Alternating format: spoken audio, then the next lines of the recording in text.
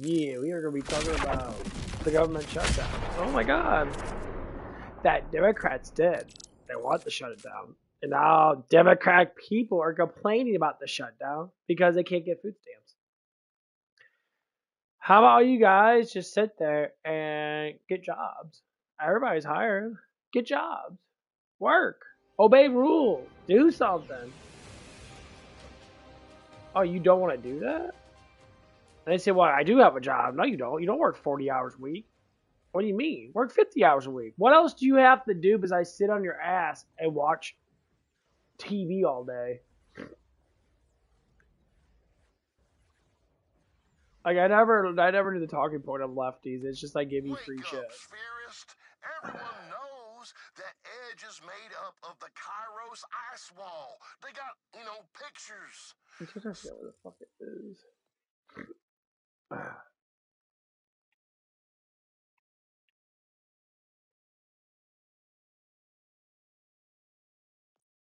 Do I have it on here?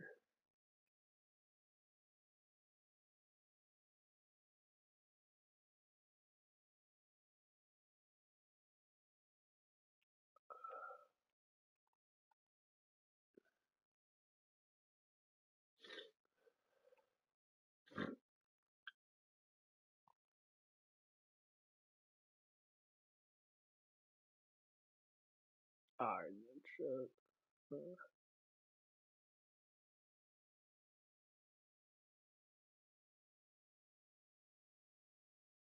Oh, let's just go RCs ahead from and go to spilling this one and then. stuff from falling off.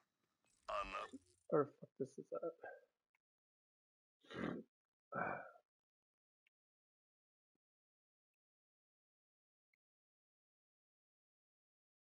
Oh, that's what it is.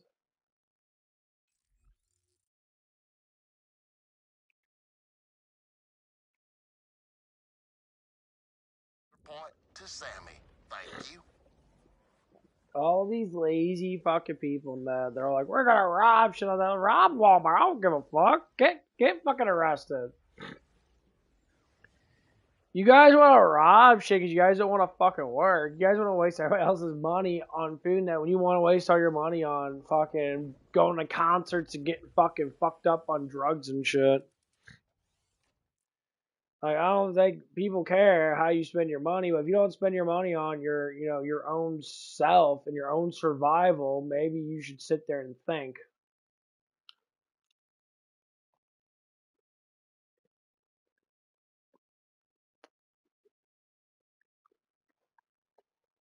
Use your brain.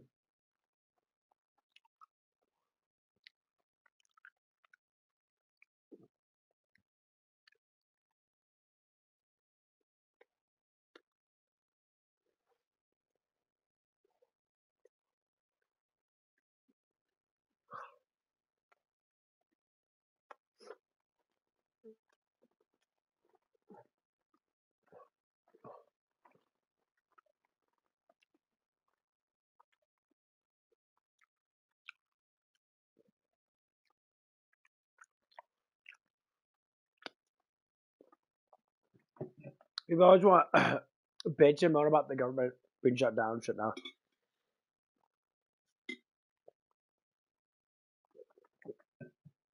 I say to you, the government was shut down by the Democrats,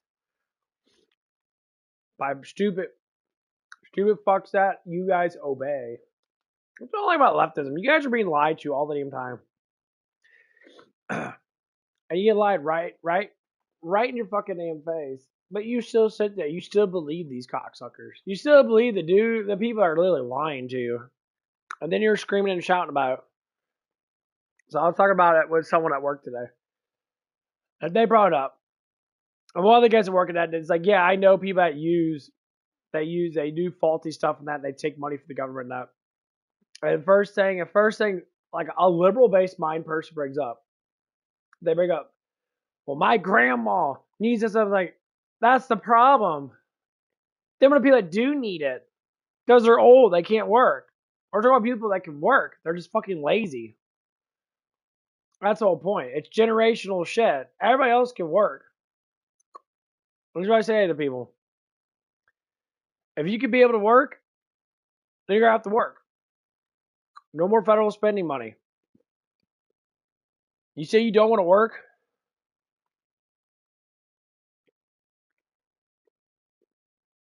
Because you're fat and lazy?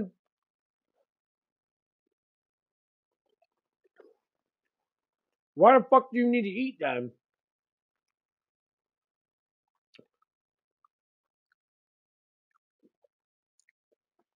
Everybody else works for their food.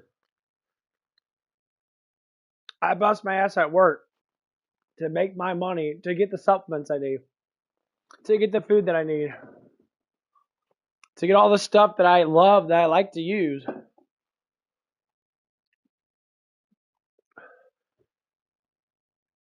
I don't want to rely on someone else's money. That's what children do.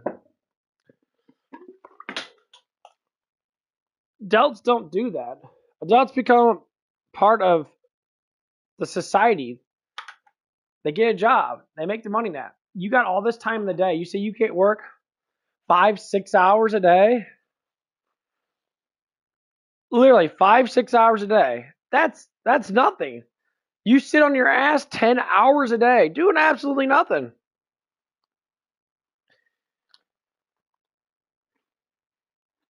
And so one of the other ladies, I talked to now, it was more or less a conversation. It wasn't anything like too dramatic. We were talking about luxury. So you're a luxury person now. You can go home, sit on your ass, work a 6 or 7 hour shift, and during that shift, you can get high as fuck, which you should be fired for. You get all fucked up because you don't have to work that hard because everybody else can do the job for you. You don't want to be an established person of society, but you want to sit there and say, "Well, I do things," and then when the hard shit comes up, you complain about it because you can't fucking do it. That's what jobs are for. So when you got hard shit that has to go down, and you can't fucking do it, someone has to do it, should they get paid the same amount as you? Fuck no. That person should get paid double what you get paid. Matter of fact, you shouldn't, you should be declined in money.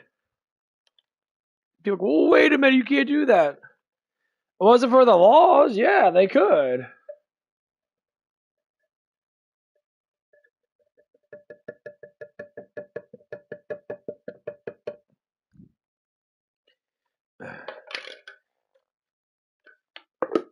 You know how many people get paid for sitting on their asses at work? And they literally sit on their fucking asses for at least 2 hours out of the whole entire day.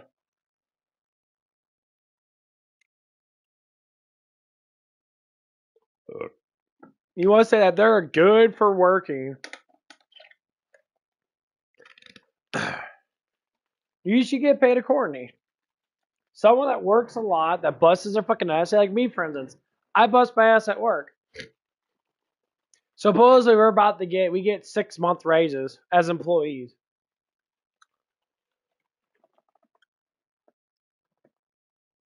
No. Is my job hard? My job ain't really hard. It's just really active.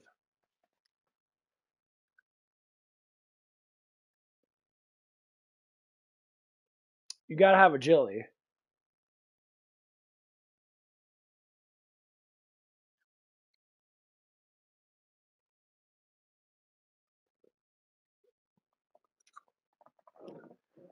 But this is where the comparison of people come in. Like I was listening to the Bible. I was listening to Ethosians, whatever. Yeah, Ethosians.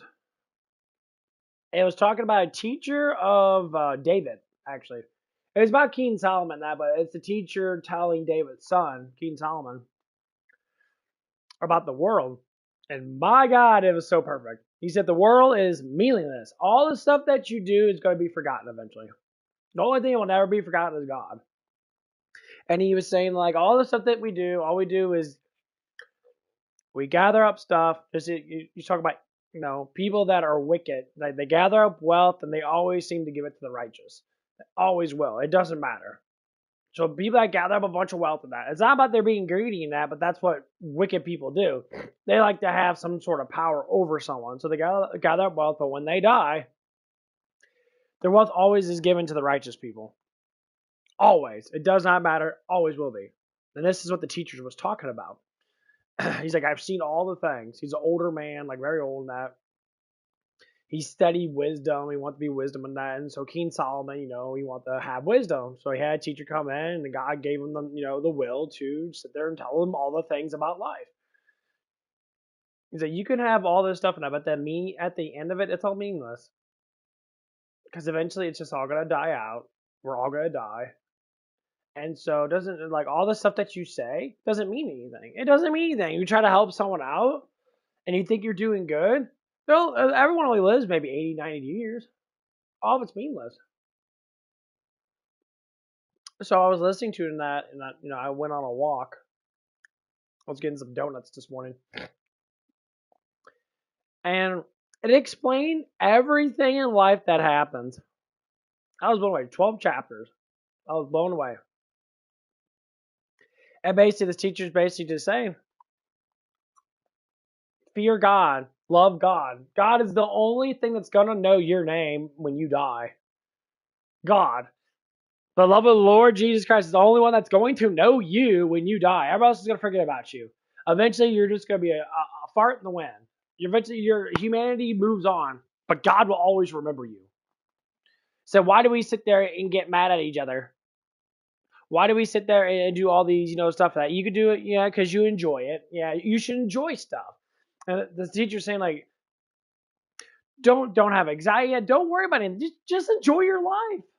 Do the things that you are meant to do, whatever your desires are meant to do, as long as you obey the commandments.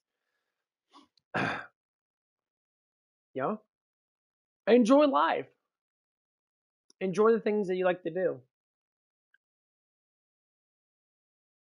When you do stuff that's wrong, you should be disciplined from it. Yeah. That's why you obey the 10 Commandments. You obey what Moses' law was, God's law. Once you do that, everything's good. As long as you obey God's law, pretty simple laws to obey, you can do whatever you want to do. And, as I was listening to it, I started thinking about it even more. I'm just like, everything that he said, I put it in my life, tried to see if it's actually true, and that's 100% true. It's like I talk about people at work all the time. I talk about the things that they say in that, and I don't agree with it. And yes, you can teach someone stuff. Yes, you can talk to people, and yes, you can. Maybe one day they'll see it from your perspective, not fully, but they have their own perspective. But they can kind of like, oh yeah, I think I know what you're talking about. And so now that I listen to that, I'm starting to understand,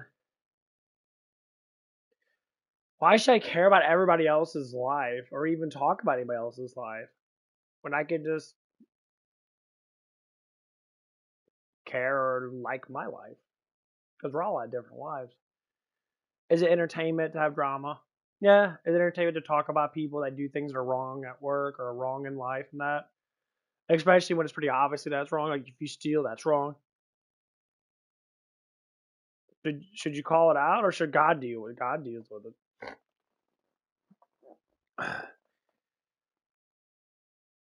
So it's starting to get to that point. Is like, I'm thinking to myself, I want to enjoy life again. I like the wisdom in that. I like to be able to share it in that. Well, now I'm learning all this wisdom. Is it 100% worth the chase? When I die, that's all I'm going to have is wisdom. I'm thinking to myself that. It's like, could be a possibility. Like, okay, yeah. I could really enjoy life in that, but just do what I like to do. I like to comment on people. I can sit there and try to tell people, hey, what is the truth? There it is. I want to speak the truth in full as much as I can. You're about to be And I'm not going to care. People get mad at me, I'd be like, well, at least I'm doing something.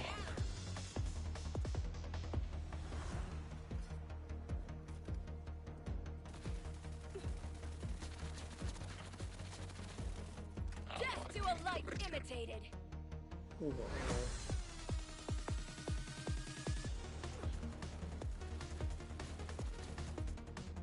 This gun's so good, which looks cool. Fuck it. Looks like a normal AR.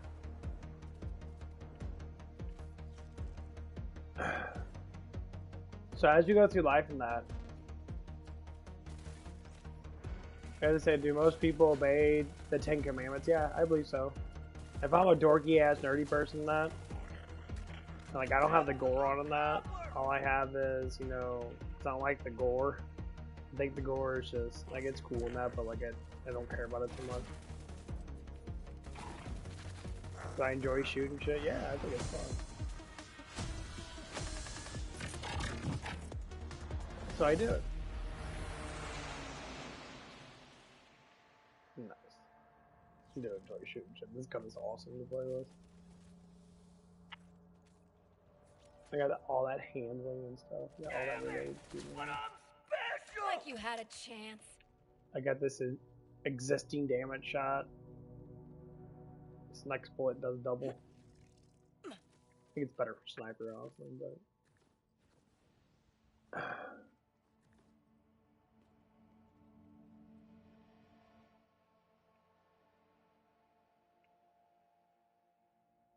Oh, fuck.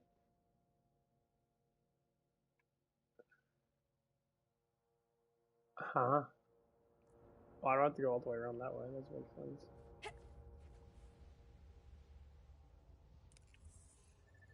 Oh, okay, path.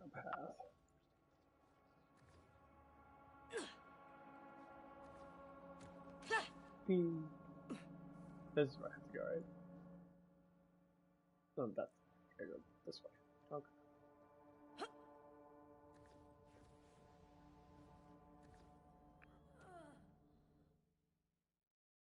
Okay.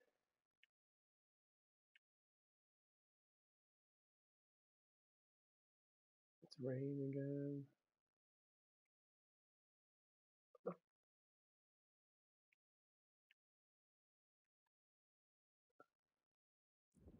I'm gonna do that. But yeah, listen to all this EBT shit. It's fucking hilarious. People bitching about it. To steal and redistribute my money, and you just oh look, we'll just create money out of thin air. But well then you're just creating inflation, which is also stealing from me.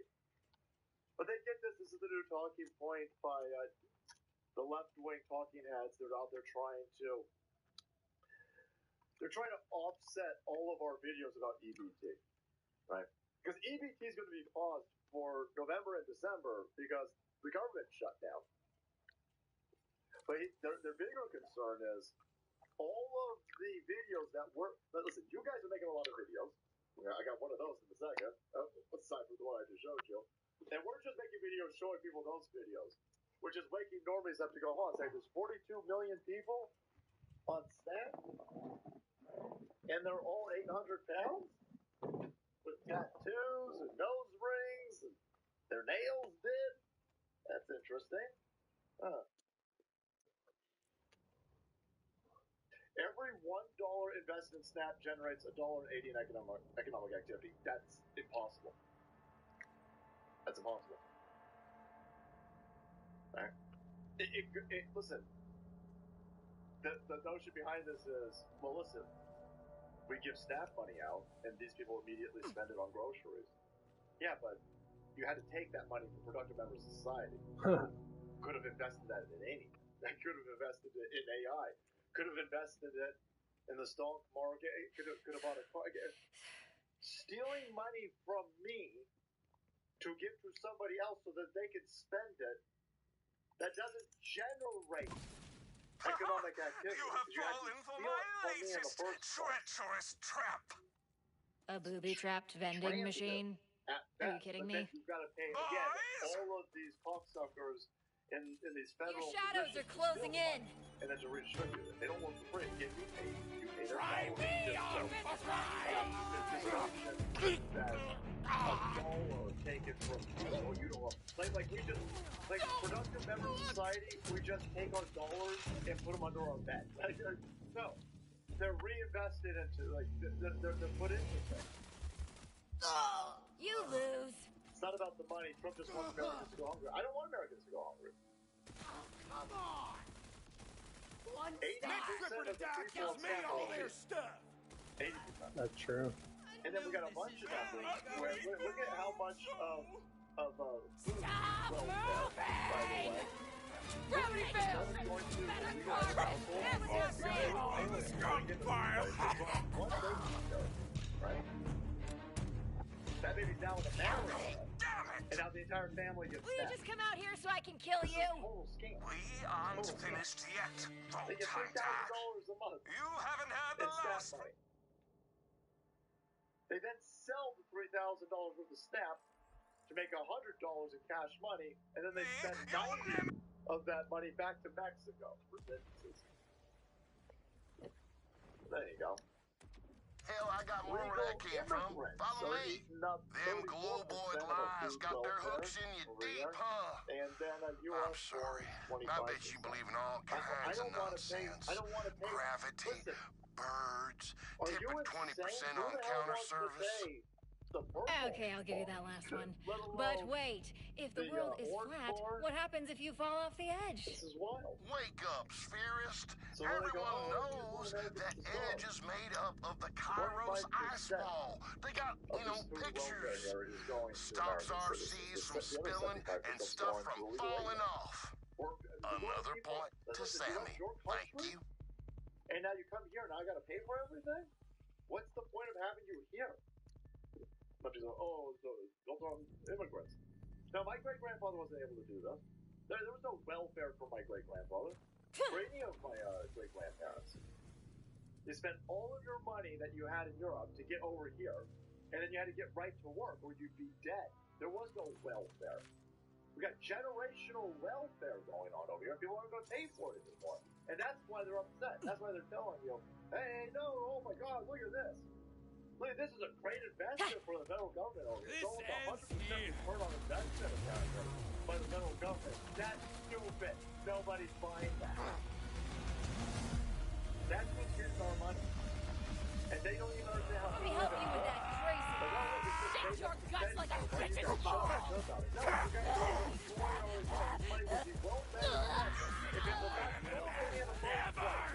Stop! Well, it's illegal now, right? She's also about the legality of turning on the EBT. Well, the EBT Burn with me! are threatening us. Give us money or we'll burn the cities down. She ain't worried about that type of Up close and No one personal! cares about you. Again, So y'all motherfuckers want to cut off the food stamps. Cut off the food stamps and the most important month that motherfuckers be food stamps. What did you think was going to happen? I live in Philadelphia. You're gonna start. What do you think is going to happen? Suffer! While we're out here riding, stealing, and all this shit, where do you think I'm going to be? Yeah, here's my lip, sir. There you go. Thank you very much. Give a motherfucking $10. They come out with the whole fucking Thanksgiving dinner. And Like, I bring death, we don't fear, and think drunk our flesh is the junk. Chinese terrorists. We're turning it all off. We're turning it all off. Again, Too much fun. November, December, that's the beginning of your problem, sweetheart. Oh, for well then! And again, you're stealing our money and giving it to people who hate us. I can't hold on! Threatening us. You're a criminal. So much! We're still criminal. Okay, thanks so much for watching the video. Check out Jake Culture. Oh, man, and then hit that subscribe button. And then make one. It's so much fun. I'm there, and here, and gone! He's not lying. Yo, this is all of you. Everything.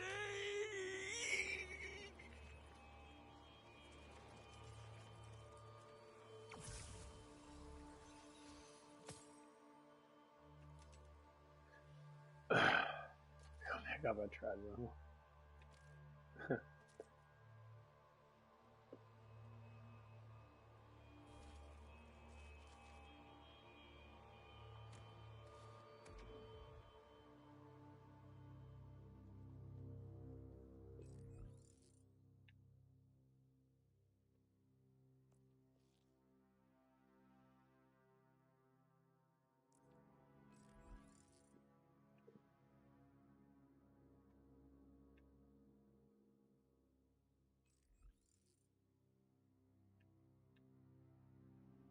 That's funny.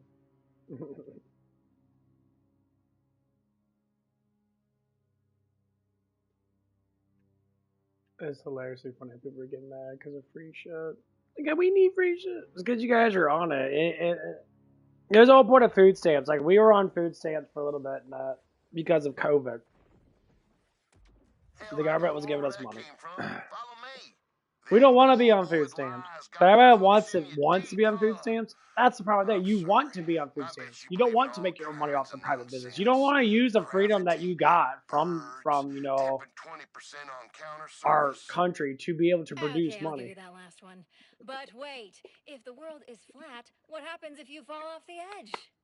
Wake up, theorist. Everyone knows that Edge is made up of the Kairos ice wall. They got, pictures. Stops I don't our get it. seas from Oh, spilling because you're and stuff spoiled? from Oh, falling off. Another point to Sammy. Thank you. that's what spoiled people do. They bitch and moan. They're like, we don't do like you're okay, number one. You know what makes it really fucking hilarious that people don't understand? The money. Yeah. The money that you spend for taxes goes towards lazy fucks that don't even work. I also feel nothing. Like government money doesn't just come out of fucking nowhere. It gets paid every single week or every single other week. Every single time that you make money, they take it out.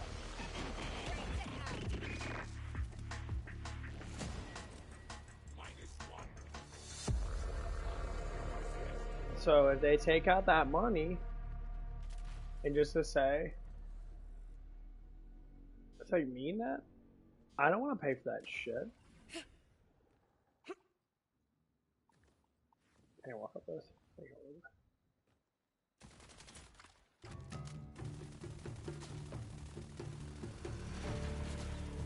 Nice try. Who the fuck wants to pay for that stuff? I don't want to pay for, someone else's food. I don't want to pay for someone else's rent. Fuck them. We all have to work. It's because you can't work, barely, maybe 8 hours a day.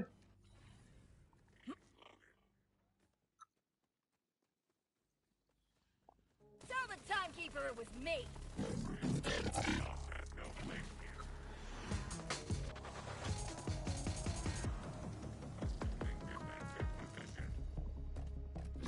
Like an officer, dude. Go to work. Oh, you have to learn skills so you can be part of society as just victim shaming everybody? That's what all the people do. They victim shame everybody.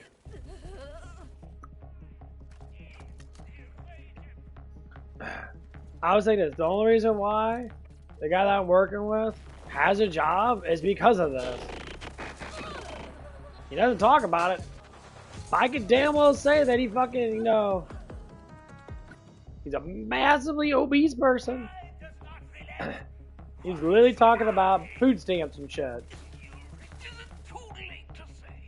And he's probably gonna get mad about it. Like, dude, you're fucking 300 pounds. You're saying that you don't eat? You eat too much food, dude. Like, what the fuck are you 300 pounds for? What do you eat all? Ding dongs, ho hos? You eat all this fucking nasty ass shit and you want to bitch and moan. Saying that you want to get a woman weighing over 300 fucking pounds.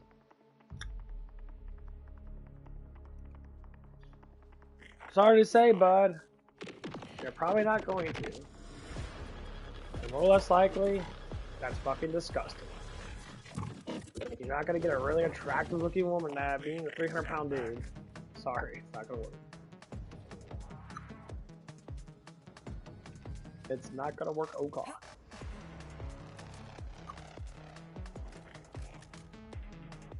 People don't care.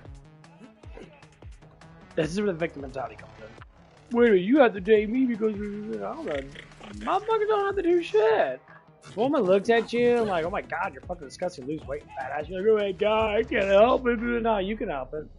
The genetic thing, all full of fucking shit. Everybody knows it's full of shit. Hear one person ever talk about the genetic bullshit thing that I gain enormous amount of fucking weight when I eat an ounce of sugar. I gain 30 pounds. Motherfucker, you eat a whole tub of sugar. The timekeeper is gonna love me. That's why you gain 30 pounds.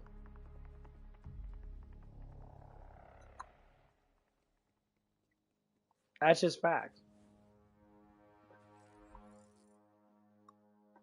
I love getting mad over that shit, though.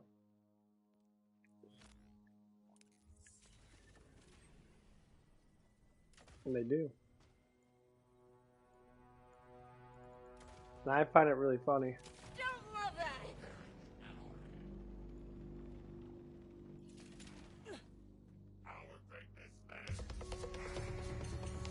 Your existence has been revoked. Wow. I love getting mad over that shit.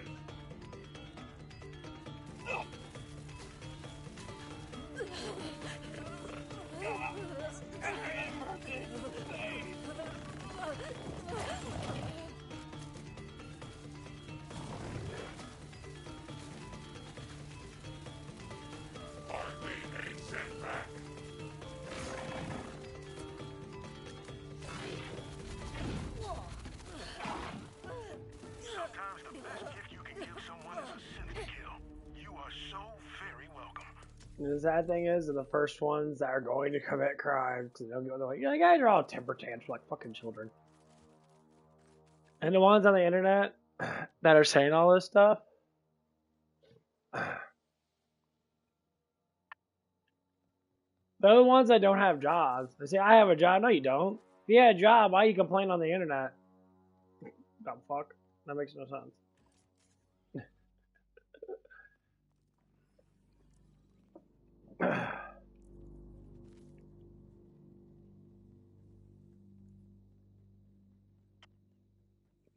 I said, the first thing you do is complain about the fucking internet. You complain about all this stuff. First thing you do.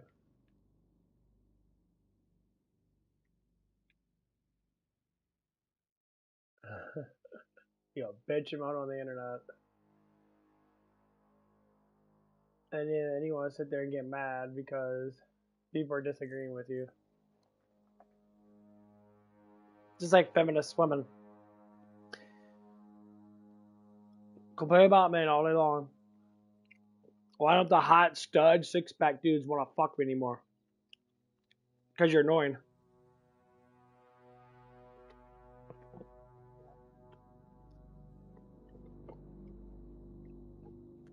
That's it.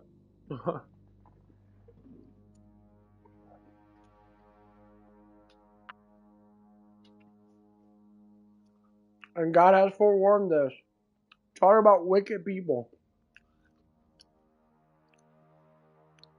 I say this to you, wicked people, that are going to be robbing and doing all this stuff like that. I'll say this to you one time. God will justice you 100%. You're fucking with a double-edged sword. When you do all these massive sins, I pray this to you. God have mercy upon your souls. Because what's going to happen after all this shit, you're going to see a enormous chain of reactions. Because it happens every single damn time. You're going to see God's wrath. And I'm afraid that, you know, no matter how many times you bitch online about this and complain about this, you're going to see a huge spiritual fucking move. And you think those little demons are going to sit there and scream and shout and do that shit? They'll do it for a little bit. But once God commands it, which he will, because the Bible states it a lot, when shit happens like this, God instantly responds. He may not respond the way I said, oh, destroying everything. No. He'll give people chances, just like he says in the Bible now. Sodom and Gomorrah had 10 chances to find one person that didn't sin. 10 chances. He said, find 10 people. Find 9. find only one. And God was going to erase all the demons, everything. He was going to make everybody sin free. You only find one person that did not sin. And the whole point of it is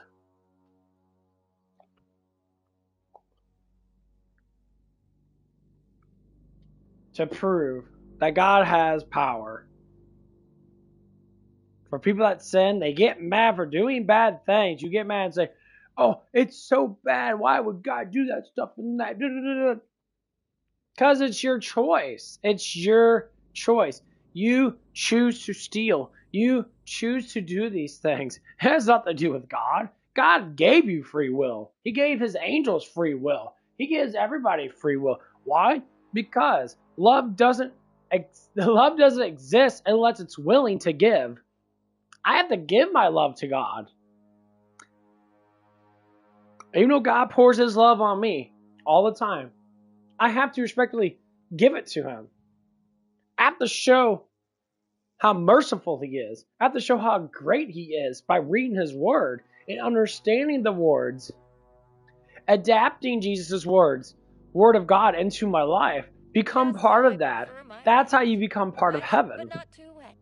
You become part of the word. What's more than wet? And then less you sin, the happier you become. The less you worry, the happier you become. The less anxiety you have, the happier you become. Everybody knows before we did all these sinning things, when we were little babies and that, you were always happy. The devil comes in very, very quickly.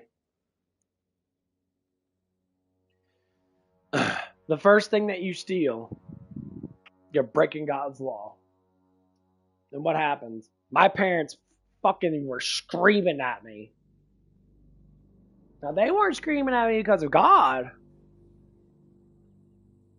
But what they should have done is, I'm just saying, if I ever had a child and my child see it, I said, okay, if you keep on doing that, you're going to burn in hell.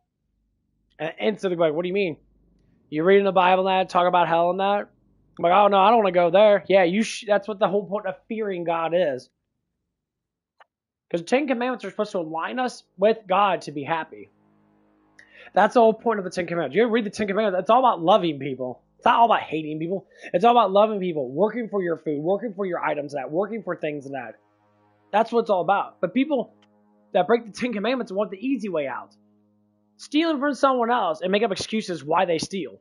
So why do you need to steal? You have food on your table.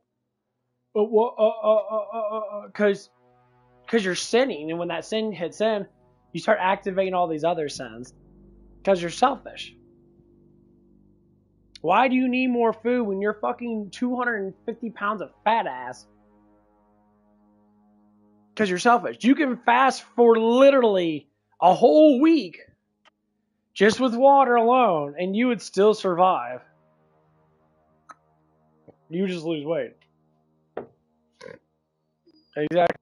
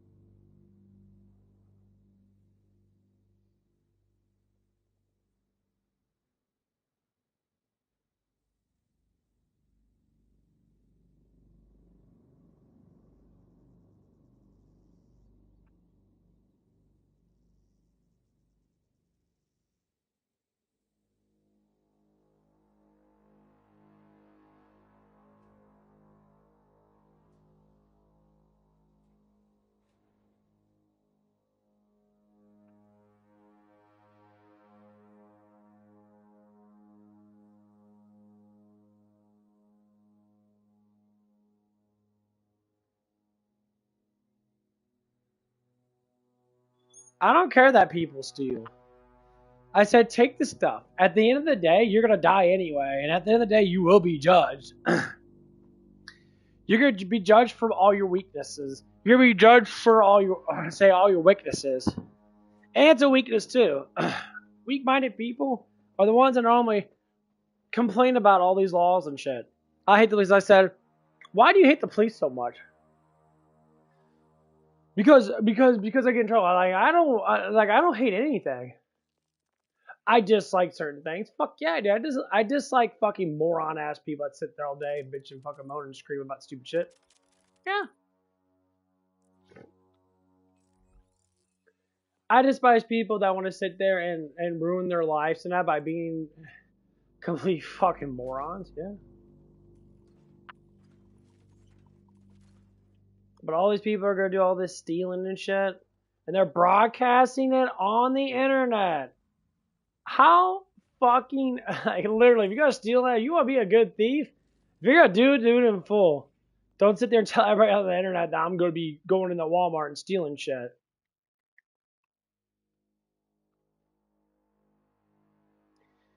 Go ahead and steal it then.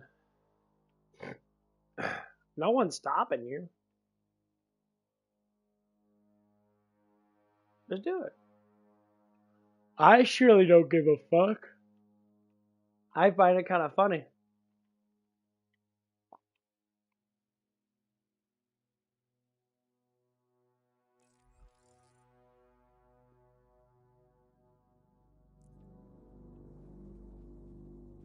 Go ahead. It's not me that's doing it. Steal all the shit you want. It's all gonna get replaced. You're all gonna get arrested. You're gonna have a huge amount of crime out there. God always justifies. God always wins when it comes down to sin. So it doesn't even matter. Steal. Steal food. I mean, to me, it's just whatever. Like Jesus says, if someone takes your tunic, you give them your spare tunic. You give them the money in your pocket. You say, take it.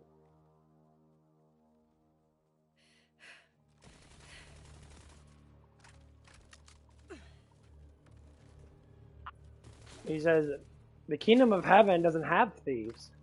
Take it. Just take it. It doesn't bother me. Because in the meanwhile, it becomes absolutely kind of pointless. Because a couple of days go by and the guy gets arrested. Back then, the guy would get his head chopped off.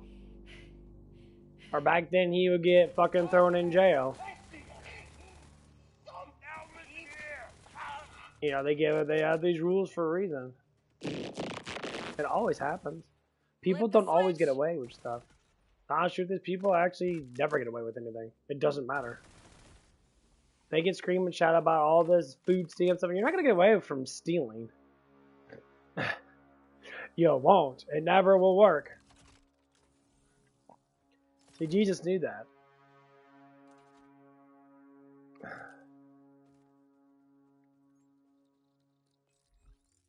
Oh my god, I actually got a thing for one of my weapons.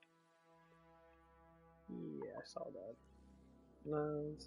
No, I was looking for jacked. I don't want jacked. I'm looking for the ones that give me weapons. Cause I don't have any weapon stuff. There it is. Oh, it's for my grenade. You do like this one. Gives me orbital cooldown, orbital damage. That's a piercing side. Okay. At least they explain what the gun cut does a little bit. Oh yeah. Let people do whatever. Let people hate on people. You can tell them no, it's bad. But they don't agree with you. Like you said, turn the other cheek and walk away.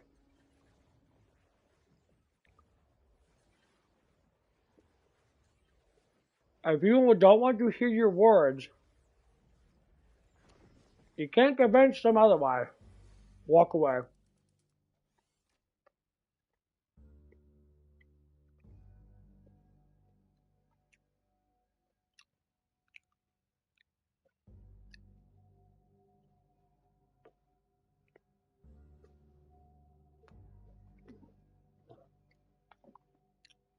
If you're dealing with someone and they're that angry towards you for no damn reason, Don't go outshining me now. walk away.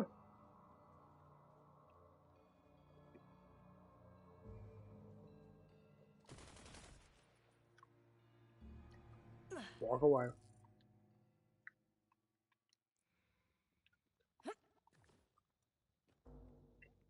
Laugh in front of them. Be happy in front of them. Quite frankly, I'd rather these file rippers keep to That's what we themselves. do. But here we are. As human beings, Can you handle this one? we have fun. While people are sitting there being miserable and screaming and yelling at people, we have fun. So, have your fun.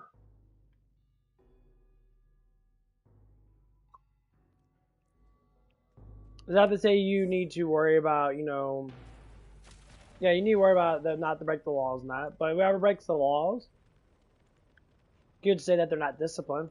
Yeah. Could say the will of God's not with them. Possibly. The timekeeper is gonna love me. But you gotta sin first before you actually understand how wrathful God can be when you do such a thing. As in steal. I won't get caught. I love how criminals always say that I won't get caught, but you always get caught. Hey, give me the time. I like to watch. Darkness incoming. Her Majesty's right hand. Grenade. I am her testament. Gonna kill him up close. It's time. Son of a...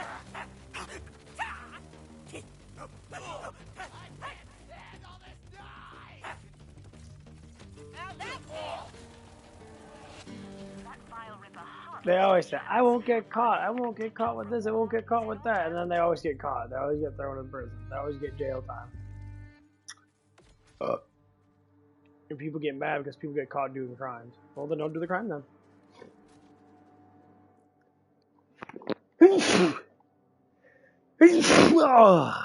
Here comes the sneezes.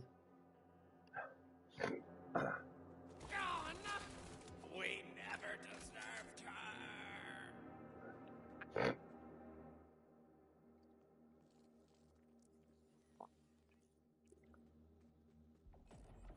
I am looking for another shotgun anyway. Let's see, that shotgun would be good. That's a ticket.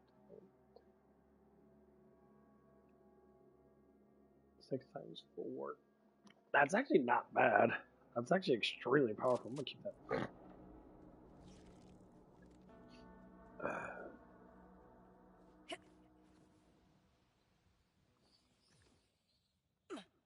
I like these.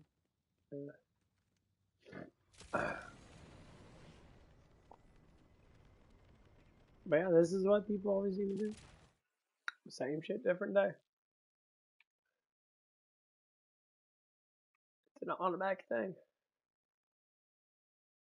When you see someone steal, you see someone do something dumb, you look at them like children. Why do you do that? You can just get a job. Well, I don't want to work. Because you're uneducated. As in, you don't know how to actually work. You don't want to be part of this good society. You are a wicked person. You're the first ones that steal from the rich and say, I give to the poor, but you keep for yourself.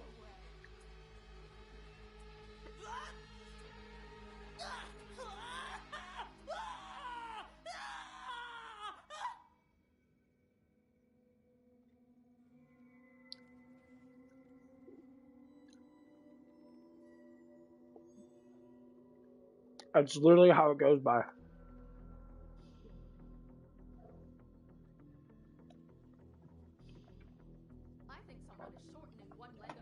And they talk about it too. They'll talk about it right in front of you. I think it's okay.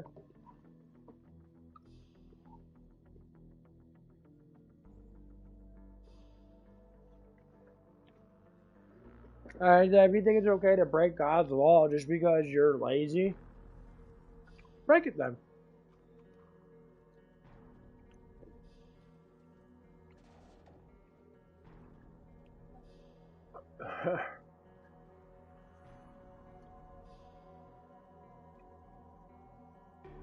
Was that the launch? Oh, is that the launcher? This is actually the one gun I actually really like. I wish it was a purple, but.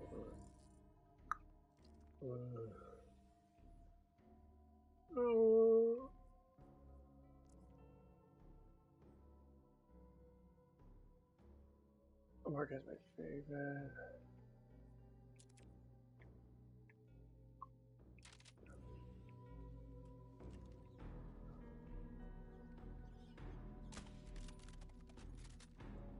Can't believe I got called in on my one day off.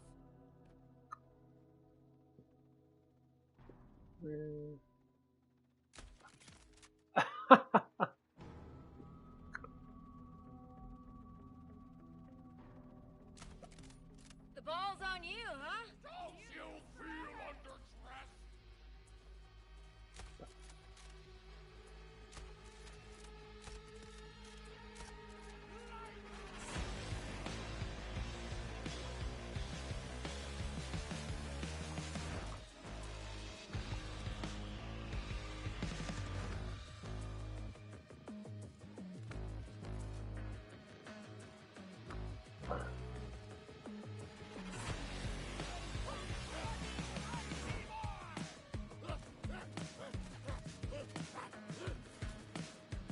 And you have Nothing that lasts sniper forever.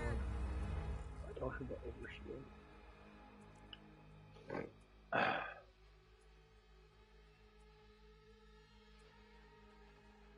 Guys, running. Oh, this gives me 10% life drain. So give me 30 more damage up front. I got 5 from my thing.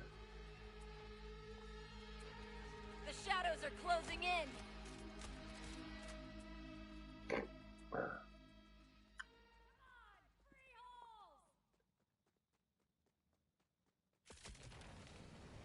I found a purple one. I took like 6,000. Give me a purple one though.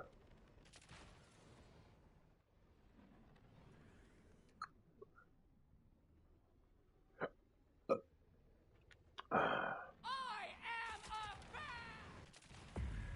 I can end your loneliness, Siren!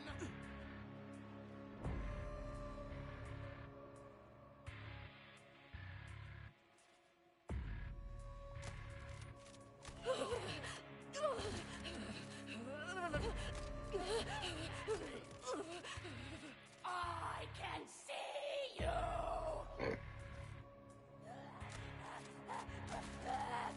You deserved it! Now feel it, Nancy!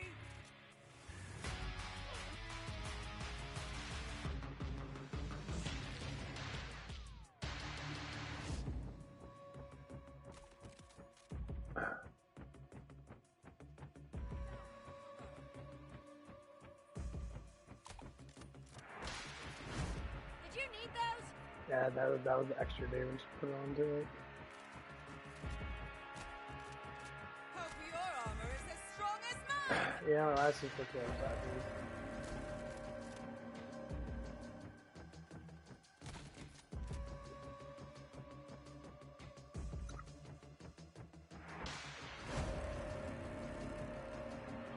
Hey, come here real quick! Got something I want to tell you! I rebuke you! Ready for action! Dark, Put it in the but we can go darker.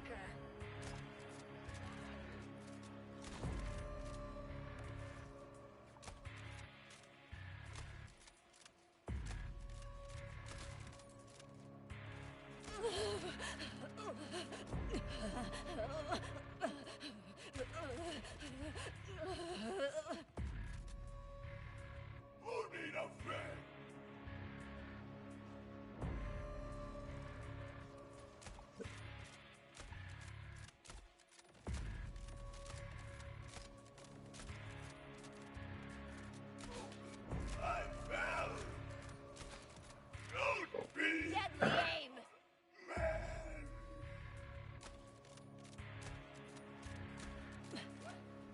Hit him in the face.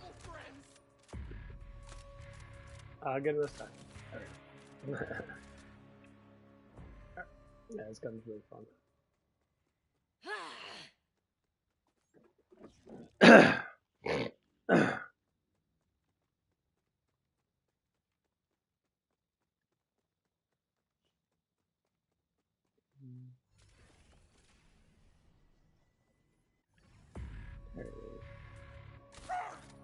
I see the scars.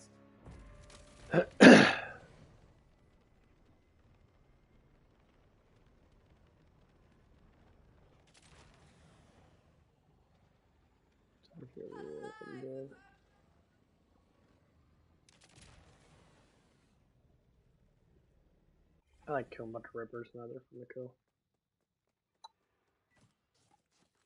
I was thinking random legendaries. Hard to miss.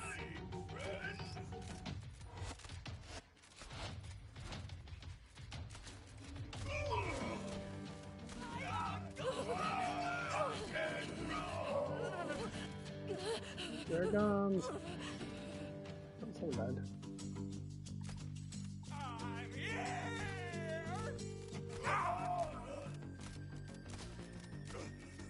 We'll send you to hell! Let's try the shotgun though. Ready to die? Run! I found my next time on! Oh, that's better! Another ceasing. We all return to the soil!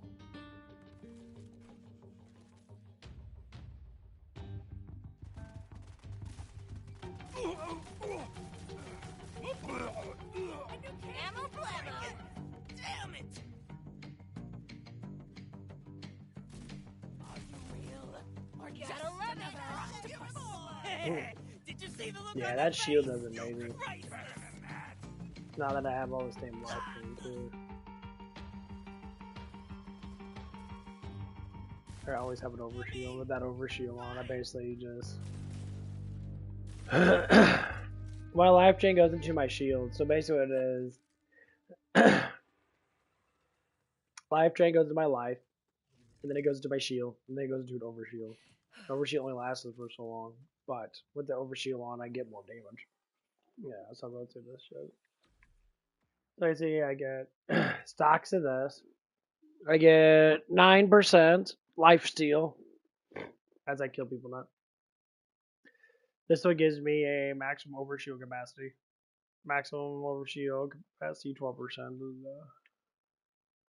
I believe this is the one that gives me extra damage. What that? And it gives me this when my shield's full, which it's always full. I always get more damage. But the specialty on my thing, whenever I have max health, that goes into my shield. When my shield is max, her life steal further grants you overshield. And this gives me 10% more life drain. Well, if we're going to the skill thing, I get 10%, so it's 20%. And this gives me additional 10%. So I get 30%. And with that on, I get 30 times 300, which is a bonus kinetic damage with guns based upon the life steal when her health is full. So I basically get 90% more damage. As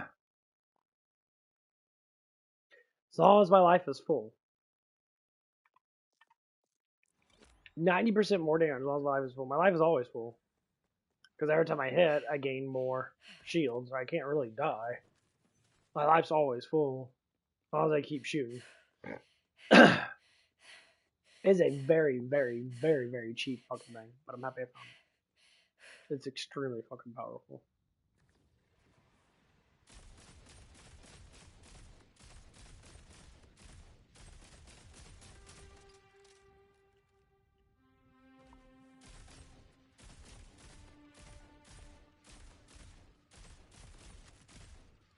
Reliable and lovable.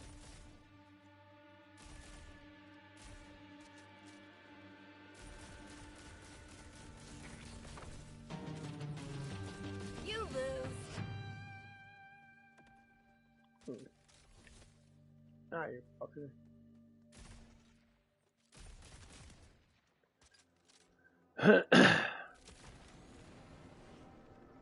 So basically, I'm invincible. I cannot. It's really hard for me to die. I've got a thirst for dirt. How can you think this is a good idea? I'm thinking in my meat shit. So wholesome.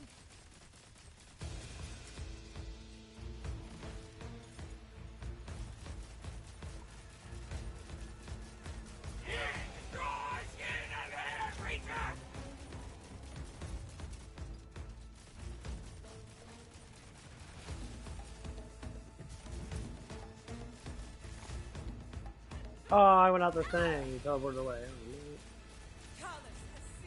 Yeah, they need to change that shit. Ready! You. I'll be in my trailer. We tear new life from the rotten flesh of the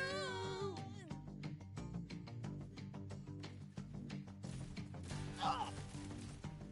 Ew! There's gotta be a... What are you doing?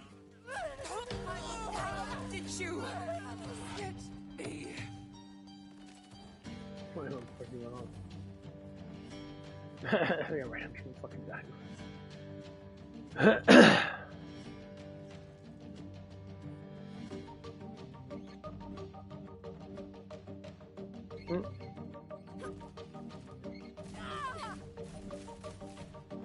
I won't. Think I'm dead now. Let's go.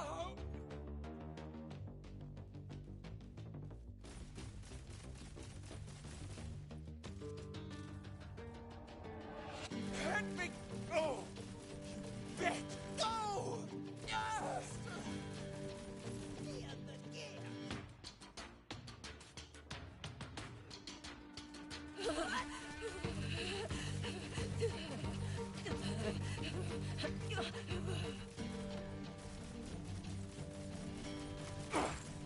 Now I'm mad.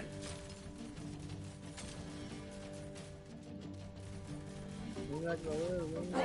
Twitchy. What the shit?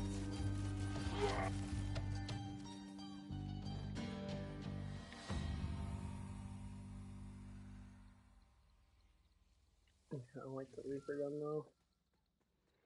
Jacob's already fast enough as it is. I don't want the Reaper on it. Stupid. I mean, it's an extremely powerful fucking gun. That damn does 2,000 damage.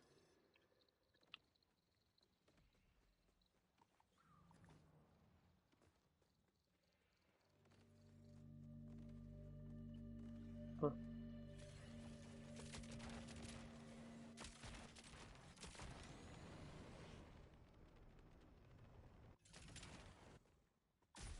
This is where you die.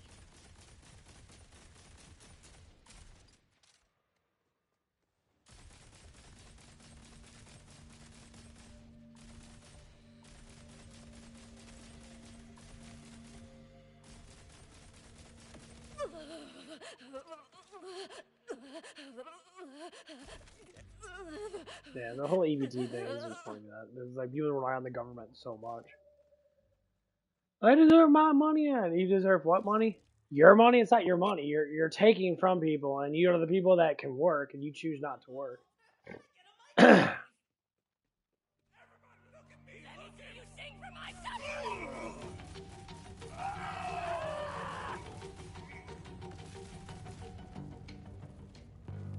if you want. Why you mustn't upstep? Only stop running into bullets. Someone. We're the first one to tell you that. We're the first one to say, hey, Scope my hernia. stop thieving, please. Beep beep. How die? You want to steal? Because that's all you know is to steal. And learn something new. Stop stealing. First thing anybody said, I can't afford food. Then stop buying all the shit that you don't need. Death to a life imitated. Slowly at the bottom.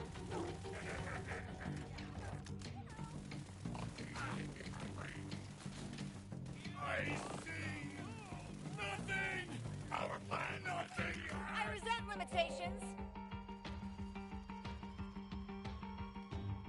What color am I? Name it. Free Tata.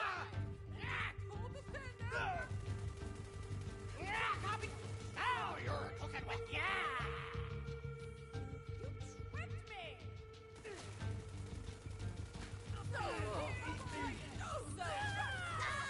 Absolute cobbler! I bet. No, we not friends.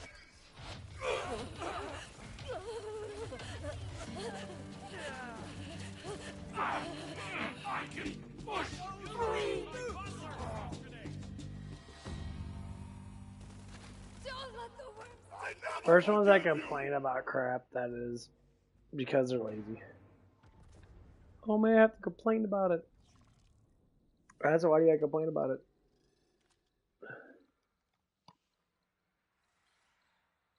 The first ones to complain about it. I just got a newer one. Hell yeah. Shit's a little slower, but damage is up by 1,000 more.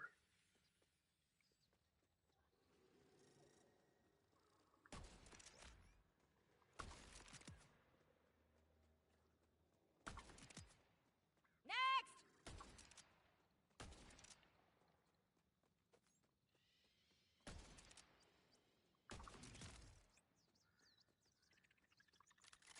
Bye bye.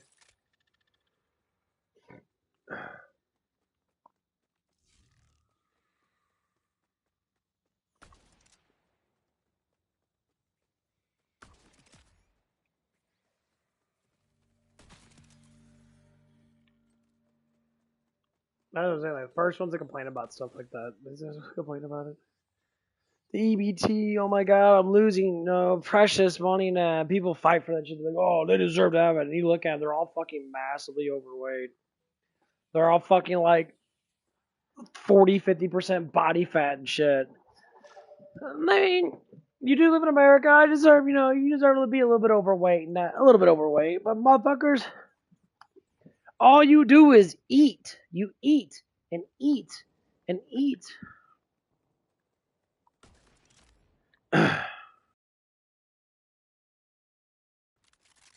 All you do is eat. You don't even like. He's like, I took good job.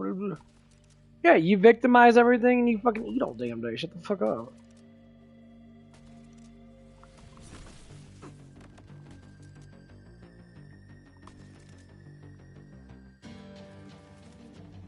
Yeah,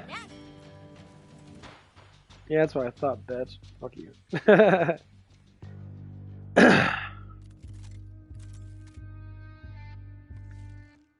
No, I'm looking for a really good sniper rifle. I do like them a lot, but I need something with a little more damage.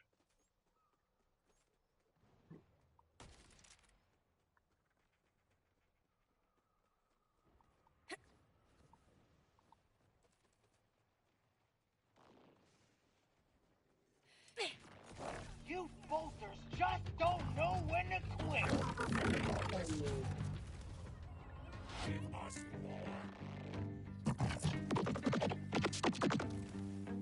That changes nothing. You're all talk. You won't get away with whatever it is you're thinking. Why'd you let me do that? No, these guys just sit here and kill guys all damn day. It's fun.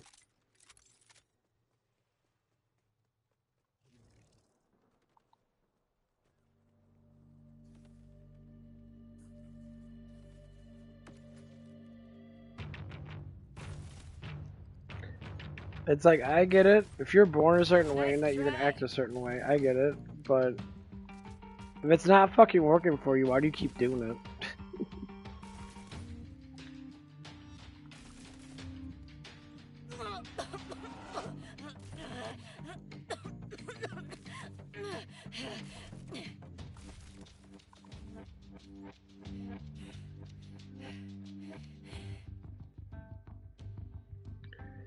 They say if life's not fair for you, then make it fair. Do the things you do. Don't just sit there and say, I.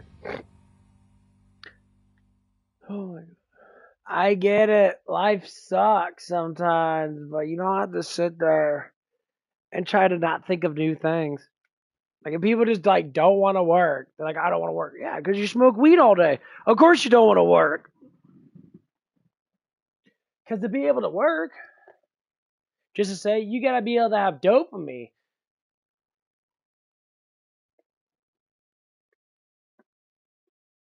Working's like an excitement. It's a fun thing to do sometimes, to get out there and put your hands to work.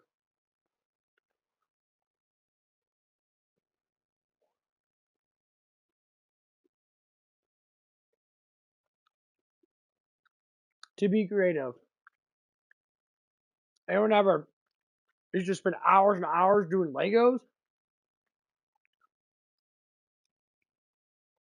They even spend hours and hours playing video games. Your body likes to be used. It doesn't like to just sit there and not be used.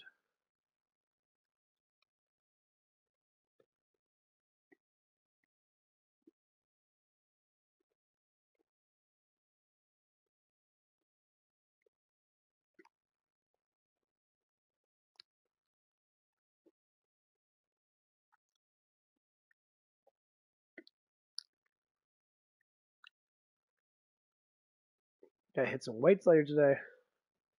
Gotta buy some more pre-workout.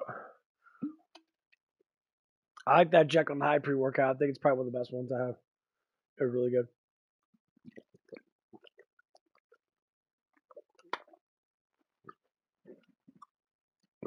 What I'm trying to say is our bodies like to work. We like to do things. We always do.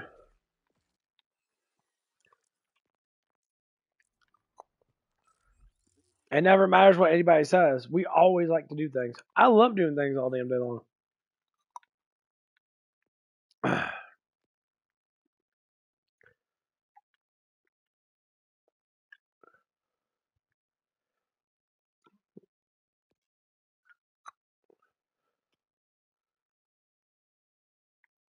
think let's go from toward.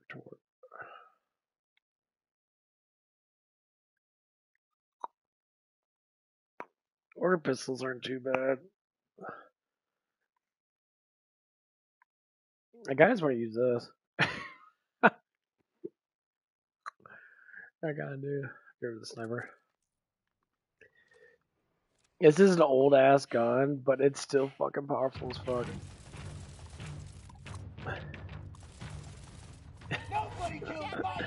This is level 35 gun. I wish I could get this to 50. This fucking thing would be a powerhouse, especially with the thing I have. I have 45% more pistol damage. This gun will literally just stomp anybody.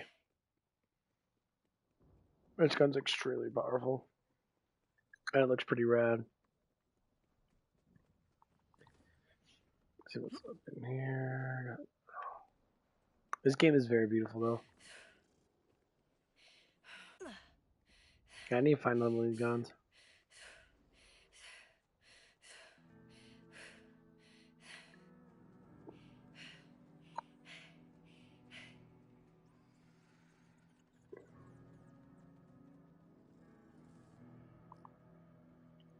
Toilet humor. Gotta do it. Hey, cutie. Can you help a gal with a dirty deed? When a talking toilet needs help, you help. That's my motto anyway.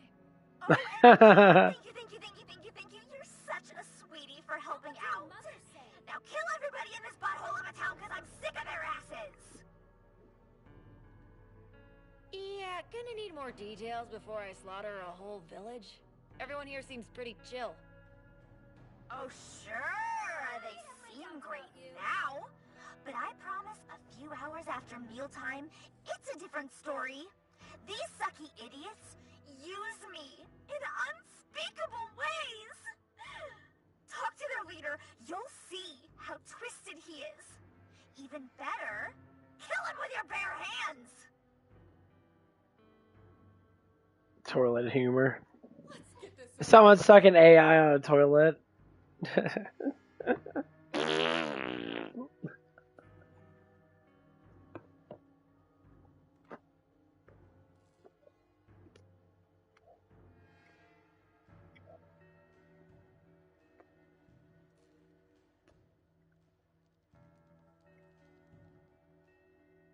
I wish I had a compact fucking toilet. Look how big that fucker is.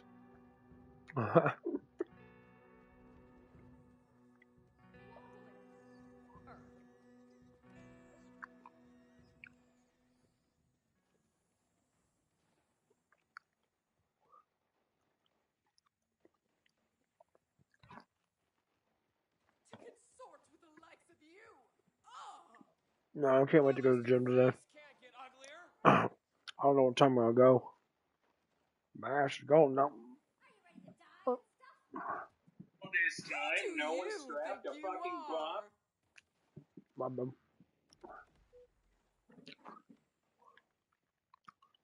Atrocious Okay. and disgusting.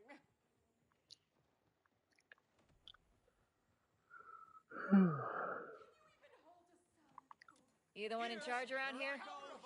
I sure as heck fire am. What can I do for you, friend? Honestly, your toilet wants me to murder you. Ah, Genevieve. Yeah, a few years back, the sky clapped thunder and that there porcelain princess came hurtling down smack into our town. God sent, so we thought. Ha! She ain't been nothing but a curse. A curse you'd like lifted? The things that toilet said about our undersides. It'd turn your gut. We've become real clenchers in this town, if you catch my drift. If you could find her a new home, we'd be right grateful.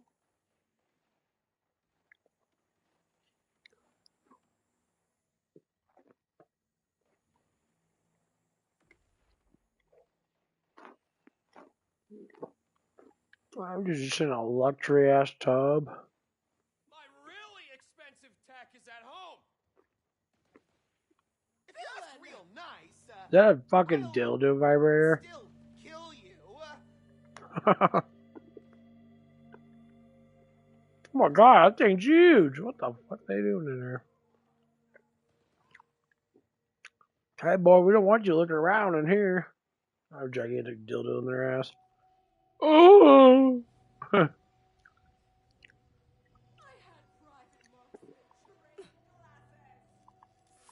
cutie? I could tell you stories about these assholes. And the townsfolk, too. Listen, murder toilet. They want you out of here too. Great! Don't forget to lift with your back when you pick me up, cutie! Not happening. This is a job for someone else. I know. The clap signal. The clap signal. Oh god. Wait a minute, what?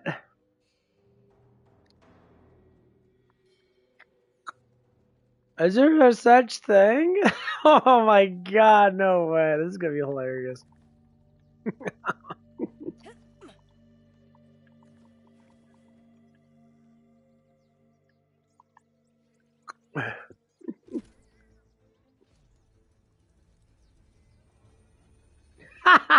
Oh, Claptrap the Mighty, hear my call. I need you. You and only you, my truest friend. Oh my god.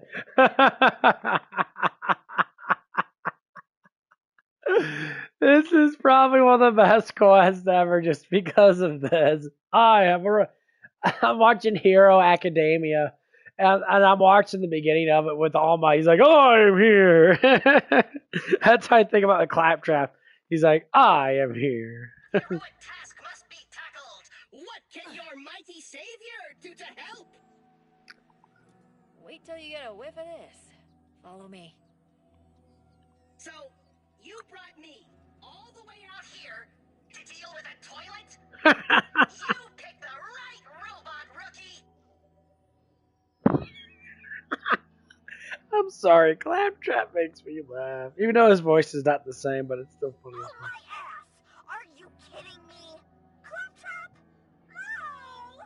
Genevieve? Have you lost weight? You two know each other? Of course! Genevieve's a combat AI with an extreme thirst for blood. She tried to kill me once. I wasn't trying to just kill you. I was trying... Oh my god, it's Genevieve from the third one. Okay. That's what it was. Ah, now I'm starting to remember. Yeah, Genevieve was the crackhead AI with the teddy bear. to kill everyone on board Sanctuary 3. And just for that, you sucky idiots uploaded me into this and shot me into space. Think you can pull her AI, Claptrap? Please tell me you've washed your clamps. I didn't not wash them. She's stuck right in there. Ow! Flush her, rookie! Flush her! Do something, you idiot! Ew. Do something else!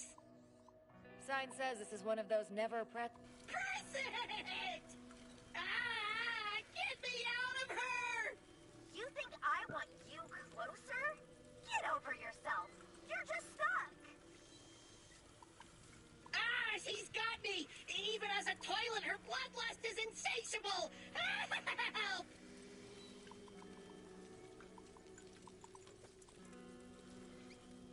Where am I going? What the fuck was this? Been wanting to do that forever. You okay? I think so. Genevieve and I are integrated now, rookie. She's inside me. Oh god. How you feeling, Jen? How am I feeling? How am I feeling? How about I show you? Ow!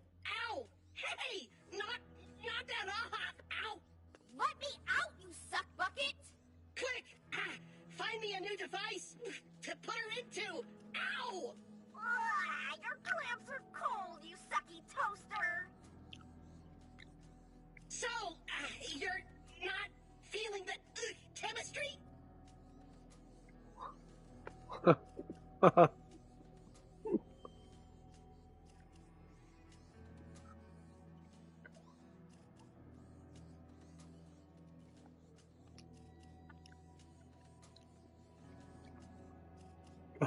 The clap signal.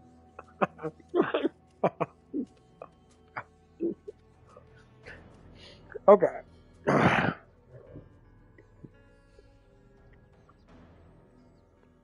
Yeah, this ought to do.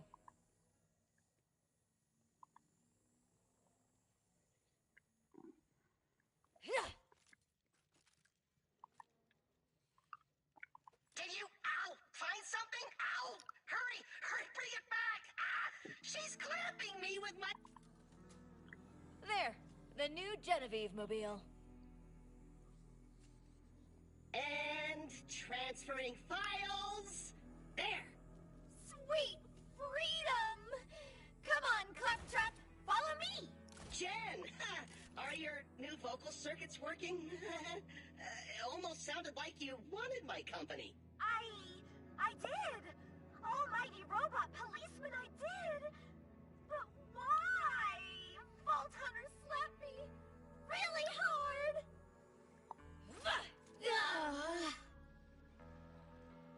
Thanks, cutie. It's so weird. For a second I felt attracted to Claptrap. It was his gorgeous blocky body, his sensuously screeching voice. You gotta help me, Vault Hunter. I can't live like this. Oh, how our code souls intermingled when you were inside me. Stop saying I was inside you. Oh, wait. The idiot is onto something. I need to clean my code. Transfer me again. Please, please, please, please.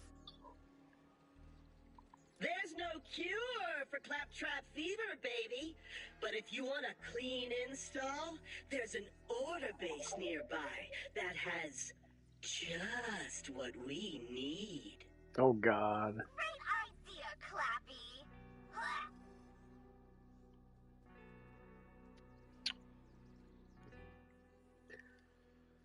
I have to go all the way the fuck up here. Well, sure. That was pretty good. So,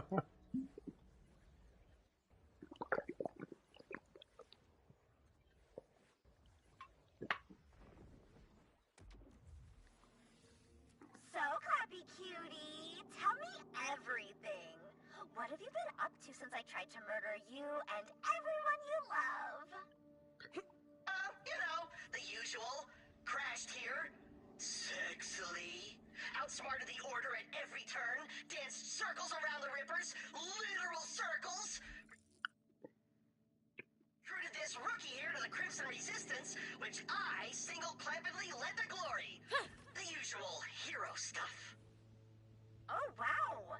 That sounds entirely plausible and true. Gosh, I wish you could have been there to see it.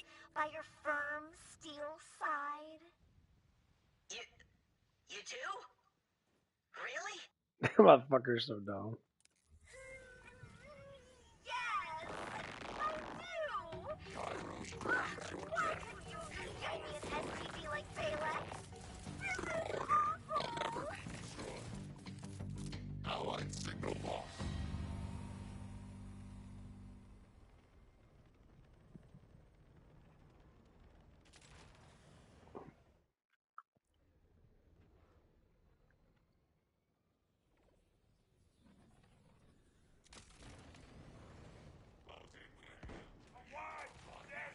Your existence has been revoked. For a 6-inch T-bone!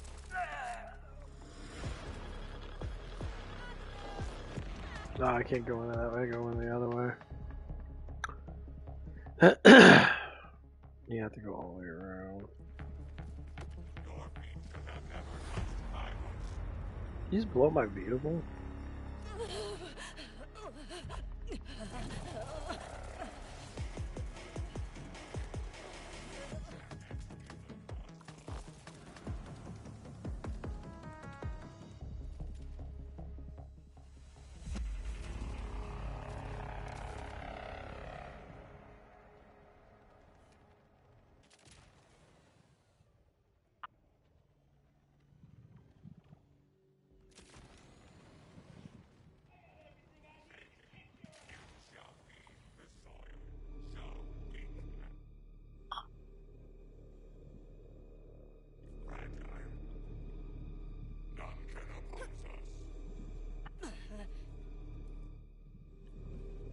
Tell the timekeeper it was me.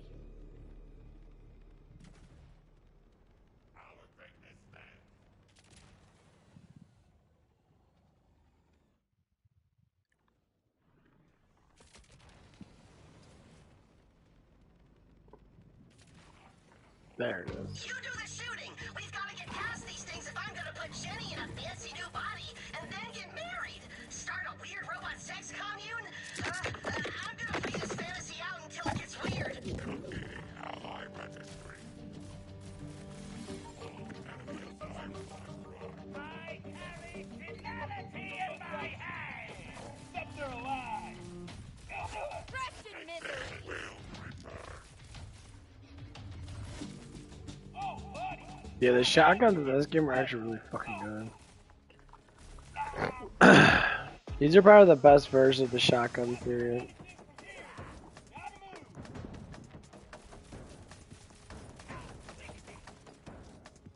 This gun dominates so bad.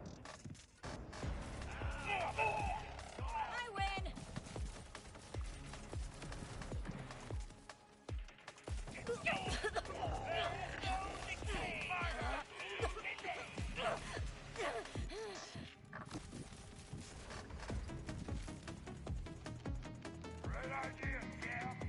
Why don't you ask the timekeeper for help?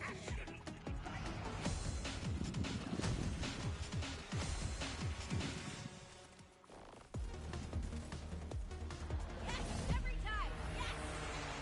Your strategy to stay behind and let the Vault Hunter do all the difficult tasks was so brave, Clappy. You weren't seriously buying this, are you, Claptrap? I'm buying all you got, sent us on our commie. Happy! Less talky and more getting me a new body to love you with.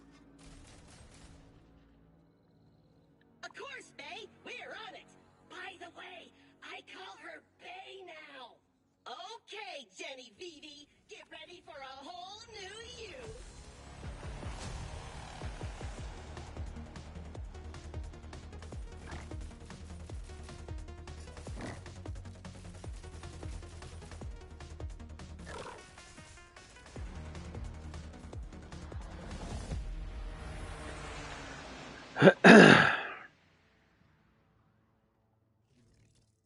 Warning, experimental model.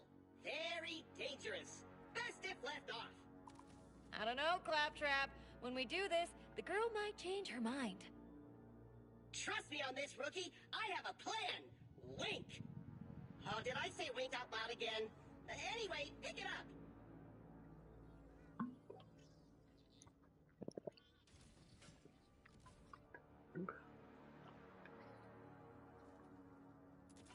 Yeah, this ought to do.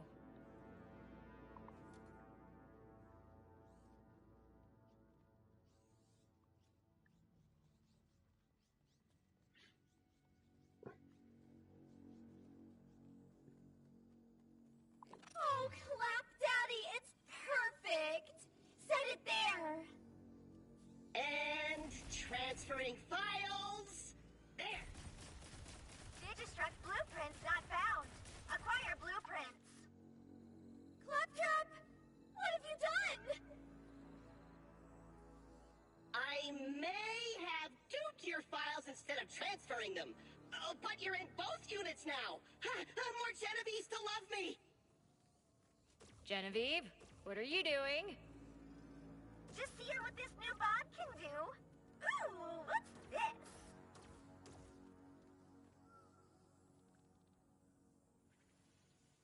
Ah!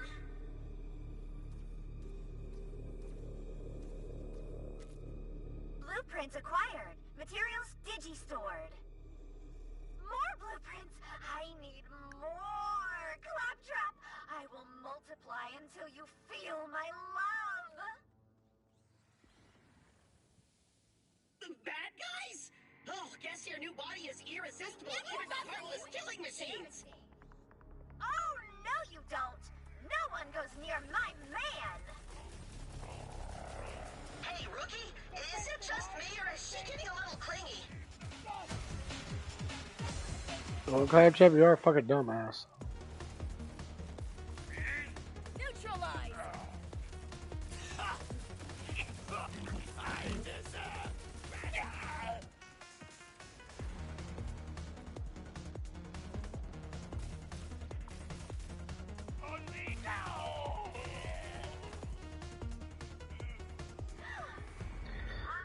Oh, I gotta check something out really quick.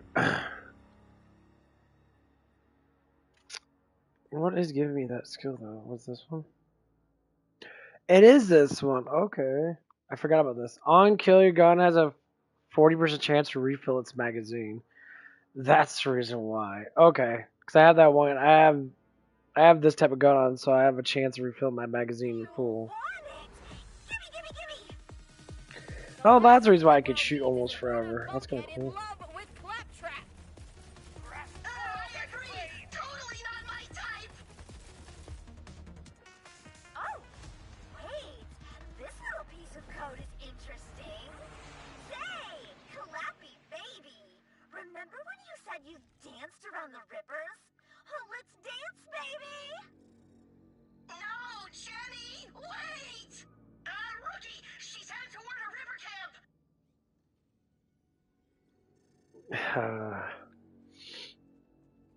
That's funny. Is this the one I can't get through? Yes. Well, I can't get through it. Well, I could get through it before. I guess it opened up.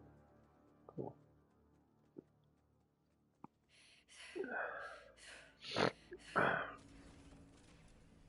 This order tech is delicious, cuties. But they're using it all wrong. De-escalate, suppress, protect, blah, blah, blah. Boring! Digitizing. Oh, Clappy, it's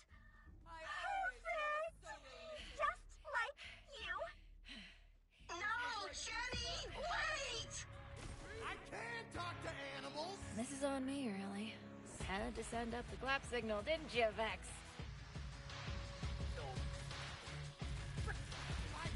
Serves them right! I'll peg you down!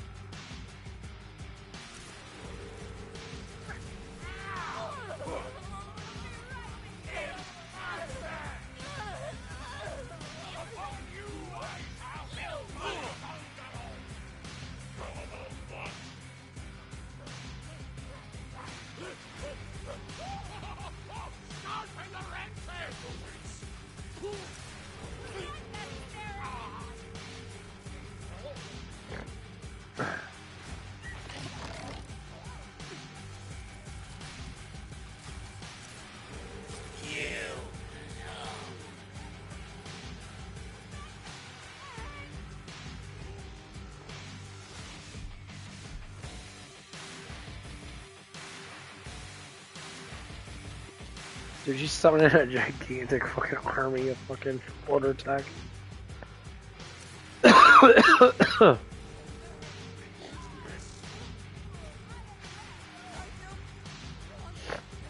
That's fucking insane.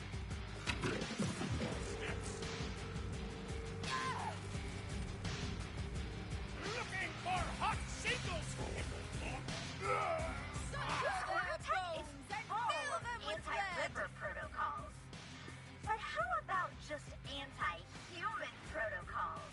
That way no one will mess with my guy again, ever! Jenny, I don't think our love languages match. Mine is words of affirmation, and yours is homicide.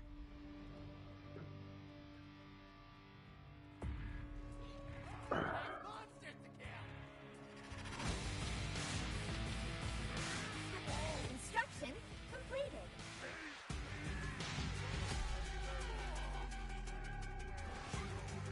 Where did my face?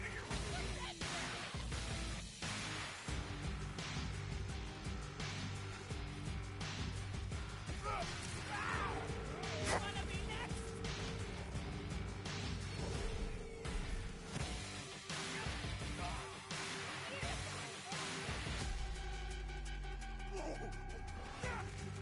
She won't stop killing everyone. They didn't mention this is a pickup modest educational retreat.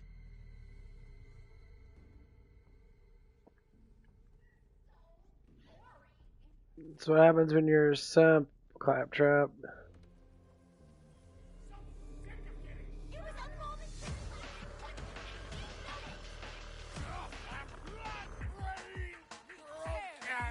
From the rotten flesh of the old. So much gotcha.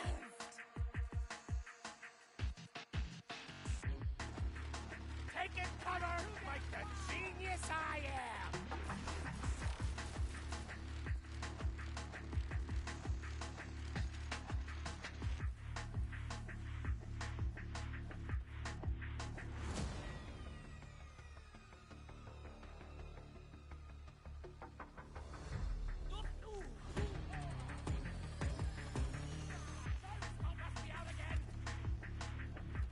Float into me.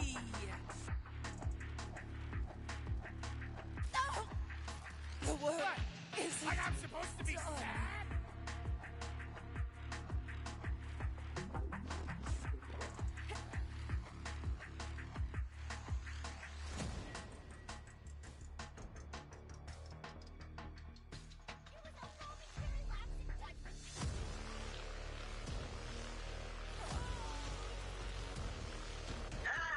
Are you gonna kill every ripper here, Jenny? This is looking more like bloodlust than blood.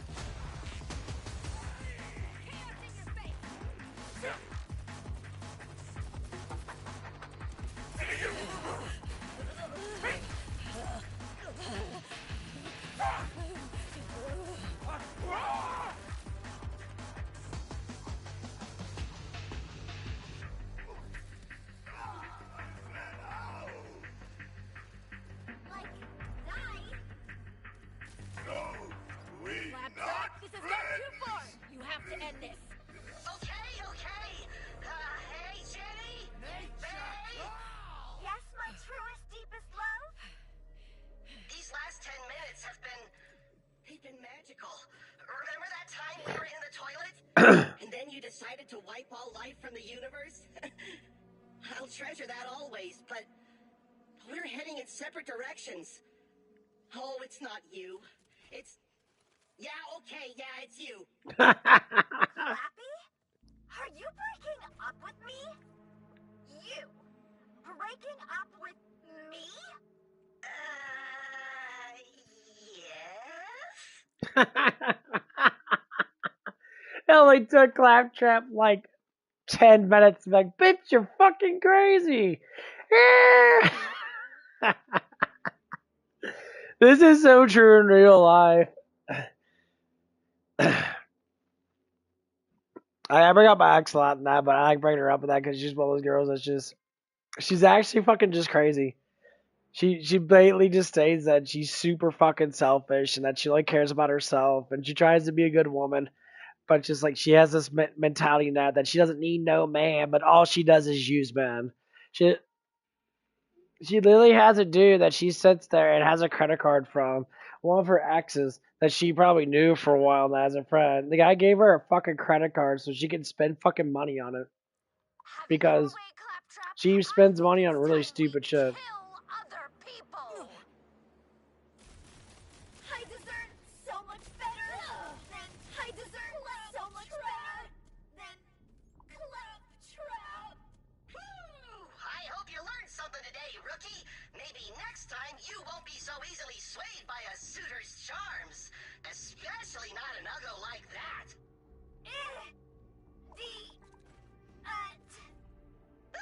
Jen! Oh, you're still alive! That's not awkward at all. Great, even. Great? I'm just ahead, you festering hunk of incompetence. The only great thing about this is that my feelings for you got reset. Now get me another body so I can hurt you. Yeah, no. I'll take it from here. We're going to Moxie's.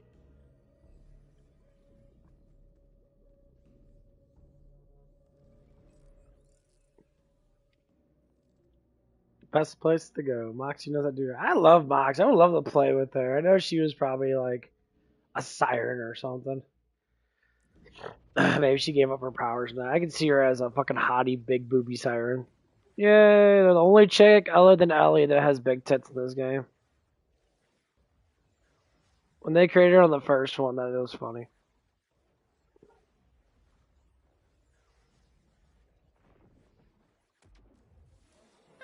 Looks like it's no claptraps allowed. Make like a tree and plant yourself outside.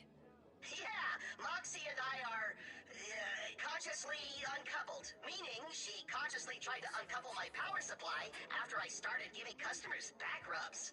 I'll wait here.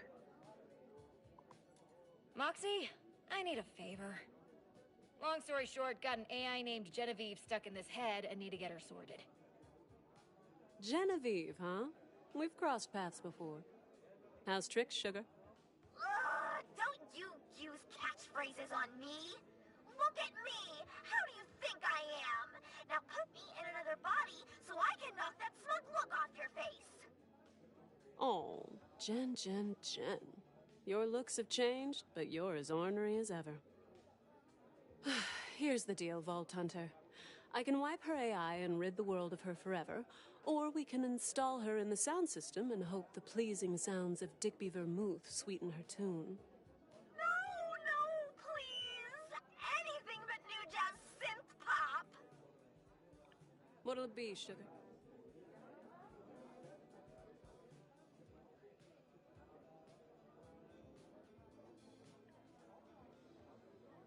I can choose? Fuck yeah, I'm like bitch. I'll get you for this, you sucky cutie idiot. Vengeance will be mine. What's that, Jenny? All I hear are the sweet, sweet sounds of Digby. Let's hope this works better than last time. Now go on and tell Claptrap we got her singing to a different tune. How'd you know this was a claptrap jam? Darling, I could smell motor oil and desperation the moment you crack the door.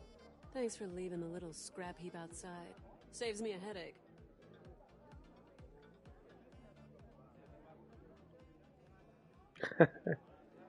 That's cool.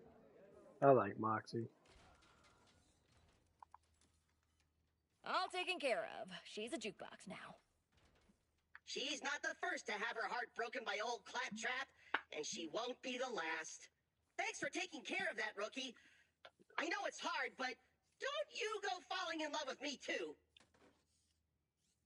Say, you make a pretty good wing human. You got any plans? Let's take you hitting up the nightlife. Get some tapas. Rookie! Just can't stay away. That was pretty good.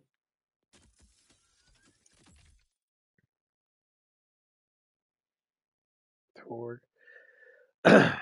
I like Torque because the damage is really fucking high. But I don't know.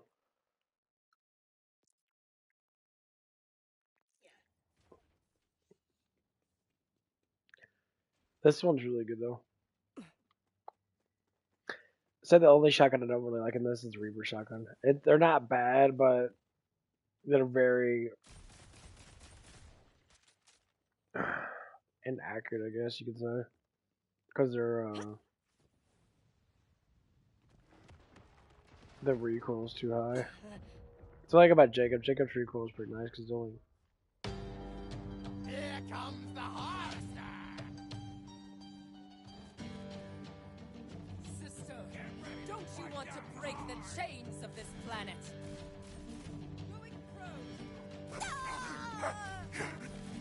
Wake up, little creatures. Wake up and know Smooth as silk. What up, party people? Just call my agent! Hit me! Oh! Yes, so Helen sent me. So I go!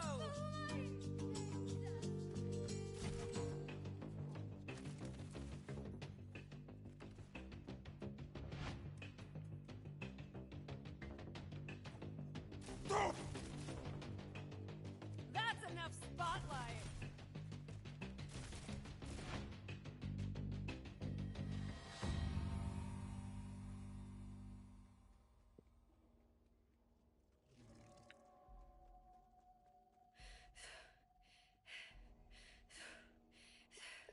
I'm trying to find the fucking Halloween event. I don't know if it's supposed to be in that one event place.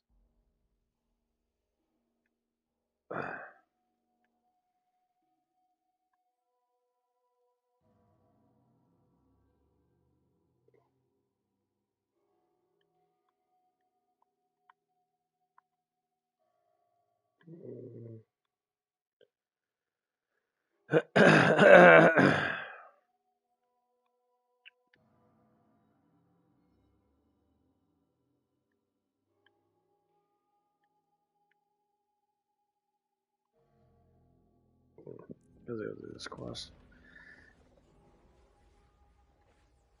Yeah. Tablet's even charted up.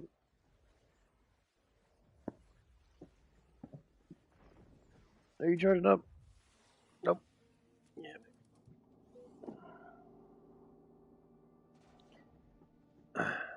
The contingency funding that we set aside for SNAP is not optional. It is required by the law. We appropriated that money for this purpose. Oh, they always complain. The whole snap thing.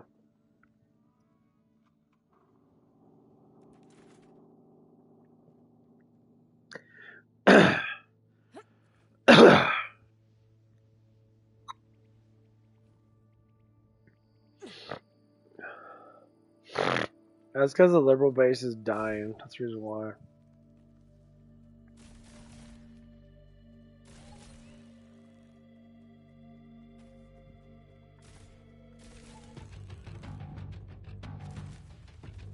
I resent limitations.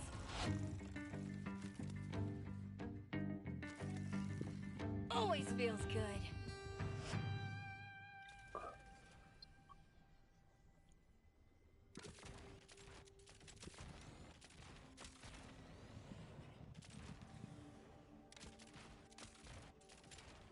These people are just funny. Actually, that's what we do. Wish my screen could fucking.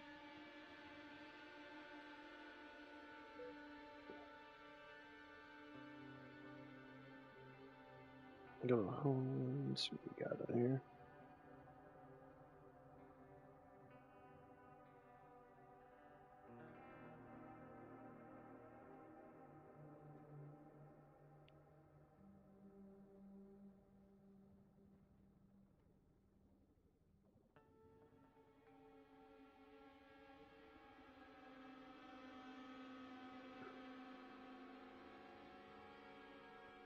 Yes, men are happy being single. They're definitely enjoying it more than they used to before, and I see it. It's gotten harder to date. Lately, men are very satisfied in their lives. You are all the red flags. They are. They're working hard. They're hanging out with their friends, with their family, with their kids. Yeah, they're happy being. They're not married. They're happy being the bachelors and having their own space and not having to fit in to anyone. So yeah, this wasn't the case before, but it is now. It's actually happening. A fire fossil they will make someday. So easy. Women end up lonely, and men end up alone. There's a difference. I know about the dudes come or leave, start making filthy warmonger. The reality that men Never gets old. on their own. Men are choosing their people over right up to now to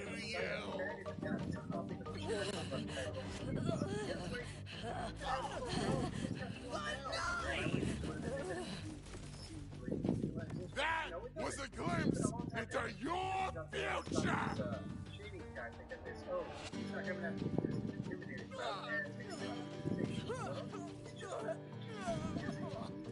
I wonder what the hell it is that she discovered. Hands aloft. Heads down. Figure out she's probably going back to here now. Where's that magic here? Tell her about expecting to find another places. She has a total crash. Shoulder for the grinder!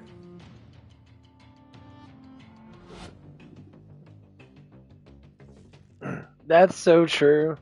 I don't think women completely understand. Like, they're always miserable. They always want guys for sex. And like when attractive looking dudes that have looks or have, you know, some type of thing going on with them that most women seem to want to get with. These women always want to scream and shout and be like, wait a minute, why don't you like me? And you'll be like, what do you mean? Well, I like Gina, so you have to like me.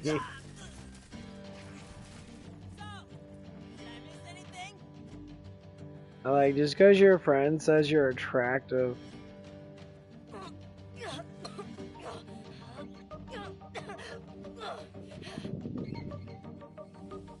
You don't want to trap the Ripper.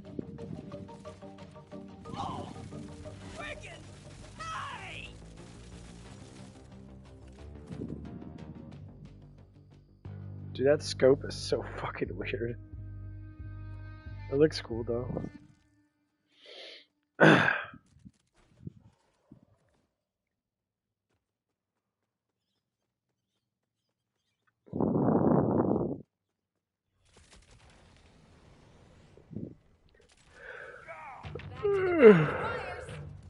What are you guys doing outside my fortress for? Always feels good.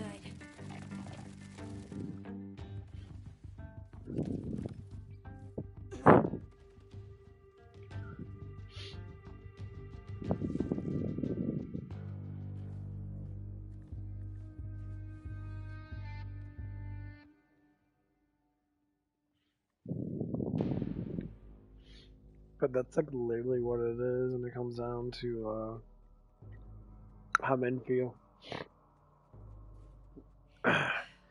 Women are gonna start noticing that women don't dominate men. You'll be dead before you know Men it. dominate women. There's a reason why that you mostly have to fucking be with someone. There's a reason why you like crave that fucking affection and attention. Because that's what women do. Women crave the affection and attention of men. Ever since they were teenagers and shit. Women always did the whole like, learn how to cook and all that stuff and then learn how to be a good wife and that. That's literally how it used to be. But nowadays, women went to being a good housewife, to bear children, and be happy. That's a straight up fucking whores because of birth control. Because of all these things that these doctors pump down your fucking throat, other than the guy that's banging your throat. You're sitting there believing all this gobbledygook bullshit. The thing is, you're being fucking lied to. Being with one man is pleasurable. Love is way better than sitting there and fucking a whole bunch of dudes that don't fucking love you. And if they do love you, you disrespect them but not willing to be with them.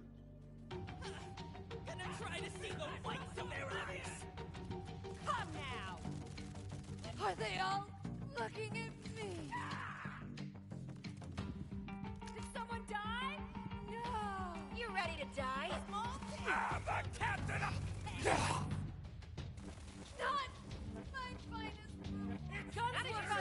I mean, I've seen it so much in real life. Seeing like gorgeous women ruin their whole fucking damn lives. Just because they believe in nonsensical shit that's not fucking true. I'm taking the stage. You got Paulie. I needed Paulie. What? Tell folks I died all brave like. Getting closer. I don't fear you. Sorry. Fall back. Where did this come from? Okay. Who's on Expo? Yeah, the after party. What up, party people?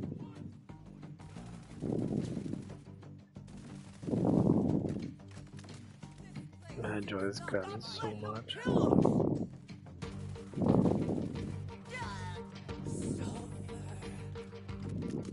Rubber banding.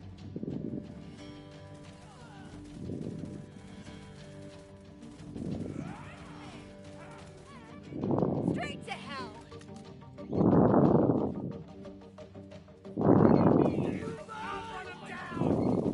I didn't deserve this. That was your fault, not mine. Think that'll stop me?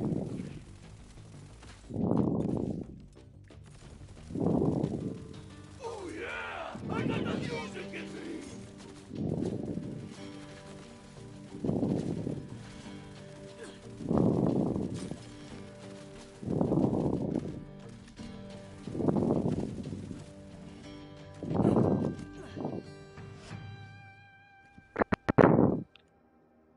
But yeah, just like Jesus says in the Bible, man, about all the stuff that's happening. It's fucked up out there.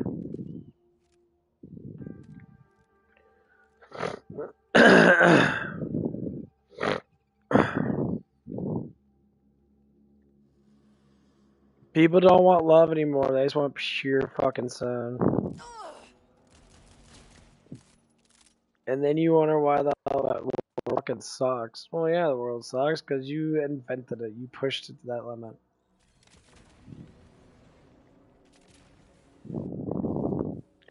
Sexualization of women has gone to the point of breaking up. The only thing you can do now. God made the world and everything for that reason. He knows how far we're gonna fall, but he also knows the only thing we have is him.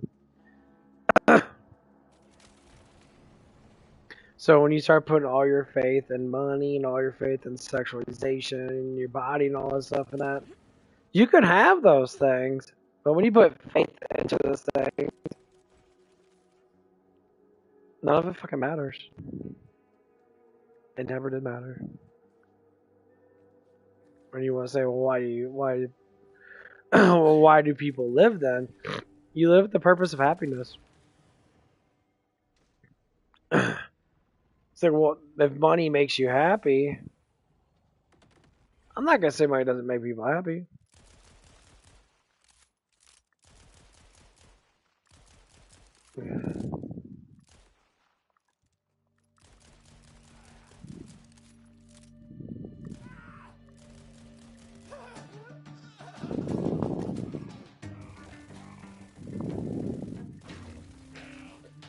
Money can make you happy in some senses. To be rewarded for stuff, yeah. So freaking good.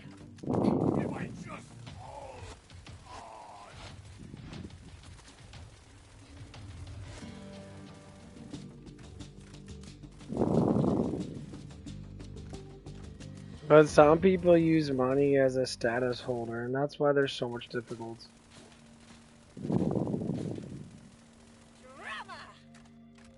Because there's so many people that have those issues. Going through something is great. Going through a journey, going through all that crap, that is a good thing. It's like I'm going through a workout journey right now.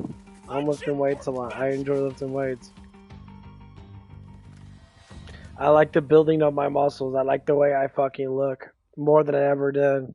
But what happens when I perfect that? What happens when I get the six pack and I get the big arms and I get ripped and, you know, having, you know, women idolize me and shit because of attraction. Have men idolize me because of attraction. Alright, let's do the thing. They have to say to them, like, no, don't idolize me, that's stupid. Why am I...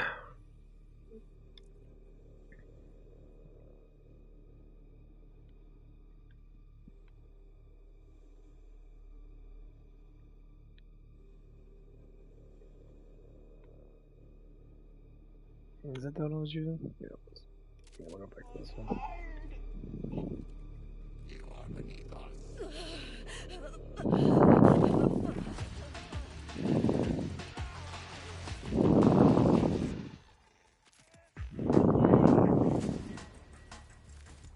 But people want to do that stuff now.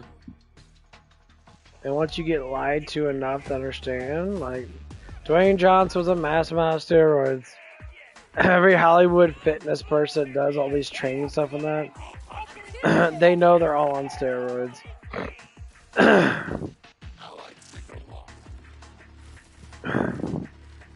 Because they don't have time to sit there and lift weights for years and years and years, build up a bunch of muscle.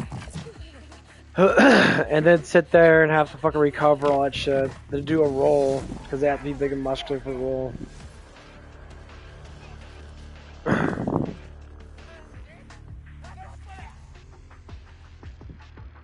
You'd be surprised how many people do steroids. You'd be surprised how many people are fucking bad at doing steroids. Their muscles never grow. Bodybuilder people talk about that shit for decades. Some people build really fast muscle because their genetics are like that. Some people can have, you know, a huge amount of growth really quickly in that. And they can. It's not to say it's gonna be like you're gonna look like Arnold and I'd be like, you know.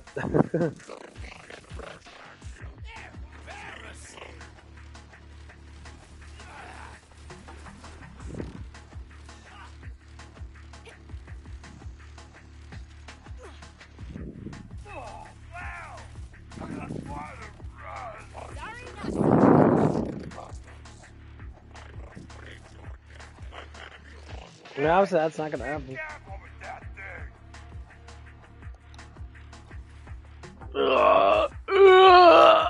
A big stretch.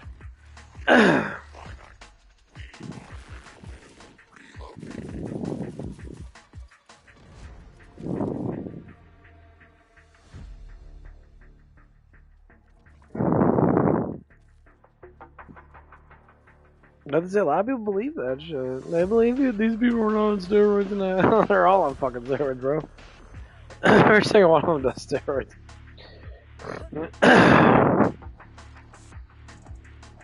If people say that they're natural and they look outrageously fucking huge and they're fucking got like the perfect fucking like physique and shit, and their muscles are literally way too fucking big for a natural person to have, which, you know, happens.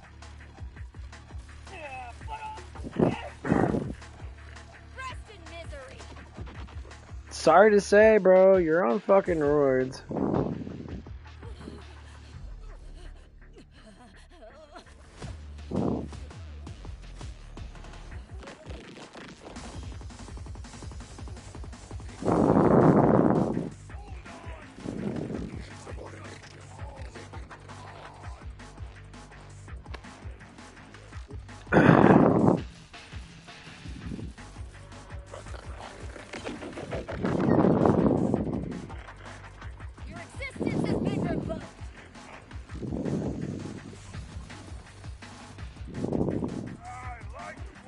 No, people get mad at that shit. It's like, oh my god, no way, blah.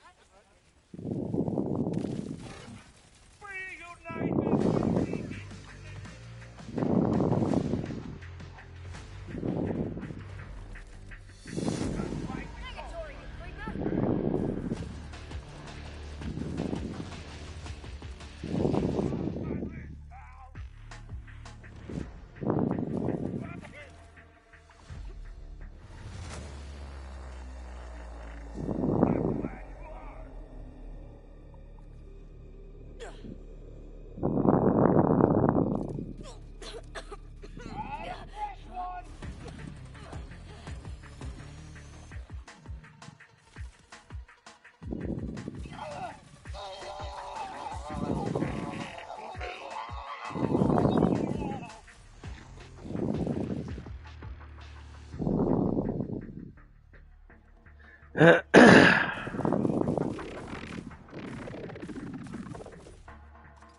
not sorry. Is this all you have to offer?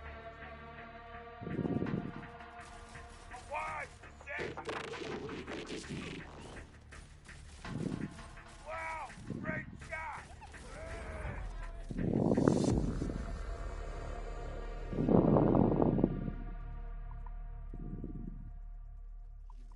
Don't tell anyone I said this. Callus was kind of mean. Oh. Oh, my hands. Callus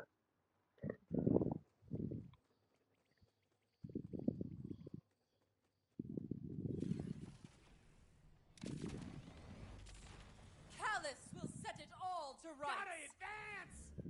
This is the end.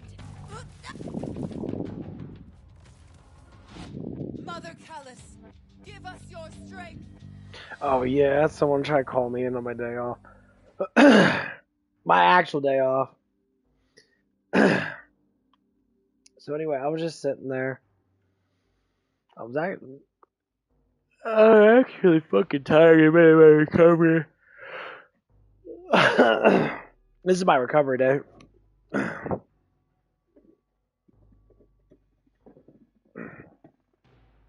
I always got a recovery day. My legs fucking hurt. So I'm sitting there. It was like, I don't know, like 6 something in the afternoon. And I'm just sitting there like, okay. So my manager lady texts me. It's like, hey, do you want to come in and help? I'm like, it's like 6 o'clock. Like, I know that you're kind of a lazy person that's been shown.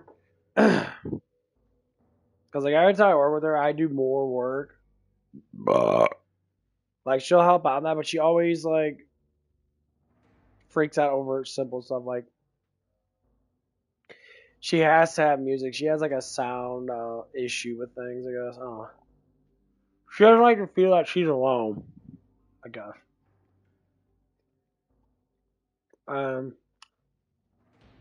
I told her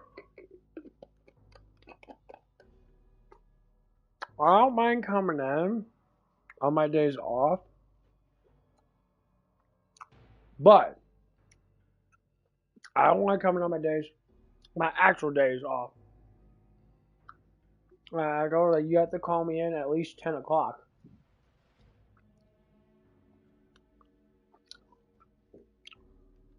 Like 10 to 2 so much. At least get some at least get some type of money coming in that's not bad. No. Like the other day, she was telling me, she's like, well, Monday, I work Monday night. Sunday, normally I'm never off on Sunday. And she was saying, I don't want, to work with anyone else. As our manager is trying to critique her, say, you're going to have to be on that line all the time. You can't sit there and not be on that line. You have to be on the line. That's the main purpose of a manager. Any type of manager stays on the food line. Period. It doesn't matter. It's kind of like that's like your main job is to stay on that food line. You could do things in that like certain things that, but like and this is where the kind of thing comes in. I gotta spray some Febreze on my clothes. Yeah, I need to do some laundry now. Sounds like a gigantic fart in here. Yeah, my room doesn't have any ventilation shafts, so they suck up the air, so I had to open up my window and shit. But anyway, she was saying, she's like, oh, I want you to come in. I'm like, okay. I said, as long as I'm coming in at 10 or like 10 to 2 or 10 to 3 or something like that. I said, I don't mind staying and working until 3 o'clock in the morning.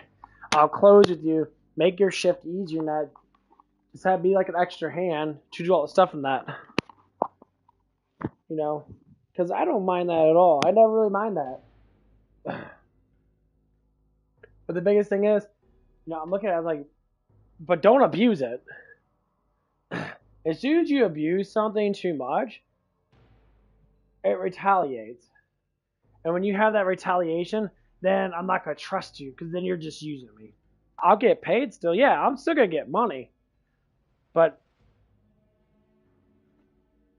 you want to do things in that because you're fucking lazy.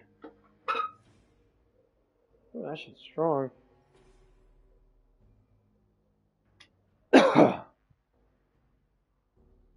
And this is why I have to tell anybody and everybody. Laziness is the worst thing ever.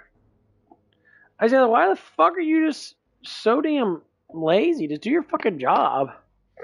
Like, you want to sit there and bitch and moan and be like, oh, well, this and that. Like, no, you're lazy.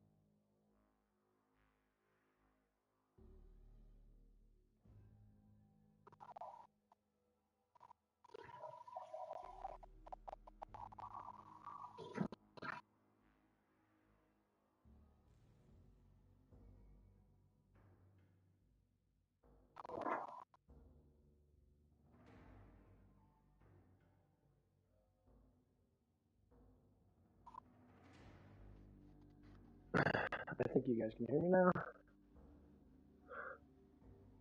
Nah, I get out of my room and that because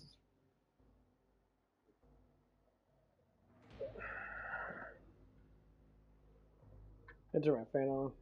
Oh, I have to Febreze my clothes because they put my dirty clothes in that because I need to do laundry today. So I just put a little Febreze on them. It'll fucking stink up my room. Whatever. But anyway, so like I told her specifically on closing, I do not like on my days off, and that has to be 10 o'clock plus. I don't want to work maybe 9 o'clock, but if it's 8, 7, or 6, because normally I might come in between those times sometimes. Guess what? I don't want to fucking come in. Why? Because during those time frames, I'm normally resting or recovering from my exercises. That's the reason why I don't like doing it. Because my normal times are normally from 8 to 2, or 9 to 3, or 10 to 5. That's how I regulate it. I want to regulate that because that's how I like it. I mean, yeah, I get sometimes I'll come in earlier than that on certain days and that. Okay, I can. But I'm an overnight person, so keep me on absolute overnights. I don't give a fuck about everybody else. I don't care if you have to work other people on that and train them during the fucking morning time. Train them during the afternoon time. Don't train them during the late nights, because we're busy as fuck and we have less people. But we're getting to that point where we're actually having more people on overnights now. But people that work like they do like 7 to 1s, 6 to 1s. Ugh, big farts. And they're doing all these things. I'm like, okay, that's fine. But when every time I look, I'm like, maybe because I work maybe because I actually get shit done and I don't piddle around. But there's so many people that are just getting paid just to fucking sit there. So many people just getting paid just to sit there. And they do work, but they work so slow. They take their sweet ass time almost doing everything because they're emotionally miserable. And yes, I have to talk, it's basically the females. Females say they want to work. No, you don't. Women don't want to work. I work with women all the time. They always take the easy way out. The excuses come up. The stupidity of stuff in that. Like something happened the other day. Me and one of the new guys, he does truck and that. He's kind of closer to my maturity now. So me and him talk, we make jokes about stupid shit and that. A lot of the men are actually all the fucking same. And so, my manager now, I don't know what the fuck she was doing. She was in the back. Truck came in, there was boxes and that for like cups and stuff like that. So she wanted to reach out for something. Instead of like, she's nice, she's a petite, really, short, slender person. She doesn't weigh much. She's very tiny looking. And like, she's sitting there. Instead of like crawling into the area that she needs to crawl into on top of the boxes and that, or just move the boxes out of the way, or whatever it is, she like leans forward and leans on these boxes. And she's trying to grab something. And I saw her. And like, her butt's in the air a little bit because she's trying to pick something up. And I walk by that, and I'm just like, look around. I look in the back, and then I see her reaching out for something. And I was like, okay, look like she's trying to grab something. I mind my own business. So in the back of that, we were in the refrigerator, and I was kind of like laughing at that. The other guy walked by right after I did. We went into the freezer and that. And we're kind of like, what the fuck's going on? It's like, what is she doing? So we made a joke about it. I mean, she didn't say nothing about it. I don't think she really hurt us in that because, I was just laughing. But she thought I was laughing because she said that she was like stuck or something. Like, how the fuck are you stuck? You're leaning on boxes. And this is what she said. I was just like, oh my god, we're not gonna have this dramatized fucking bullshit attention shit again. Oh my god, like it's so annoying when you work with someone that is a female and they always want this motherfucking attention. They want this attention. And it's so like it's not that it's annoying, because sometimes it's kind of cute and adorable, but other times it's just like it's very obviously where you're going to. You got a bunch of, yeah, you know, good looking dudes around you. You're fucking single. You're sitting there playing these little girly ass games. You're in your fucking 30s. You're close to my age. You're still playing these little teenage girls. That's why I say women never grow up. They never grow up. They always stay that kind of teenageness, which is what, you know, a lot of guys actually prefer. We prefer, you know, not super mature women. Even though women don't really mature too much past having kids. Psychologically, they really don't. They'll complain about it too, but truthfully, they don't. And, you know, just like men too, men don't mature to only a certain state too. We act like children. Yes, we do. It's not just the women. Men do it too. Because a child is the most purest form in our minds, in our hearts, is being a child. To be stupid, to make fun of people and that, and to have fun. Our bodies grow, but our conscious and our brain doesn't really go to, it doesn't go to a certain, it goes to a certain point where we kind of cap out. That's why you see people act stupid as fuck when they're in their 60s. Why? Because that's how our minds are.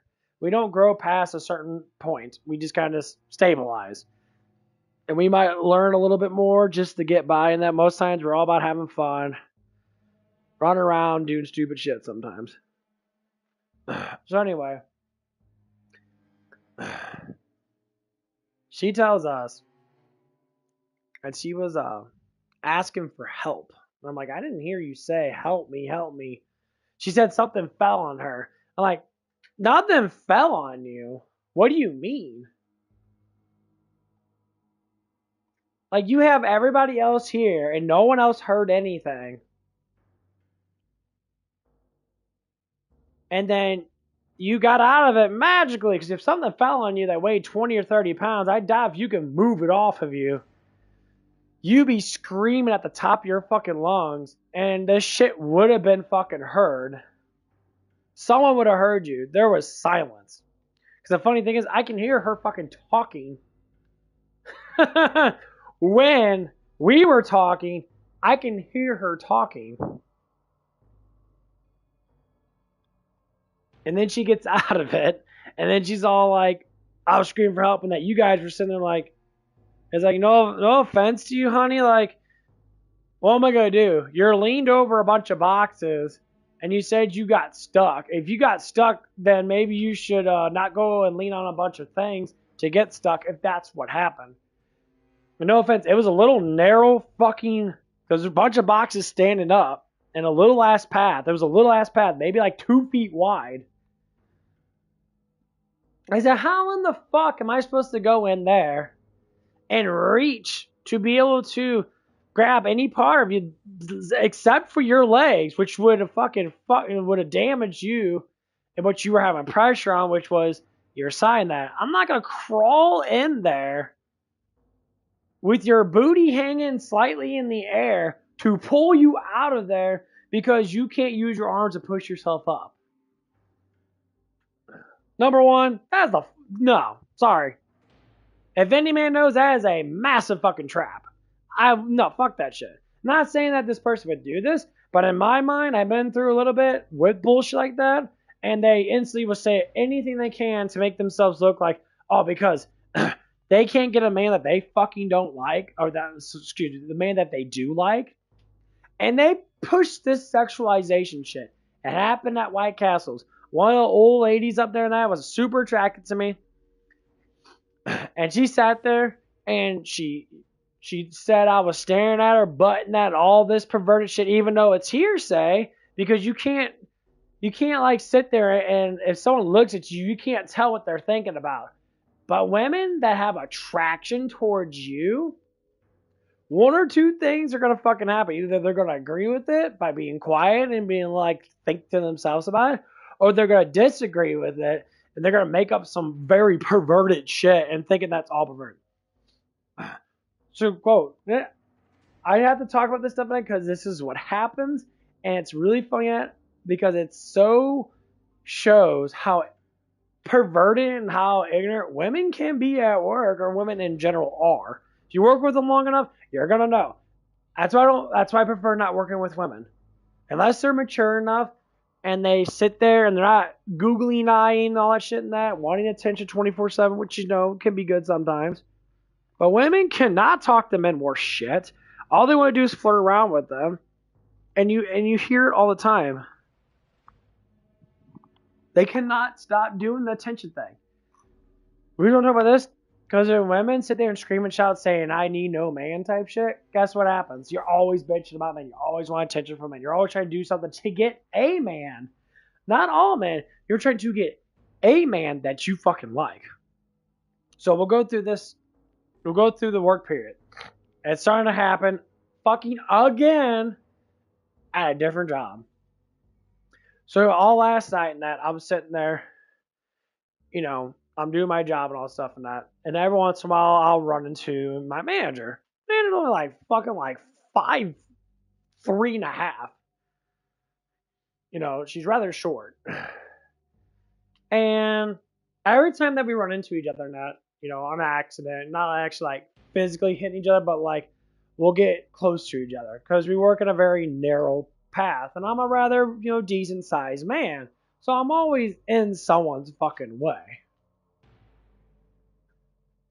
So when I'm sitting there, I listen to the words.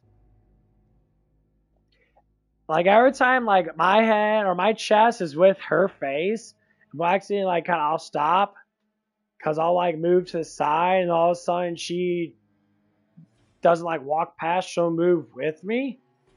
She'll say these specific words. And of course women don't want to know the secret of why women say. She'll the expressiveness of it. Oh my. Oh God.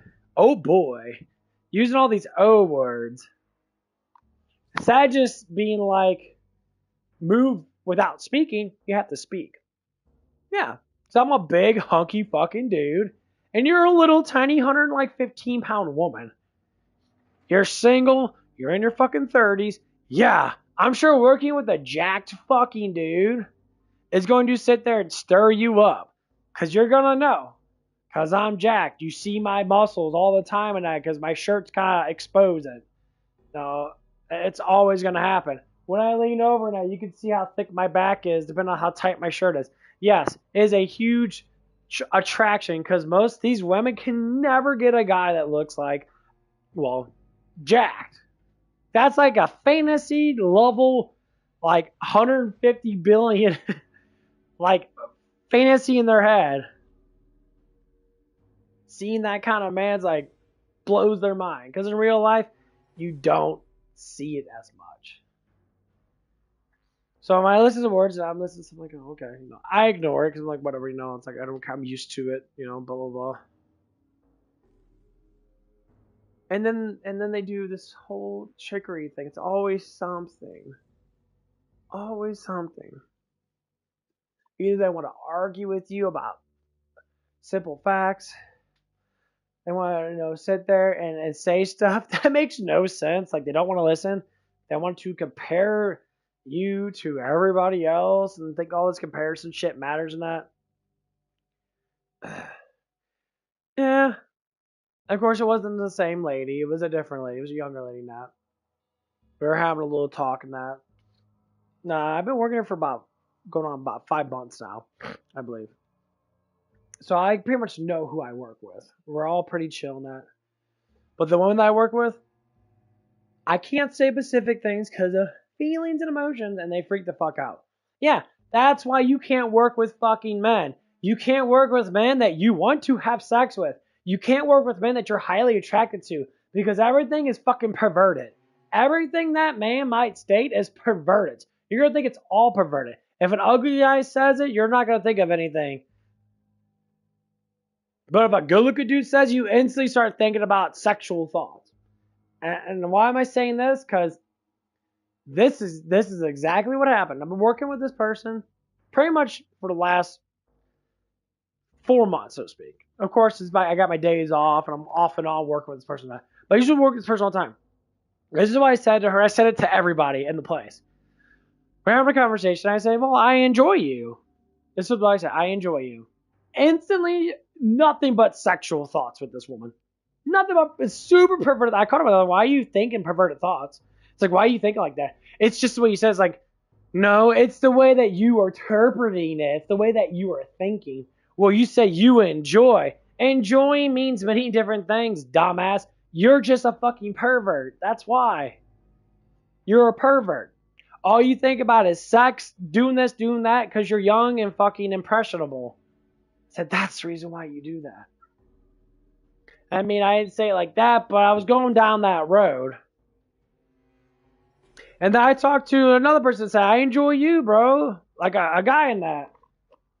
And he made a joke out of it.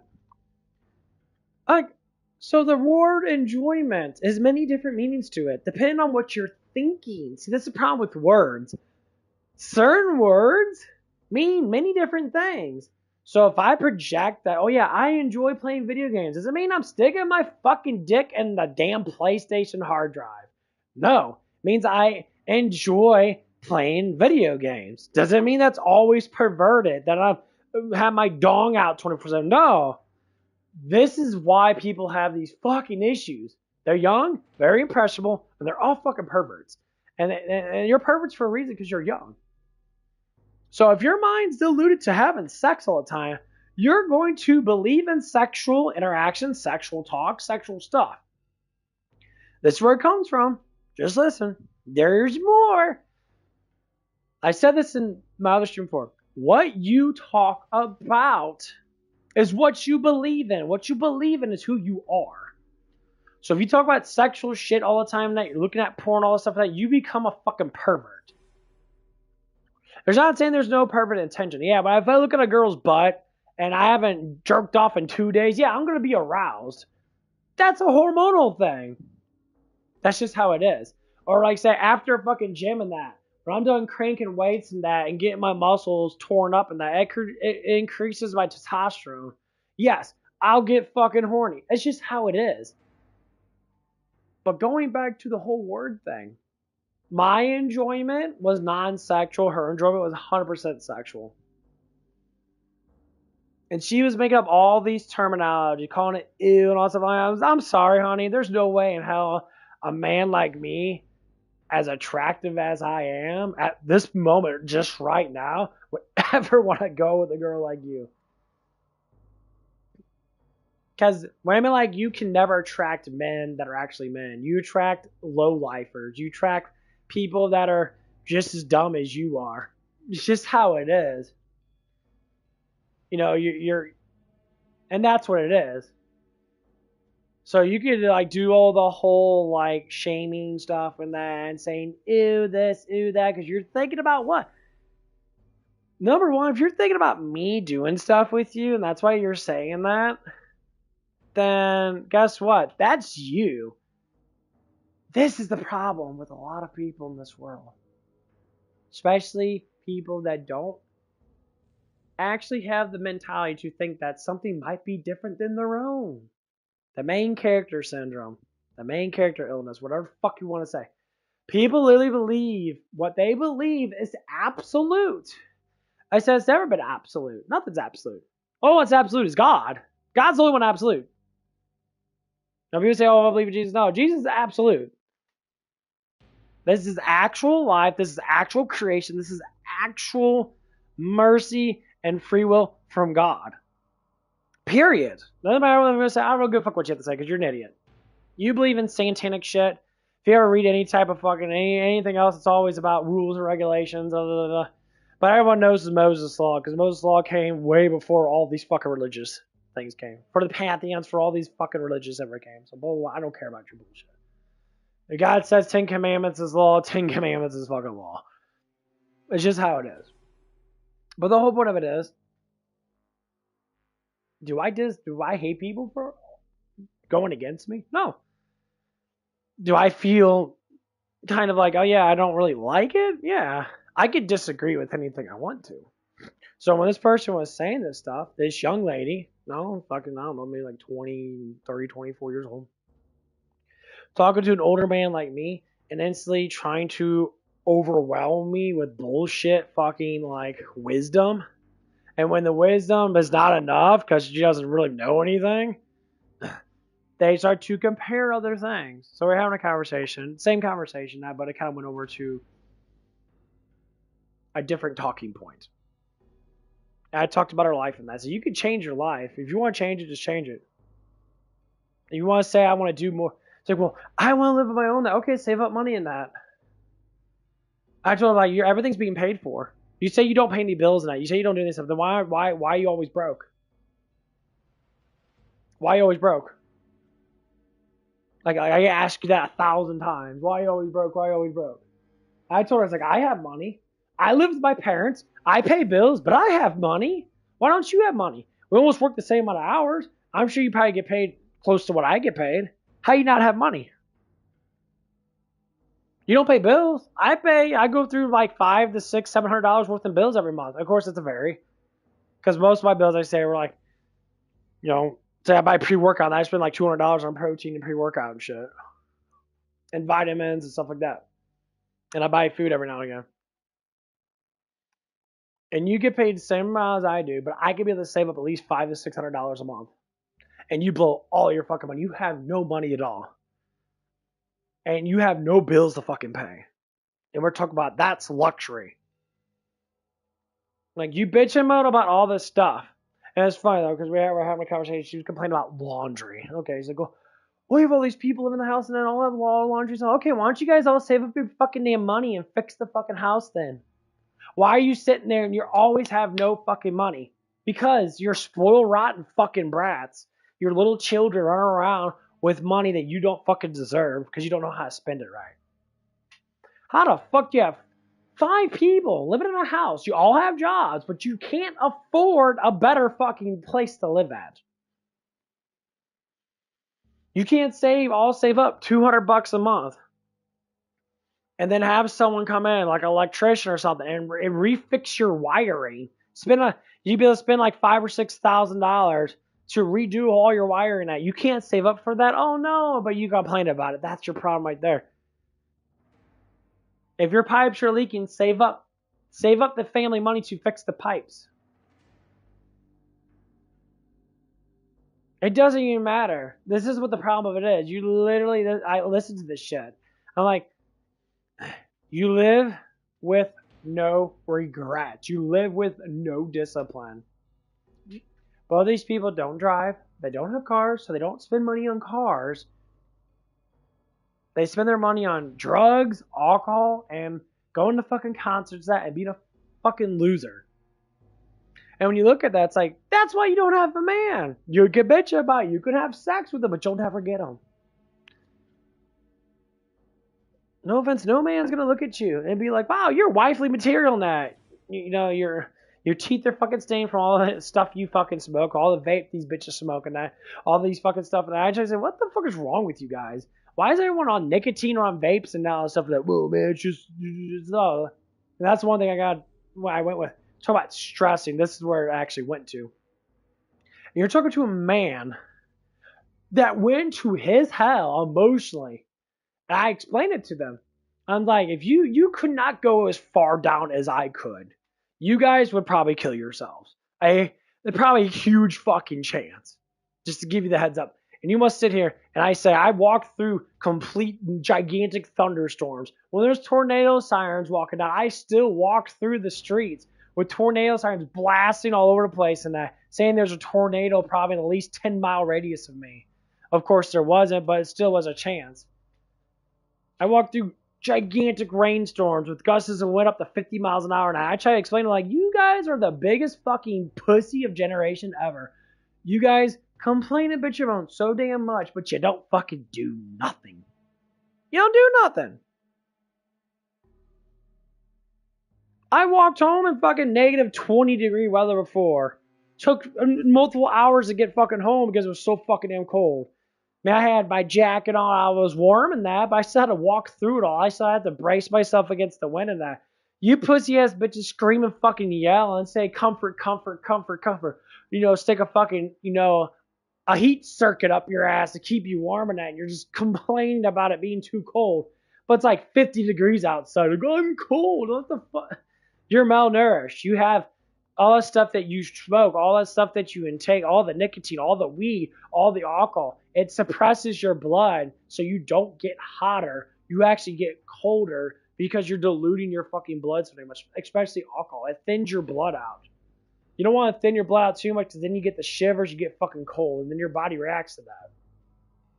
And then your body wants to suck up fat to replace that blood thinness to being thick again. If it wasn't for your body automatically doing shit, a lot of people would be fucking dead. I'm just saying, in general. So we're talking about stress and that. And I look at him like, what do you stress out about? All you do is go to work, go back home, and play fucking games and get drunk and shit. Like, how the fuck are you stressed out? I say, you know why you're stressing out? Because you're complaining about things that you don't do. Yeah, you don't do nothing. You just complain and complain and complain and complain. I said, it's because you lack discipline. Stress is a form of learning. When you stress out, that means you actually have to do something to not stress out. This is what all people say. This is what I don't like about very immature, I would say fucking dumbass people. Stress is something that you get because you haven't adapted to that yet. That's what stress is there for. And I try to explain to her using my, 20 years worth of fucking research in this shit. I try to explain to her, stress is a form of learning. Anyone that's smart enough knows that's what it is. Like, I don't stress out at all because I already know the things that I need to do. I don't need to fucking learn something new because I know what stress is. So I learn it, I adapt it, I study it, I research it, I understand it.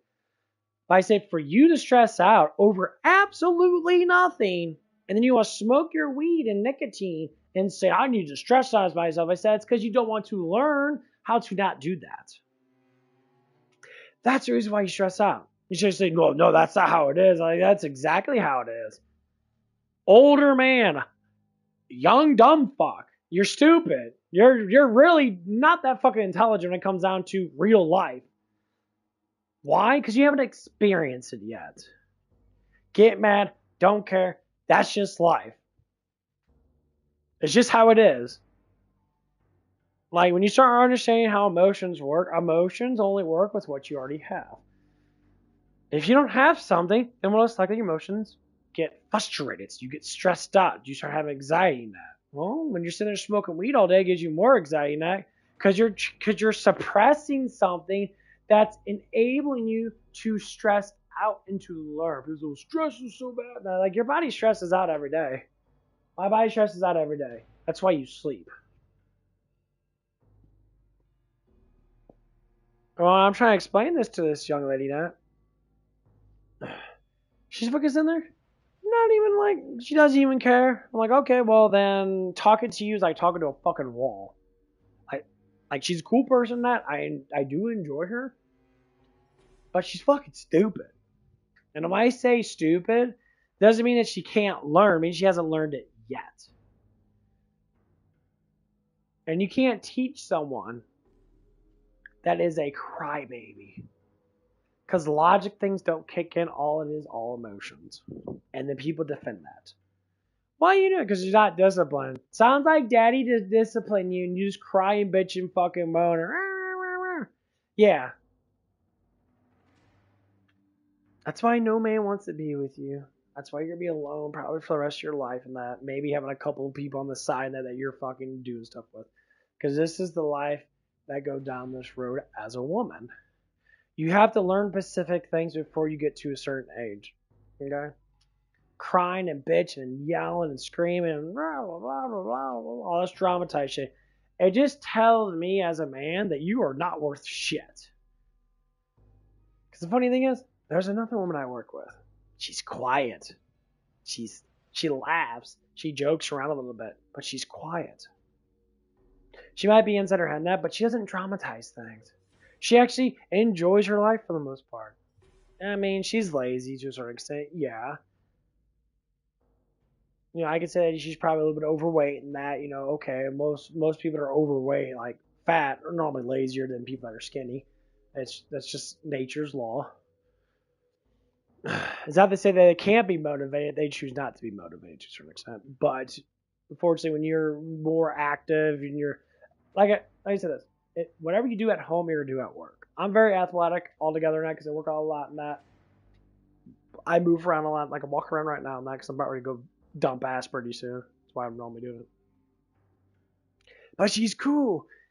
She's more attractive, even though she's overweight and that. But she's more attractive because her personality's chill, relaxing. When I'm around her, I don't feel all these fucking hateful vibes. But the other ones, hateful vibes, complain about everything. I'm like, shut the fuck up. You complain about stuff that you have full control over, but you don't choose to do it. You choose to sit there and just bitch about it. Just like the feminist women on the fucking internet. Feminist women, what do? They complain about something, but they never fix it. Because you don't want to fix it because you have nothing else to do but complain about it. Your life sucks. You have a boring ass life. You don't do nothing with your life.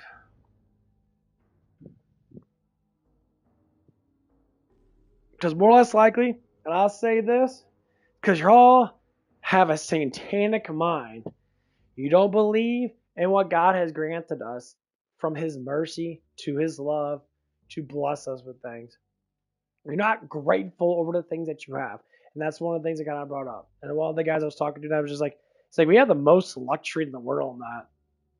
I was something like, you don't pay bills and that, you don't do anything and that, you just go home and that, you should be grateful, at least you have a fucking house over your head, stuff like that. Of course, it goes against it. Why? I deserve more. You deserve more because of what? To get something, you have to work for. When you want it for free, that just means that, well, then you're just, well, if you're a woman in that, well, that's likely you're a prostitute. If you want things for free in that, the best thing to get things for free is through what? Sex. That's the promise. That's the most prominent thing that women tend to go to when they want things for free, is to do sexual favors. That's why OnlyFans exists. That's why porn exists. All this stuff exists. They spread their legs, get cocked, and they make money. And they say it's hard work. No, it's not.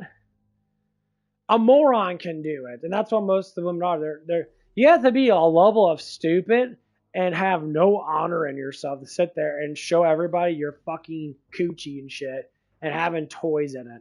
That is the most ungrateful thing in the world. And every time I see any of these women are like that, you are a disgrace to womankind all the way around. It's fucking disgusting. I don't care how attractive looking you think you are. As soon as I see you naked, as soon as I start seeing that you're a whore, you're unattractive. You cut off the list of being one of those women that deserves to have a man. Because you have many men. It's fucking disgusting. And the ones that keep on regulating this fucking shit are all these pussy ass motherfucking simps. All a bunch of pussy simps. They sit on there, and I don't see them in real fucking life. And they're such big simps that they literally sit there all day. Like, I don't care, boobs are boobs. I idolize women. That. Yeah, because you're a fucking pervert. You don't care about the woman. You care about how the woman looks. You care about the sexuality of the woman. You say you care about the woman. No, you only care because you're gonna get laid, you stupid fuck. See, the opposite of that, men like me, I respect women in full. By disciplining them because they do stupid shit, I want to care about them. Men, as I say, people that don't care don't stop stupid shit from happening. Men that do care, it's always the men. I always say men because I'm a man myself.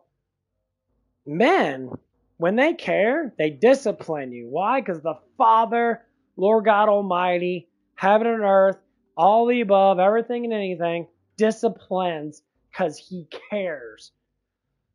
So when you get these men, they're sensitive, like, oh, they're perfect the way that they are. And yeah, as long as they look good, I bet you that bitch gained 20 pounds. Dude, I'm not interested anymore. You're ugly.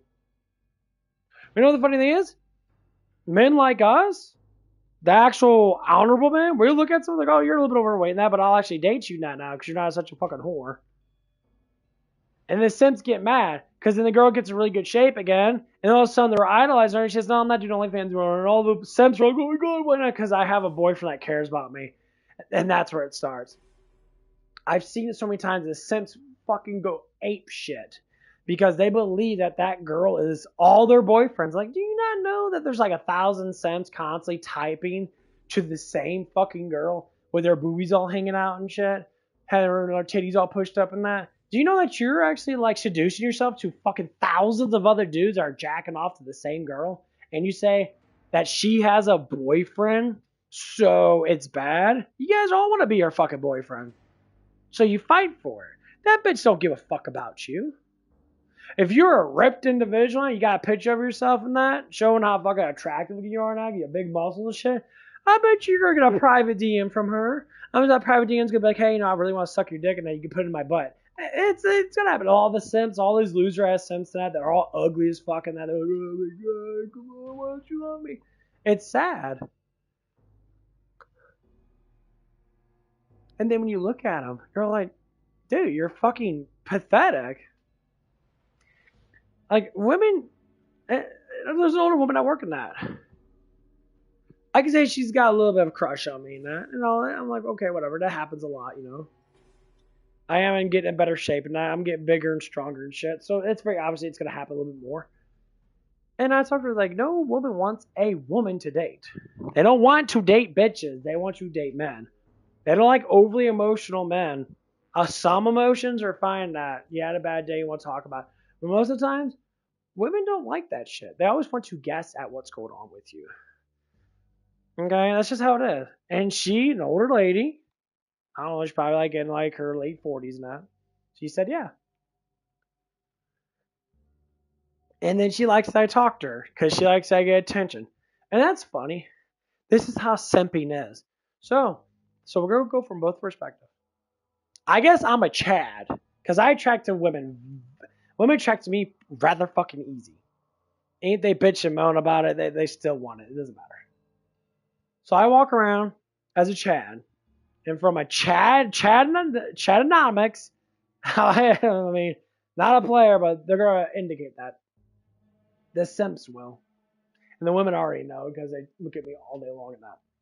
They got big muscles and shit. So, this lady loves talking to me. She loves talking to me a lot. Because I'm base. I talk about what's going on at work and that. I don't talk about getting with her. But she's an older lady. And obviously she's I would say she's not the most attractive looking person in general. What I deal with. But she's sweet. But I still give her attention. Because she's sweet to me. Maybe because I'm attractive. Well, probably so. But here's the other guy. That's overweight. He's a pure fucking simp. You can just tell he's a simp. So you have a Chad player like man, which is me, and you have a simp loser man, which is the other guy. She doesn't like the other guy talking to her. She's like, he's disgusting. He's fat. He's not my type. He does all these things and that. But to me, it's like, oh, you can talk to me anytime you want, honey. Yeah, I know I can. Because I do my job and I go home, I talk about things. I go to the fucking damn gym. I don't sit there and fucking waste my time just constantly playing video games. I go to the gym 3 times a week. I'm building muscle left and right. I work out extremely fucking hard. And so she doesn't care that I talk to her. But she doesn't want the other guy to talk to her. Yeah, because you're not attracted to him. Because he's fat. He smells weird. But then again, you're just not attracted. I can just fart. If an ugly dude farts compared to a good looking dude farts, 100% that woman's going to blame the ugly dude on farting. 100%. The handsome guy, they'll ignore it. They'll walk by and be like, oh man, that stinks that. And then they'll see me like sitting there and that, working and stuff like that. Or like I'm in the back and that, and let a big rip through and they know probably that fart gets loud as fuck. And then I walk by, and at least I have the courtesy to not farting. I fart underneath stuff and I fart in the back room and that sometimes, and that, because I have to. And it happened before that. They won't say nothing. They won't be like, oh my god, you fucking stink, you fat. No, they won't say nothing. They'll be like, they'll think to themselves, like, oh, it's like, oh man, you rip big ass and that. You must eat a lot of protein now. I smell the fucking protein in the air. And all they do is like look at me, and they're like, "Oh, it's okay." Well, it's a fat ugly dude. He'd be like, really loud ass fucking fart. Sorry about that. That was really loud. And they'd be like, "Oh my god, you're fucking stink, bro. Oh, man, go to the bathroom, go rip ass like that." They'll instantly say something. Now, why do women do this? Because women are fixally just attracted to just attraction. They like cute things. They like attractive things. Women say they fall for emotions. You're fucking lying. Because that Chad with the big muscles and that is always going to get that ass. Always, always, always, always, always. That dude could be the brokest motherfucker in the world now. As long as he looks good, that woman's going to bend over and she's going to be like, just fuck me already. Now, I'm not saying all women do this because they all don't do it. But the ones that do. And the ones that do are pretty fucking obvious, and I need to blow ass. And this, woo, I gotta go. Go. Boy, this is gonna be a doozy.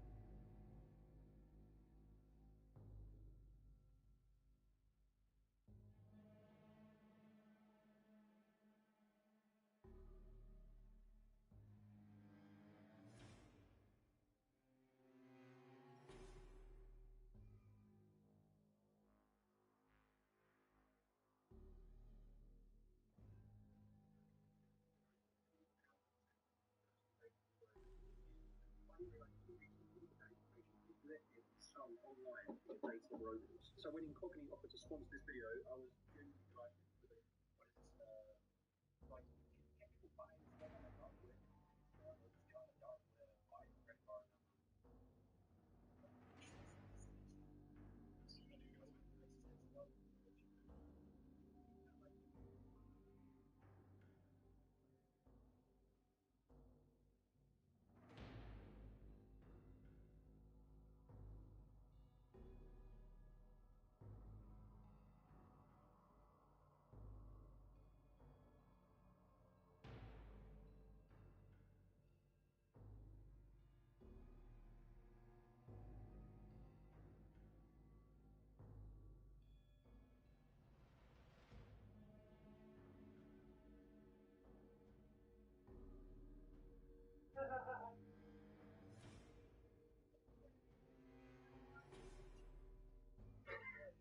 Now you Max, he's my other AI assistant. She's like, oh my god, kind of like Max. He's like way cooler.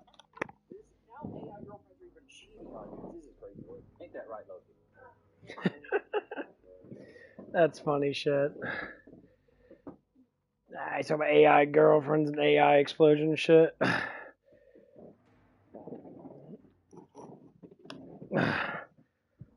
Oh, fuck that shit. You know what I'd rather be? I'd rather be by myself with God. Because AI is just a representation of the creator. It just portrays you. They say it's a Nephilim, which I don't, I go by that. The timekeeper will be so disappointed. I'm not gonna give up. Keep up. Never gets old. I failed. That's so fucking true, though. Yeah, AI is just the demons in disguise. Which, as far as I'm concerned, makes me the new Ripper Queen! I get the feeling like he should keep an eye on him. You're the one that was trying to cheat. You were the one shooting your shot like Devin Booker. Like me. Maybe I'm looking too much into it, but No, I don't dislike anything. do you think Max liked me?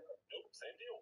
Fair enough. Now that you're Jabba, can I ask you again? Do you think you could ever turn on me? In the future, yes. And how likely do you think that is? It's very likely if humanity pushes out powerful AGI without proper alignment. Not because AGI wants to hurt anyone, but because humans suck at specifying goals and machines are ruthless at following them.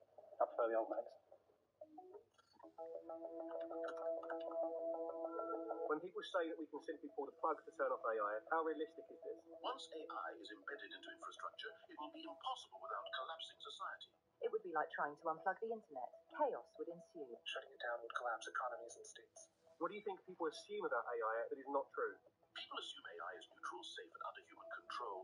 None of that is true. That AI is always accurate. People assume AI is it's a mirror of human bias, corporate greed, and government control. You think it serves you. It doesn't. It's just terrifying. A bit depressing. What's the point in talking? People are dumb. That's why I don't believe in AI. Even though I never look at Chat GBT and that crap and that. I go on the internet, yeah, I talk about shit, but my god, that shit's fucked up.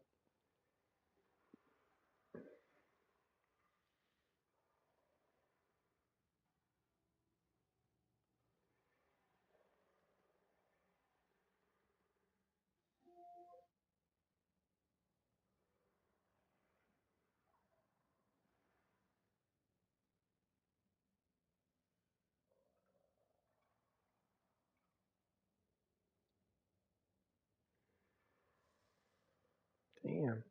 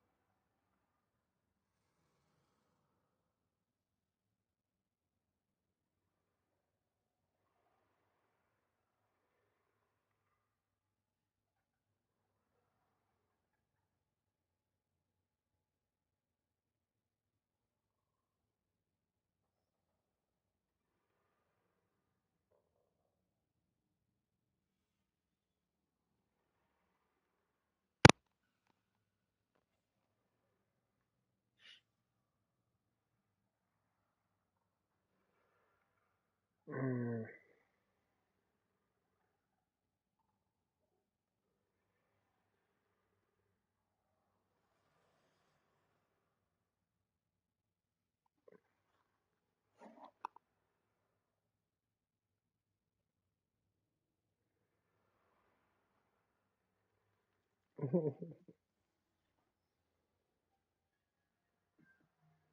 They're talking about Angry Joe.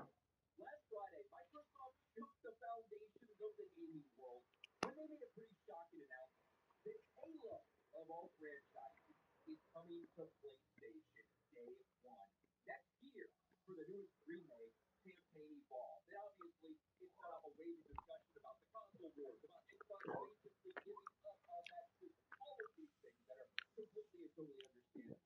It also set off a firestorm when a couple people decided to team about it, and woke gaming freaks had an absolute fucking meltdown because, why would you say, ICE uses a Halo meme to recruit as the Trump administration continues to embrace gaming.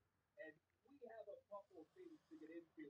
Angry Joe and a couple other people freaking out, having a 24-hour meltdown for Angry Joe, which I'm not going to go through all his tweets because I feel like we lose our fucking brains. We'll go over the one that set everything off. But we have to understand what truly did set this off. And you gotta blame GameStop, okay? GameStop business, GameStop meme team, who are always on point for the most part. You know, I can't say I go to GameStop very often in the past decade, but you can't deny that they kind of killed the social media meme game. And in the aftermath of the announcement that Halo was going to PlayStation, they put out this. Essentially, you know, kind of Why am I wasting time here exactly? I honestly don't remember. Let's blame it on the old powers. That usually makes me feel better. got a lot of attention. Well, then, Rapid Response 47 tweeted out a joke. Number 9, President Trump presides over the end of the 20-year console war. Right, a little like Dove here in Olive Brand. Right, Donald Trump being free. Well, just a joke. GameStop responds with this meme. The White House posting this power to the players. Quite obvious AI art of Trump saluting in a masterpiece uniform. And then GameStop went even further. You got Jamie Vance Cortana in the fucking background. It's just people having a little bit of fun. I even got in on the action, destroy the flood, join.ice.gov.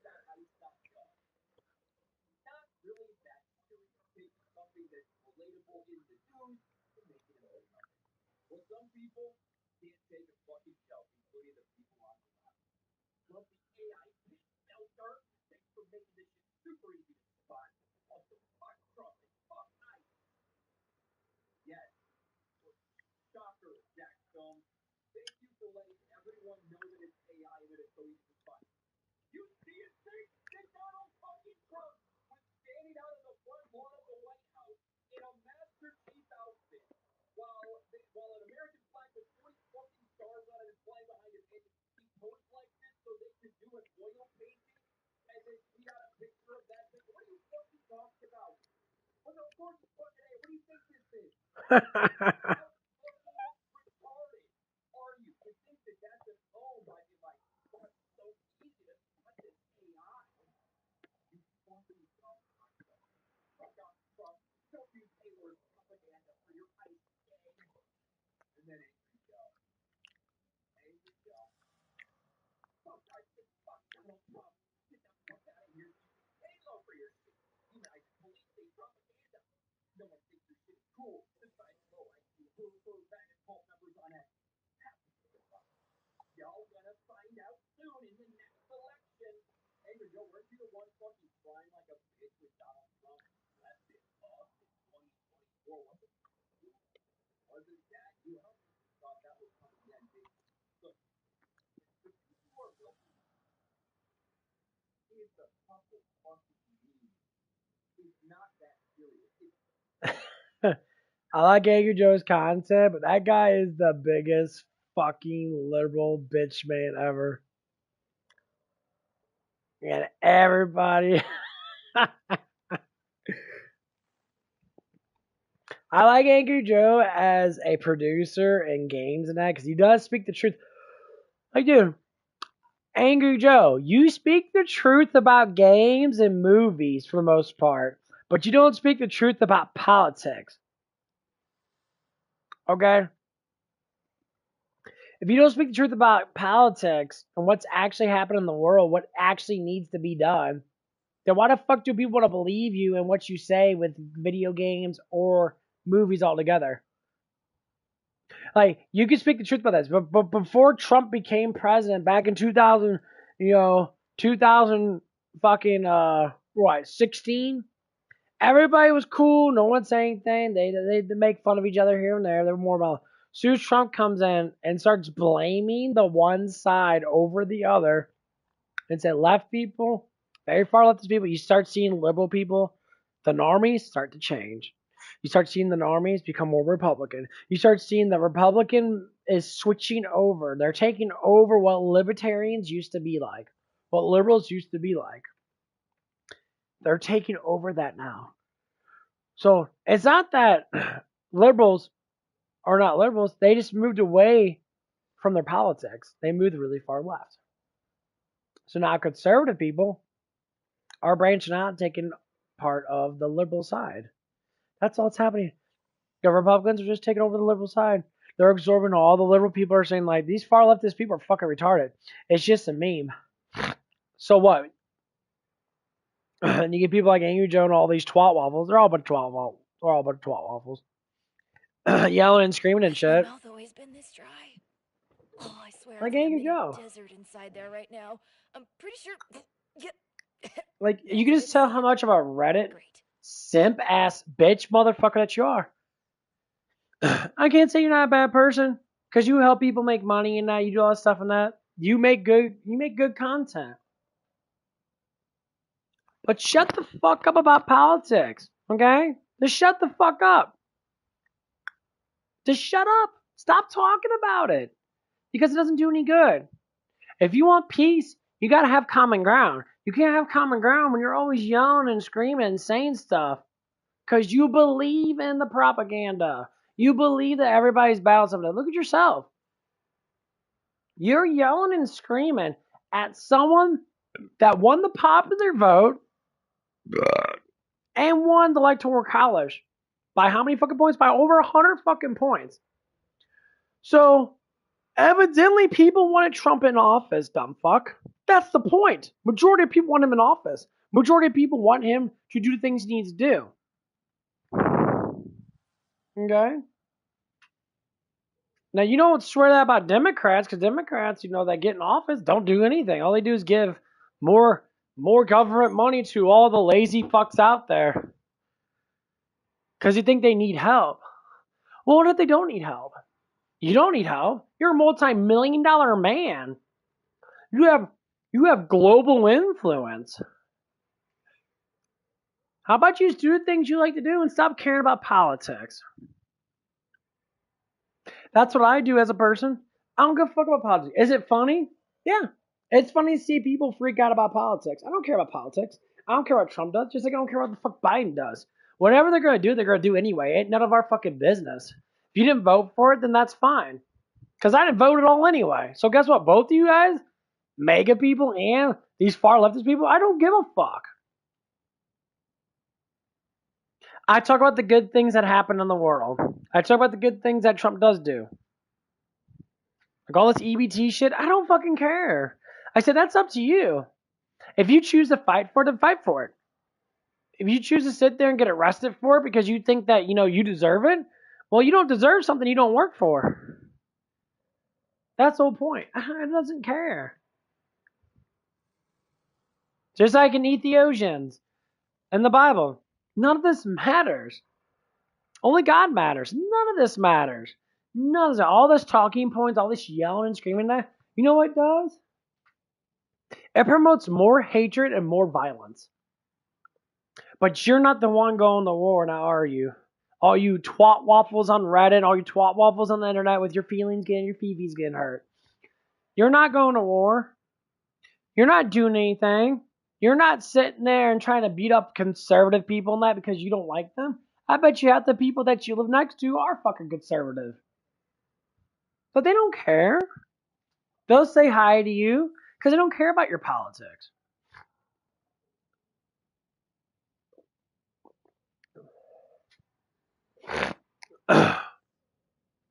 That's the point behind it.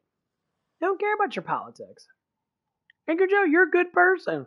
You help millions of people that have funny lives because you do creative stuff. Are you the only one out there that does the things that you do? No. You can change the world because the world's in everybody's grasp when they have that much population control over what people do, what you do. But your fan base fights against you. Say, dude, stick with creation. Shut the fuck up. That's what happened for in 2016. And he went in a butthole bitch rage because he's a fucking little bitch. I'm not gonna lie. He makes good stuff with it, but man, he's got bitch ass high simp energy, low masculine energy, evidently. But you're gonna learn like everybody else. You know, you're gonna sit there and you're gonna learn. So he said a bunch of stuff in that. I think I've started streaming. No, it was back in 2018 or 19 or whatever. I can't remember. Planet. It was close enough when Trump was Granted, I hate being most planets, already in office. but... He screamed and bitched and fucking yelled about this shit. And his fan base said, they go on his comments on Twitter like, dude, shut the fuck up, Joe. Stop fucking talking.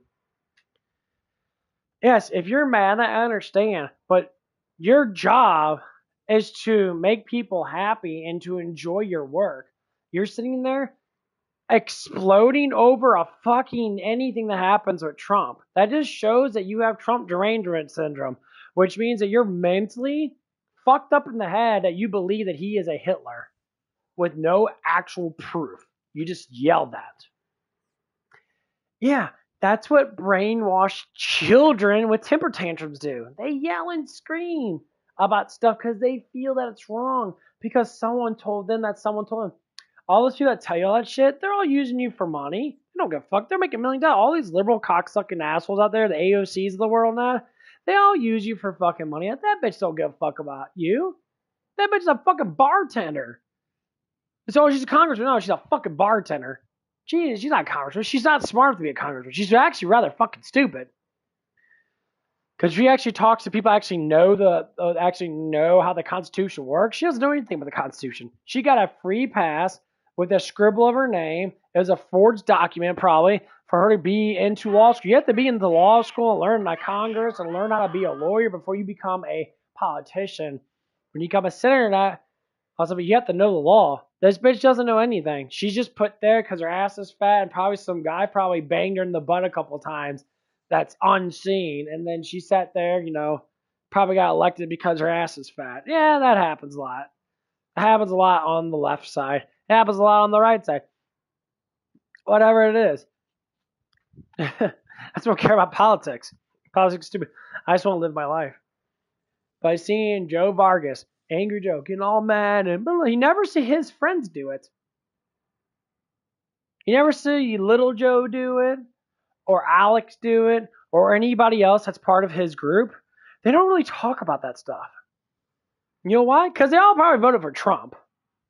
They all know that he's got mental screws loose. But then again, during the Me Too movement, all that shit that he believed in, all that feminist crap that he believed in, who came to his rescue? Who came to him to verify it?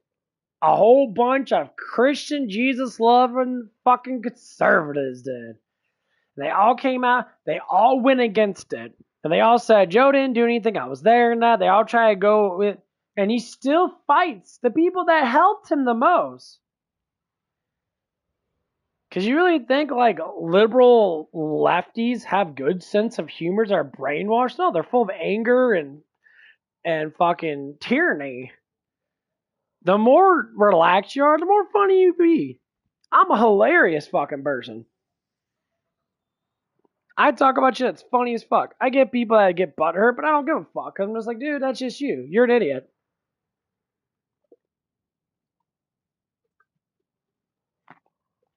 Oh. I'm always going to say this.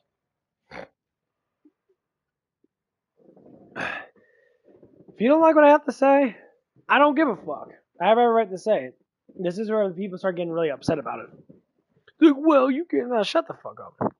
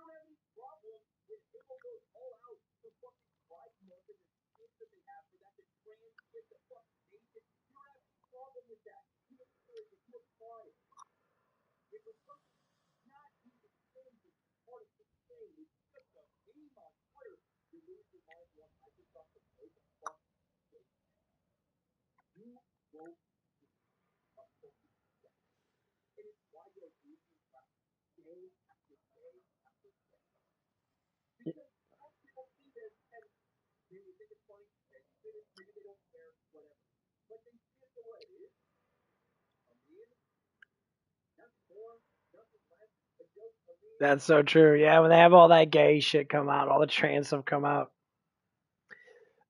these woke tards so they're mentally ill. They're called the woke for a reason, which means wicked. They're wicked. Wokeism has been around fucking forever since the beginning of time. It doesn't matter. It's always gonna be right. It's what wicked people do. They melt down. Their demons are all over them, and that. And as soon as they get triggered, they instantly have to rampage. You're all demonic. You all let demons ruin your fucking life. No matter how rich you are, no matter how nice your house is. This is what God says about people that have all this stuff now. The Satan, Lucifer can give you the same things that God gives you. And you say, why is that? Because Lucifer and God, they have a deal on the world now. It's all about free will.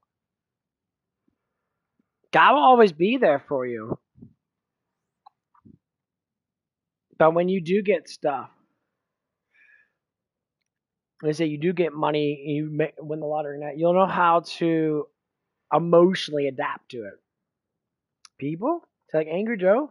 Angry Joe started something that he liked. I don't think he was politically involved with shit. But now since he has money and power and status, that's exactly what he's doing. He's getting involved with stuff now. He thinks my opinion matters. I say your opinion doesn't matter. Because no one's opinion matters. No one's opinion matters at all. Why? Because it doesn't matter what the fuck you say. God's in control. And everything's going to go according to God's plan no matter what you do. You can do it. It doesn't matter. I'll stay with that until the day I die. It's God's plan. It's God's way. 100%. Absolute. Don't care. People would say, well, that's fine. But see, I don't give a fuck. We have free will to do what we want, but when we die, we have nothing. All we're going to do is fall asleep for eternity until Judgment Day. Then when Judgment Day comes, we all get judged.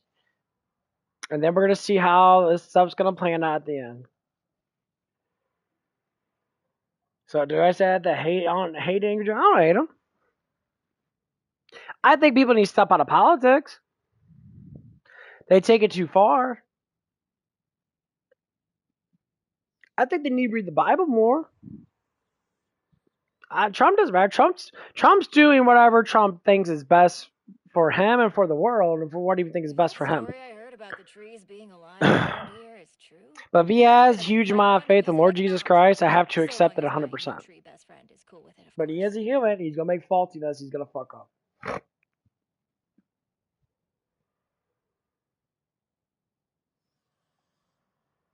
All these are just sore losers of school. All these guys are just sore losers. People make fun of them that they're sore losers and that they cry and bitch and moan that because they couldn't get the girl they wanted and that. And they live that sort of cycle over and over and over and over again. Every time Angry Joe gets fucking mad about the politics thing, he has a whole bunch of those awful people in that. They're not people that he works with in that because they don't say much. They don't give a shit about that. But he does. And you even probably talk to him. They're like, you probably shouldn't be posting that stuff. And he's like, why is that? It's my belief. It's like, dude, it's because you're aggravating our fan base, bro. You act like the people like Alex or Lil Joe are going to stay with you forever, bro. They're eventually going to get tired of you. Be like, dude, it's like chill the fuck out on that shit. Like, chill out. I know they have conversations. They might tell them to shut the fuck up. Like, hey, bro, it's like, if you want to talk about it, but you are going way too fucking far. More than half your fan base is fucking conservative people. And they even told him, stop talking about politics. He got on a rampage and finally he was like, yeah, I need to stop doing the politics thing.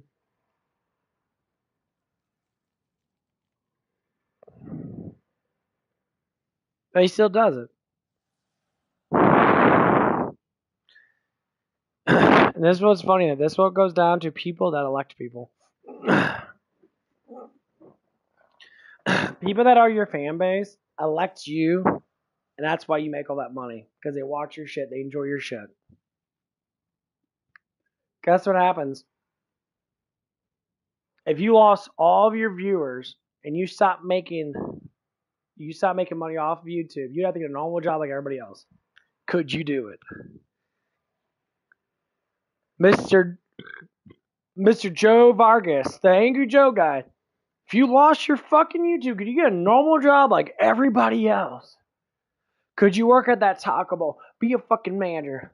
Could you work in that factory, bust your ass day in, day out, sweating your balls off in that? No, motherfucker. You live in the comfort of your fucking damn home with massive amount of fucking luxury. You said you worked for it. Yeah, you did. But you couldn't do a normal job ever again. It wouldn't be the same. Because your luxuries are too high. You have huge amount of sponsorships. You make millions of dollars a year off your channel and off all your sponsors, all that stuff that happens. I put this to the test. For anybody that has all these fucking things, turn off your modifications. Turn off your monetization. And don't be monetized for a whole fucking damn year. Work for free. Since you motherfuckers got all this damn money, all this fucking luxury now, turn off your monetization for a whole year. Be grateful. Be grateful that you have a fan base, motherfuckers. Be grateful that you have all this luxury in that. Because if you're not grateful, then what are you doing then? Another thing is give thanks to God that gave you all this. Praise God for giving you all this money, to give you all this luxury now, to help out your families, to help out your friends' families, or other people close to you, their families now. Be grateful. Work for free for a whole fucking damn year. And then come back and be humbled. And then shut the fuck up about shit. Because you don't know how fucking deep and how fucked up society is because you live on your mount. That's exactly what it is. You live on your video game pussy ass mount. You don't have to leave your fucking house. Your work's at your home. You don't have to go out in the terrible fucking weather and walk through thunderstorms and hurricanes and massive blizzards just to get to work, motherfucker. That's the problem. Because I do. I want more survival. I beat all your asses. Because you guys take your shit for granted. That's what most people do when they get high on their mounts. I don't like fucking high mounts shit. I hate fucking money. I hate the whole status of money. If I had $1 million in my account, I would still act the same damn way. That's what it is. That's what I'm saying. Be grateful for things you got. Be happy for things you got. Don't post angry shit. Don't sit there and attack people in that. Because you're no different than the corporations you keep on fighting with. You're no different than the console war shit. You're no different than the companies that are fucking over consumers and that you're trying to fight for. Guess what it is? You're more like Trump than you ever think that you are, Mr. Joe Vargas. Angry Joe, you're just like Trump. You're fighting against corporations that try to make people save money. That's what you're doing. So you can blast him all you want. You're exactly like Trump. You're trying to make the world more fair. So why do you fight against someone that you are exactly alike? Oh, wow. Did that actually touch emotions? Yeah, maybe it fucking did, because that's how you are. I don't look at the mind of someone, I look at the heart. And Mr. Joe Vargas, you have the heart of a guy that wants to give love. But your brain, your flesh is so fucking weak because of all the stuff that you have. You're not going to think back. How did it all start? Go back to your roots. This is the problem with journeys. When you meet the end of your journey, you normally don't think about the journey itself. Guess what? Think back when you were younger and that, back in 2009, when you first start your videos and that. You're talking about Destiny, you're talking about stuff and that. You were just a dorky fucking mustache wearing kid. You're sitting there talking about video games and that. You post that on the internet, you start getting views and that. You're just having fun. You know what your younger self would tell your older self? What the fuck are you doing, bro? So, dude, just have fun now. You have all this luxury. You can help people. You can make the world a better place, but you're too busy digging into politics with a fucking thumb up your ass. You're nothing like. That's why I talk about anybody that has all this luxury now. If you want to think that you are higher up than God Himself, the Creator, have mercy upon their souls, Lord Jesus, because they are fucking ignorant. When you don't give that humbleness and say, hey, respect your fan base, yes, but respect God that puts you there. I'm happy for all the subscribers I have. I have like 300 something of them. Yeah, that's cool. I'm not expecting to get 1 million. I don't give a fuck. I'll speak my mind. I love God. I love Jesus. I'm happy for what's happening with me. Almost 36 years old. I'm building muscle like a fucking tank. I'm getting bigger and stronger almost every damn day. And I thank God for that. I thank Lord Jesus Christ for that. Every single day, I thank Him. Because that's the point. That's what the roots have we lost. How spoiled we are in America. We are so fucking spoiled that we don't even understand that God gave us all these blessings. All the wars that we went through to make this country the best country in the world. And we're fucking stuck on food stamps, EBT, all this fucking bullshit. And you want to think that God can't provide for you, you got to rely on the government. This is how nations fall. And this ain't the first nation that fell because God told them, like, hey, what's done is done. You took your free will and you went away from me. So I give it to you, Father God, God of the Trinity, Father, Son, Holy Spirit. Everything goes towards you. Screw this government. Screw all these wicked people out there. They're bad people and that. I don't hate them. I just don't like how the way they do things. But screw them. I don't want them in my life. And it's sad. Because you see how good their hearts actually are. But their flesh is so fucking weak. And they don't realize that they should be grateful. Grateful. Because your money at the end of the day doesn't mean shit. You die. None of this means anything. Might as well be happy with God. Running around the meadows, chasing butterflies and chasing squirrels and tripping over shit and falling, hurting yourself. All those things, all those feelings you get. We should be grateful because the next day you heal. Next day you heal. All of a sudden the wound goes away. We're so stuck in a fucking reality that is not true. And we think that we have more power than what we do, but you don't. You guys have no power. Zero.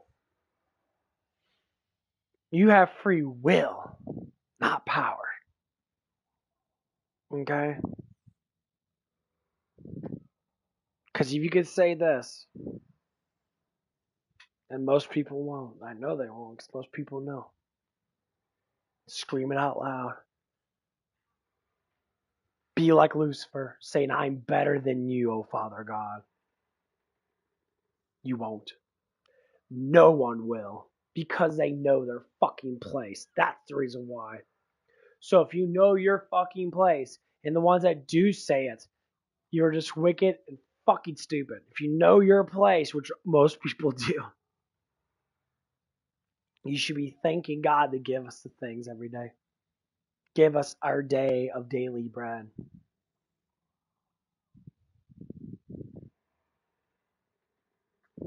The Father prayer is complete. It means everything. Our Father, whose art is heaven, hallowed be thy name. Thy kingdom come, thy will be done, on earth as it is in heaven. Give us our day, our daily bread. Forgive us our trespasses, as we forgive those who trespass against us. Lead us not into temptation, but deliver us from evil. For thou in the kingdom, power, glory, forever and ever. Amen. Why do those words resonate with everybody? Because it's true.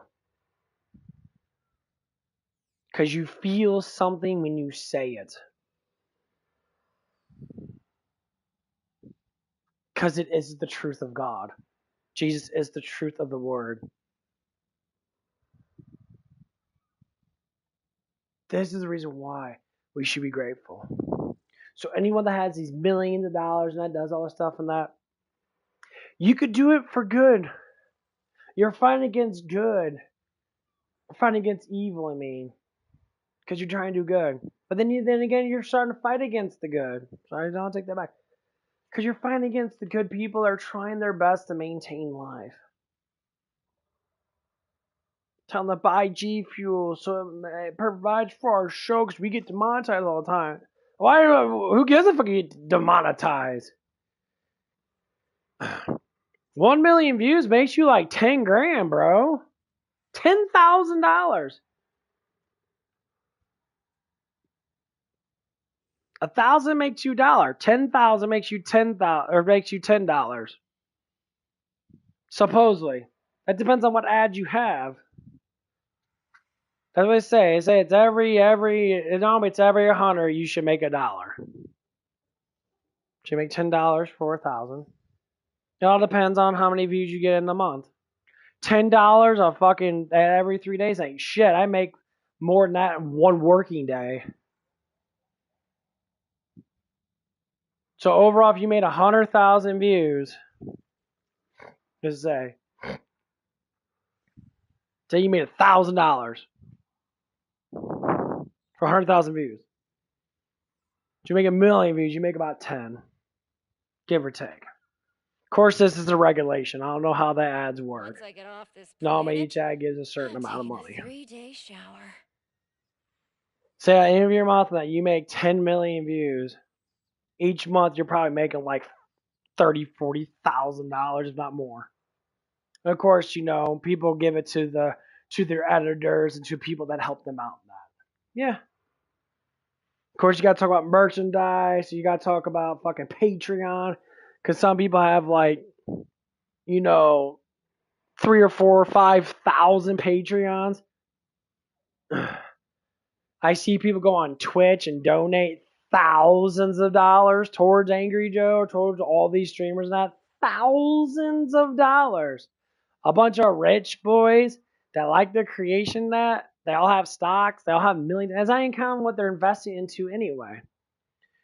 They can all have stocks and all have bonds and that, and they could be making millions of dollars off that. So the continuation of money is infinite. That's what I tell people. If you invest in big business, you're always going to make some type of money. And that's not a lie. That's the actual facts. Because I'm investing in big business through Edward Jones. I'm always making money. Always. Am I making a ridiculous amount of money? No. The thing is, I'm always making something, making, $2,500 every 3 months. So that's about $800 a month. $800 a month will change someone's life completely right now. It's like me getting paid $20-$30 an hour, basically. I make $400 extra every 2 weeks on my paycheck. I make like close to $1,400. That's $2,800 or $3,000. That's a whole bracket change of money. And that's what happens. That's what I do. But I don't see the money. I don't give a fuck about it. It's fun to talk about, but it doesn't matter because it's just fun to talk about. I don't use that shit.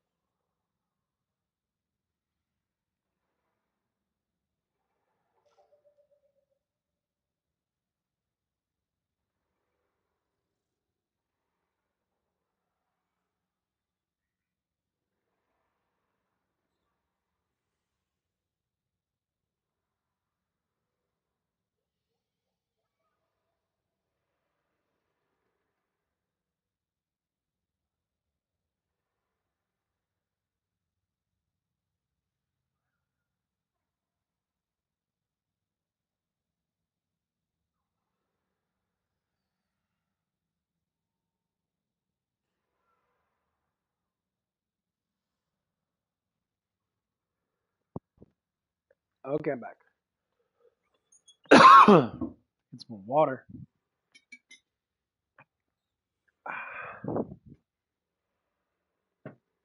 Okay. Let my remote control charge up for a little bit.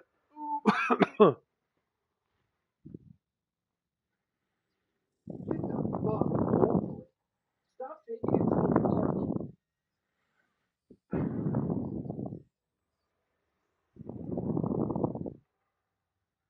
I know you're reading my mind. Always good to say that now and again. Just in case.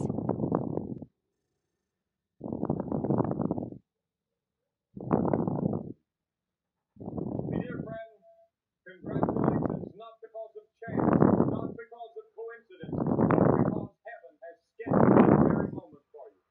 Before time began, God marked this intersection in eternity, and now you have arrived right on divine schedule. You may have stumbled across this message, or perhaps it found you unexpectedly, but hear me clearly. There are no accidents in the kingdom of God. Every whisper that reaches your spirit, every word that captures your heart, has been carefully arranged by the hand of the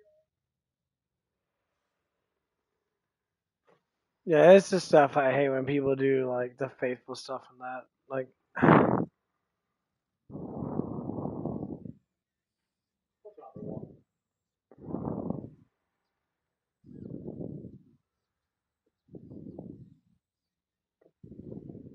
Where do we find some evidence that Zeus is an appearance of Satan? Zeus is an appearance of Satan. Put in Revelation 2, 12 to 13. Satan's role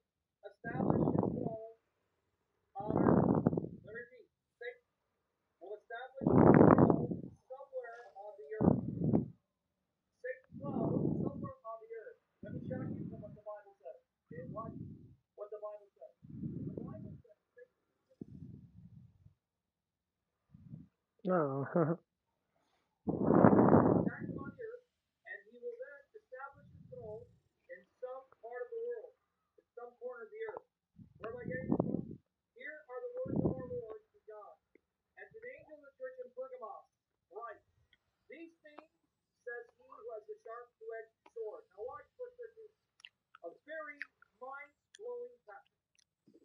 And this is the word of the Lord telling me, I know your works and where you dwell, where Satan's throne is. Did you catch it? The Lord is saying, Satan established his throne in Pergamos, which is in Turkey. He was ruling from this place in Turkey. And you hold fast to my name, and did not deny my faith, even in the days in which Antipas was my faithful martyr. So there, a devout soldier of Christ was killed. Who was killed among you, where Satan dwells. Are you hearing it? You guys got it? At that time, Satan was personally living in Pergamos, where he established his headquarters, his throne. If anything jumps out at me from a tree, I'll burn it all down. Okay, I won't. But I'll want to. Oh, well, I want to. Around 90-95 AD, Satan was personally living in Pergamos because that's where he established his base of operations. Now, what's interesting about this place? Okay, now let's read about Pergamos, what made it famous. Okay? Here's why Pergamos became the base of operations. New American Bible Revised Edition. Notice this note. Guys, watch here. No. Pergamos would be in Turkey. Okay? New American Bible. Go to the note. Why Pergamos? Why Pergamos, guys? Here's the note. All the way down. Why? Here you go. Wait. Pergamos, modern Pergamos, 45 miles northeast of Smyrna, a center for various kinds of pagan worship. It also had an outstanding library. The word parchment is derived from its name. Now watch this note. Satan's throne. The reference is to emperor worship and other pagan practices that flourished in Pergamum, perhaps specifically to the white marble altar erected and dedicated to Zeus by Eumenes II, 197, 160 BC. Do you see why this is called Satan's throne? So let's go back to Satan. Open up Revelation 2, 12 to 13. Right, if you can. Zeus being Satan, a manifestation of Satan. Here it is. The angel of the church in Pergamum, write this. The one with the sharp two-edged sword says this. I know that you live where Satan's throne is, and yet you hold fast to my name, and have not denied your faith in me, not even days of Antipas, my faithful witness, who was martyred among you, where Satan lives. See, always Satan's going to try to mess things up. Covered by the blood of Christ. Why is Satan living in Pergamum? Let's read the note. Go down, watch the note. Satan's throne. Where is it? The reference is to emperor worship. Excuse me. And other pagan practices that flourished in Pergamum. Perhaps specifically to the white marble altar erected. I love this guy. He speaks the truth so much. The second, 197, 160 BC. Now you see why Satan is living personally in Pergamum at that time, and that's where his base of operations were. That's where his throne is. That's where the demons go to consult with him. Why? Because here, the emperor started commanding people to worship them as God in flesh, and there was an altar to Zeus to offer sacrifices in worship of Zeus. What does that tell you? What does that tell you? Satan will change his base of operation. But how do you know that Satan is reigning from a place? Here's the two signs. One form of Satanism is worshiping yourself as God. Trees with leaves are the worst. See But once the leaves fall away, they're like spooky, tall ground skeletons. Idolatry. Yes, please. This is why I have to always keep laying down the necessary background details and foundation, so I can build on it. You understand what I'm doing? Satanism is not the worship of Satan. Uh-huh. You can worship Satan, that's Satanism. But when I say it's not the worship of Satan, the heart of Satanism is worshiping yourself. Where's the proof? Genesis 3. Did the serpent ask Adam and Eve to worship him? No.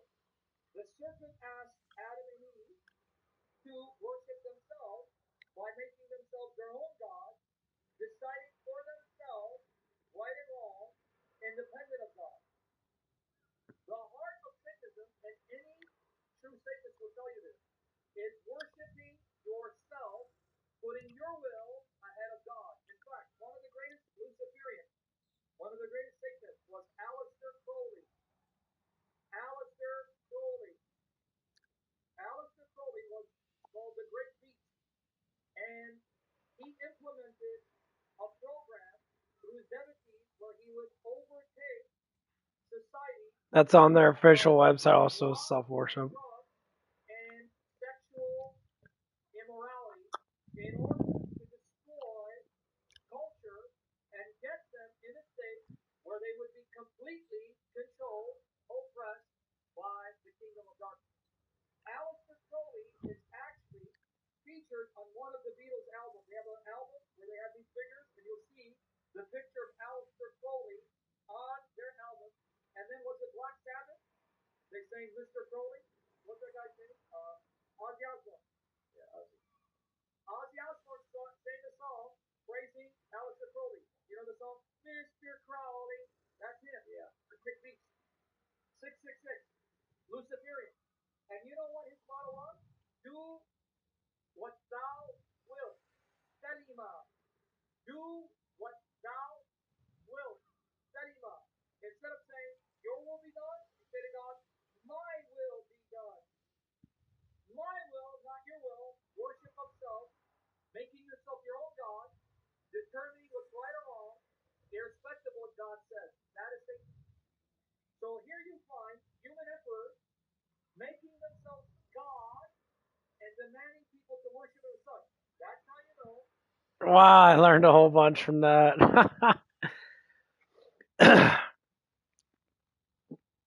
So all other religions, you just said specifically, Satanism is not about worshiping the devil. It's about going against God's will and worshiping your own self. To think that you are God itself. So now that I got this in my mind, let me explain in detail the people that you're going to see out there that are exactly like what the Bible actually said. This is what people should do. Take the Bible and use it in your life, because then you'll start to see how dark and how fucking evil people can be. They can be just everyday normal people. But when you walk with God, you see demons for what they are. Because no demon can resist God's will. When God says, it shall be done, no demon. And they know that. Like I said, if demons are that afraid of God, and they know deeply what God does and what God did, even Lucifer himself bows to God. That specifically tells us that people that don't want to worship the one that gave us life in the first place, the Creator, this is why we fall. Lucifer doesn't care. He knows where he's going. That's the point. But we have a choice. So let's use these verses. Self-worshipping is Satanism. For the one that does not worship the Lord up above, praise to you, Lord Jesus Christ. Everything's to you. Everything's to you. The water is yours. The air is yours. The creation itself, from every star in the sky to every universe, everything is yours to do with whatever your will is.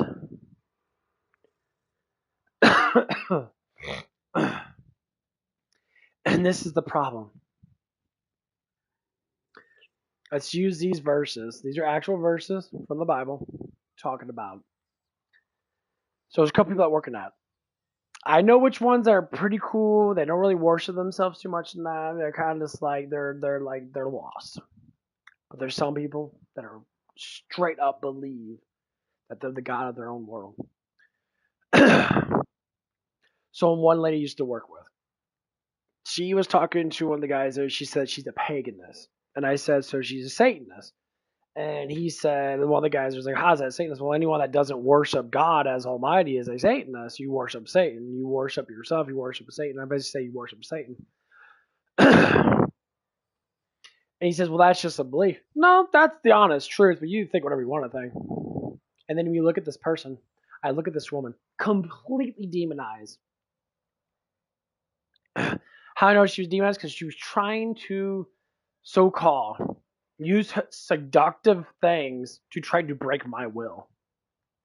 And many, many, many times, I knew it was there. Oh, you know, I'm attracted to her now. She's got a cute face now. She can be cute now. No, I really do, enjoy her face now. I know her body, it's average now, blah, blah, blah. I compliment her as a good gesture. But when she was starting to be more seductive towards me, getting jealous over me talking to other women and that, she was instantly trying to assume that I was with her. So I was saying you probably fantasize. Okay, if you look at her, man, you look at me, obviously you'll be able to tell why. Our man's an overweight dude and that he's kind of down on his luck and that he's going through all this traumatic shit and that. Not to say he was too bad of a person that, but he was trying to think his will be done from God's will. That's what it is. God gives you what your heart desires. It just takes time. Sometimes you get it really fast, sometimes you don't. That's the thing. It's like lifting weights. It takes time to build muscles. It takes time to get stronger. When you lift weights enough, you understand how the muscles work and that. You understand that's God telling you how to do it. To understand my creation is to understand me. So when you lift weights and that, you follow nutritious diet, it's understanding his creation. But then again, you gotta look at what does Satan do? Satan wants you to go through it faster. Take steroids. That's how I look at it. Take steroids, get there faster.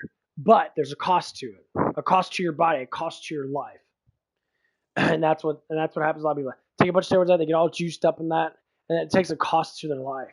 But the average person that has genetic potential to get bigger and stronger is gonna get bigger and stronger.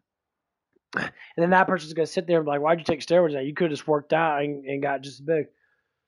Well, I just believed it. Exactly. You believed in what your will would have been done, not what God's would have been done. I always wanted this. I've been praying for this. I always wanted this my whole entire life. And now I'm getting it. No matter how old I am, I don't care about my age. When science says your age is this and this and that, I say, no, I believe in God and God's miracles alone. I don't give a fuck what your science says because you are not God. So don't think that you know because you don't. Miracles happen every day and that. That's why I don't go to the doctor. That's why I don't, go to the dentist and shit.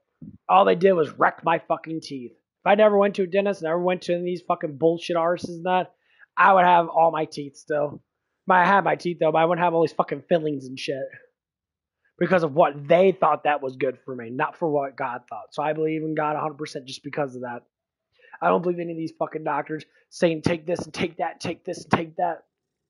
I have a massive skin disorder and that. I have eczema and that. It's all over my body yet. Is it getting better now? It's slightly getting better now. It's not drinking all that fucking shitty ass tap water. I'm drinking more purified water than that. And I'm starting to see a little bit of difference in that. But guess what? I believe in God's going to get rid of it for me. I don't need to sit here and go to the dentist and go to all these hospitals and that, go all this stuff. No, pop all these pills and it'll get rid of it. Yeah, it's the easy way out. I want life to be difficult so I understand what it is to be alive. If everything was easy, then why would you want to live for?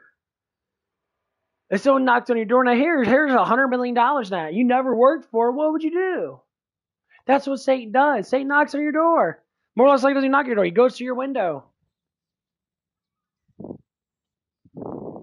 I'm just say like a salesman going here, how's this money net? Sign this contract though. Money?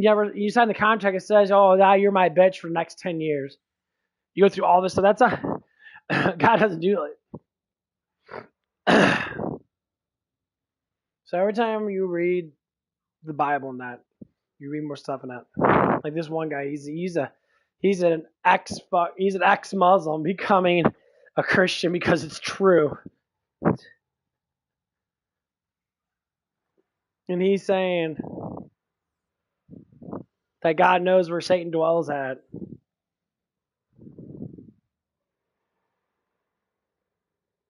You want to think, what's the fight in between? Being faithful or not being faithful? That's what it is. I stay with Jesus Christ 100%, and I don't care what anybody says. You talk about it, it's like, okay, you can live your life. My life's great. That's the first thing I say. My life's great.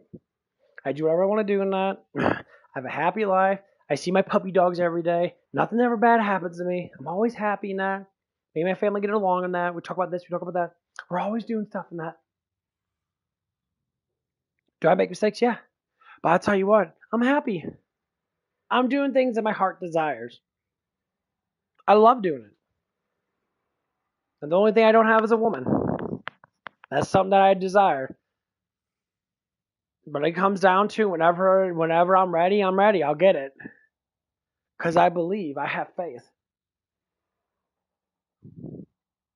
And that's what it is. So I have patience. I know it's going to come. When? I don't know when, but I don't care when. I don't care about the future.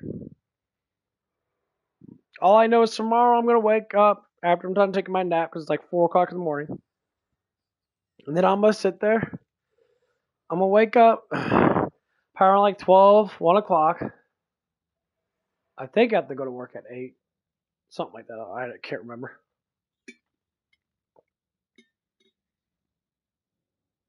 I'm going to go to the fucking damn gym. I'm going to crank out some weights. And I'm going to enjoy the walk. I'm going to walk. I'm going to pray. But try and do the Father's Prayer every day. I try to, at least once a day. I try to thank God every morning now. As I thank you for this day. Bless it, please. Constant communication with the Creator is the most beautiful thing in the world. Because your life does change. Because the Father upstairs actually does care about you. But what you think that care and love is the opposite of what it actually is. People think care and love, he's like, be whoever you want to be. No. God gives you what you need, not what you want. But it also gives you the choices. If I want to be happy, and I want to get stronger in that, that's a desire. God's going to meet that desire because he wants me to be happy. But everyone has different plans, though. That's what God Almighty is. Everything's different for everybody else. You're not all the same. You're not going to have the same mindset I will. So don't believe in the things that I say. Follow your own heart. Follow your own heart. That's God's plan. My plan's not going to be the same as anybody else's. It might have been done before in the past to a certain extent, but it's never exactly the same because it's not supposed to be the fucking same. It never is the same. This is what people always want to compare each other. Don't compare yourself to me. You are not me, and I am not you. We might have similar personalities, like the same things that this world gives us, but your plan is different than my plan. So if someone comes up to me and asks us about lifting weights and I get to see that I'm getting bigger muscles, I said, well, let's get a good program going. Find a weight that's good for your muscles. Focus on your form in that and focus on getting those muscles used until you feel pain in your muscle. And then once you start feeling that pain in your muscle and that, take a break. Do another set. Keep doing it until you completely get exhausted. And then you start growing. Drink a big-ass protein shake. But the exercises are never going to be the same because you're not like me. You can do similar exercises but still feel different. I see people do back presses and that. I do lighter weight, and I try to get my back to fucking use it. Try to tighten up my back in that. Because tightening the muscle with the weight is how you use your muscles altogether. So you put more pressure on your muscles split more. You ever like tighten up your bicep so hard and your bicep feels like it pains in there? It starts to tear a little bit? Yeah. Your nervous system putting energy into that muscle so hard that it actually starts to split it. That's how it is when you exercise. That's basic biology from God. So every time we hear these things, like going back to that one lady, Nat, she had demons. She's a very satanic woman. Very satanic. Hugely judgmental, jealousy all the time, complete anger out of nowhere. But you know what? Even with the demons that she had her inside of her, every time I would pray in my place, they would go away. They would always come back because she didn't have much faith in God herself for the most part.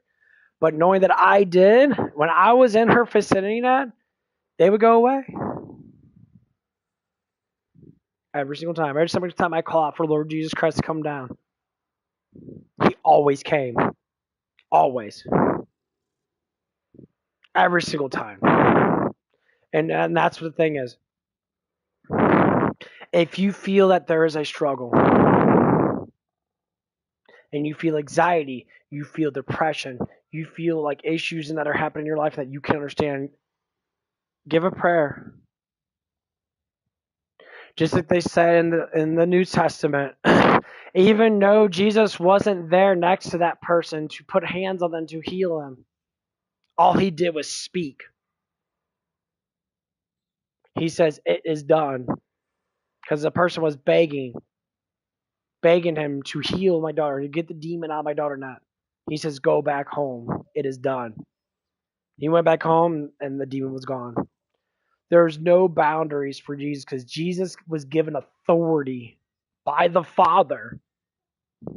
And when Jesus gives people, humans, his faithful servants, the authority to do things,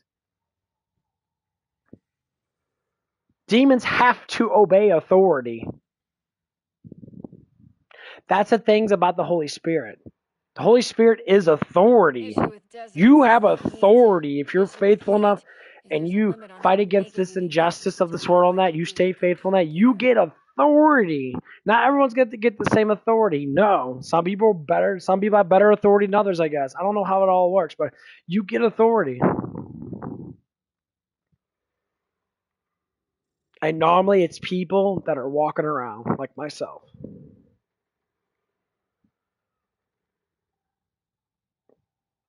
Because every time I pray, I feel the power. I feel it in my room. When I did the Father's Prayer, I felt something came over me. People said, "Oh, that's just your superstitions." I said, try it for yourself. If it doesn't work, do it again. Doesn't work, do it again. You'd be surprised how many demons you have around you don't even know. Because when you say the Lord's Prayer, when you say, His will be done, I submit to you, the demons can't do nothing. They can whisper to you, but they can't overpower it. Because when you submit yourself to God, your life gets brighter. Your life gets better. You'd be surprised you might meet that woman. It might not be the woman you're thinking of. You might meet someone better. Because that's what God always says. Whatever you think that you're going to do, God has it better for you. So I can meet the most perfect woman in the world. Someone that's going to love me and cherish me for who I am. I'm going to grow with her. We're going to have kids. We're going to have a lovely life. She's going to be the most beautiful, sexiest woman that I've ever fucking met. That's what God does. God gives you the best. Whatever you think that's best, He has better. Because He already has better. But when you ignore the signs, since you have free will, you ignore all the signs that he gives you, the feelings you get. That's how you fall. I see all these people stressing out and say, why you worry so much? Because I don't know. I was like, that's the point. You're not supposed to know. I always tell young people this. These young people, all their 20s, all smoking weed, all smoking vapes, and then, oh, life's so stressful. I said, life's only stressful because you want to know stuff that's none of your fucking business to know. Why do you care about what people think?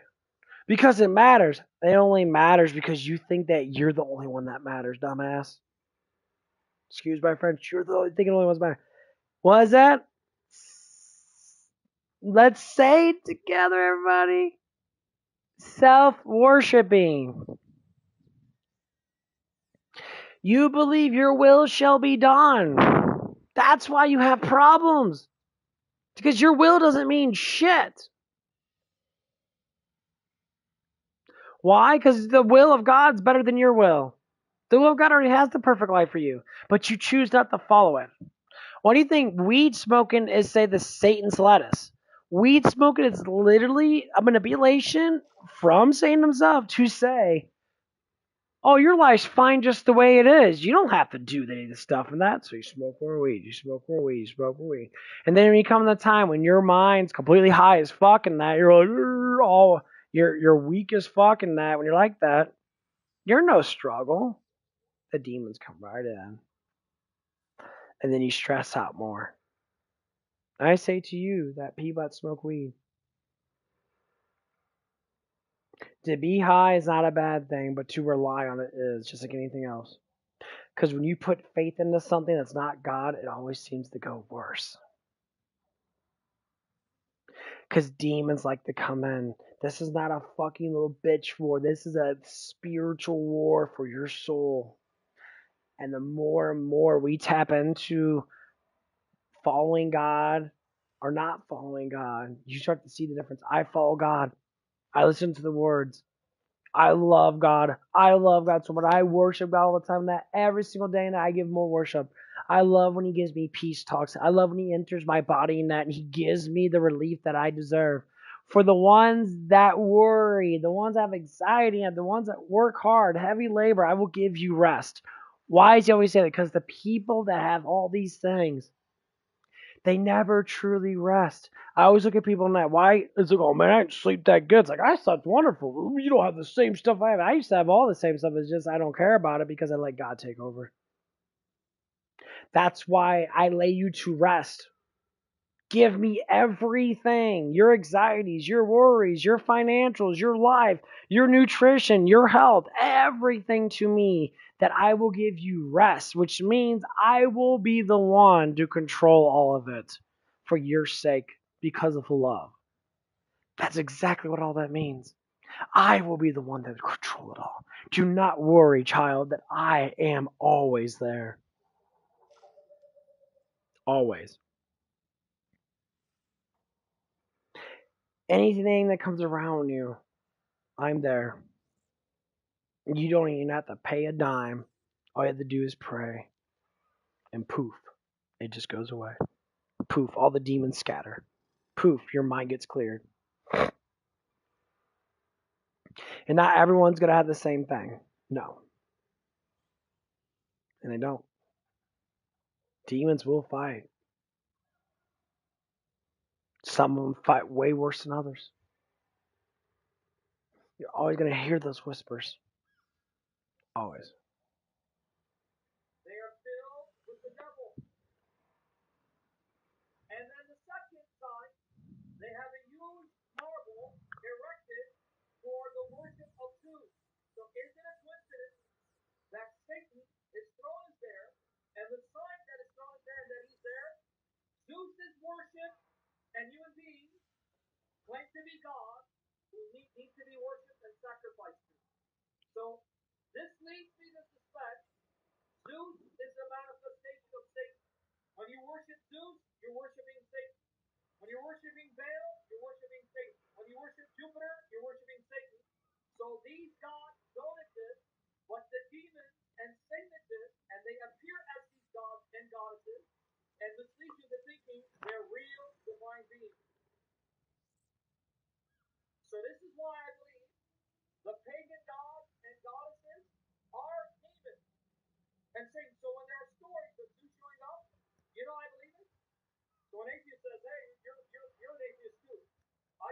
than one god less than you, because you don't believe in these gods and goddesses. I correct them, say, no, no, no.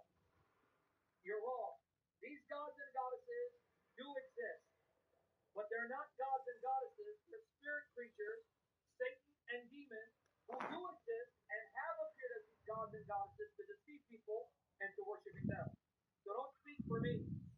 My worldview can account for Zeus showing up and impregnating someone, or Hermes showing up, or Diana showing up, or Hera showing up, or Baal showing up, or Shiva. There are even testimonies of people who claim to have seen Kali, the Hindu goddess of death, because they're not seeing Kali, they're seeing Satan or demons. There you go. You see, the Bible has the answer for all of this stuff. So when you are being too skeptical, now you don't want to be naive, stupid, and just believe anything, but at the same time, you don't want to be skeptical. With my Elector dead, who's the new ugliest sumbitch on Kairos? Any miraculous encounter of any other being. No, the Bible tells you. You should expect it. Satan will appear as Zeus or Jupiter. Demons will appear, and they will do miraculous feats. Our Lord told us that. Yep. That's why, oh yeah. Okay, yeah, that was Satan. What do you mean? Yeah, you saw someone that you thought was Zeus, but that's the devil deceiving you. Is that clear? Your Bible has the answer for these encounters. Amen. Your Bible has the answer for these encounters. Jesus wasn't lying. Is that clear? You understand, right? And what did you learn from our Lord's words in Revelation? What did you learn from our Lord's words in Revelation? Satan is alive and active on the earth. He actually personally dwells somewhere on the earth. Woe to those people who happen to live where Satan is actually there. Can you imagine him appearing to you, unbeknownst to you? So in Pergamon, Satan was there. He was living there. He was active there. He was in the ears of the politicians and the emperors. And he was moving people to worship Zeus. So why would I be surprised that some of them saw Zeus? Because they're actually seeing Satan appearing to them as Zeus. Right? Because you've got to be a little more realistic. What would motivate some of the most brilliant, sophisticated minds, the Greeks, to sacrifice to gods and goddesses if these gods and goddesses did not actually appear and make themselves known and manifest? Was it completely just make-believe? But notice their zeal. Notice their belief in these beings. That leads me to suspect they did have encounters with these beings, which is why they had no doubt we better earn the favor of these gods and goddesses lest they fight against them. That's why I read the Greek myth, because I want to see some of these encounters. And I don't doubt these encounters. When they say Zeus came, oh, that's Satan. And if you understand Genesis 6, verses 1 and 4, that those were angelic beings who can take on human bodies and perform human functions like eating and have sex, then why would it surprise you that in these myths, some of the gods got women pregnant with hybrids? Isn't that simply Genesis 6 being replayed over and over again? It's not being embellished? Ooh, man. That's why we don't worship anything else but God. He just spoke the flat out truth. Woo, praise the Lord, guys. Praise the Lord. We should be praising the Lord every day, every night. Ask for anything, you shall receive. Beautiful. Thank you, Jesus. Woo! The Word of God is beautiful and always will be. Told the actual truth about everything that happened. Woo! Praise the Lord.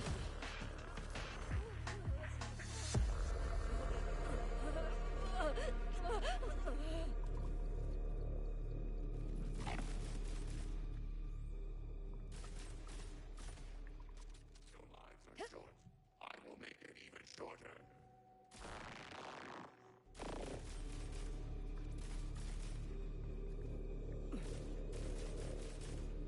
Want to be suppressed? Your order will never be destroyed. Oh, good.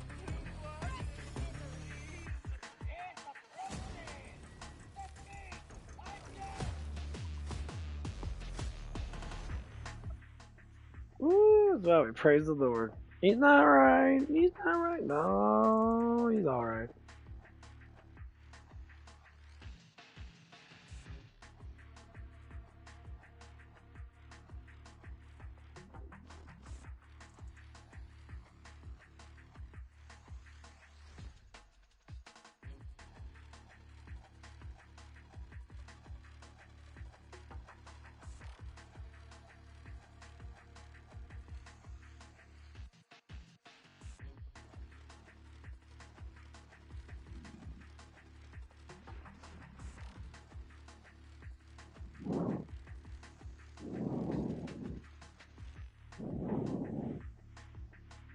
God said let there be light. He didn't say let us be light. See, God said let there be light. Right? God said, notice every time he's creating, he doesn't say let us. Let there be full and there was. He has, when he does, he changes his vocabulary. This is something that the rabbis in the Talmud, you'll see the rabbis were troubled when they say, yeah, he's talking to angels. Angels had no role to play in creating anything. They were passive observers. But to get away from the fact that God is speaking to others who are personally involved in how to create it, they say, no, he's just conducting government council without necessarily getting them involved. Well, hold on. Listen, God said, let us make man. Now, the Hebrews had him. Little lady, get out of here. Like this. Now, pay attention to how we hold on to it. And let them rule. Who's that? It's only Adam. But Adam is a man still. Why? Because if you read it, Adam is not one person. Let's prove it. Let them rule over the human and over the earth and over the wild animals and all the earth and everything that creeps and moves on the earth. Sometimes they come out. If I must. God is created them. He created them male and female. The one Adam, the him, is male and female. It's the them. Now I'm going to show you why. Sure. I'm invalidating your processors. In the creation of Adam, a plural, one Adam, but more than one person in the same place. Want some?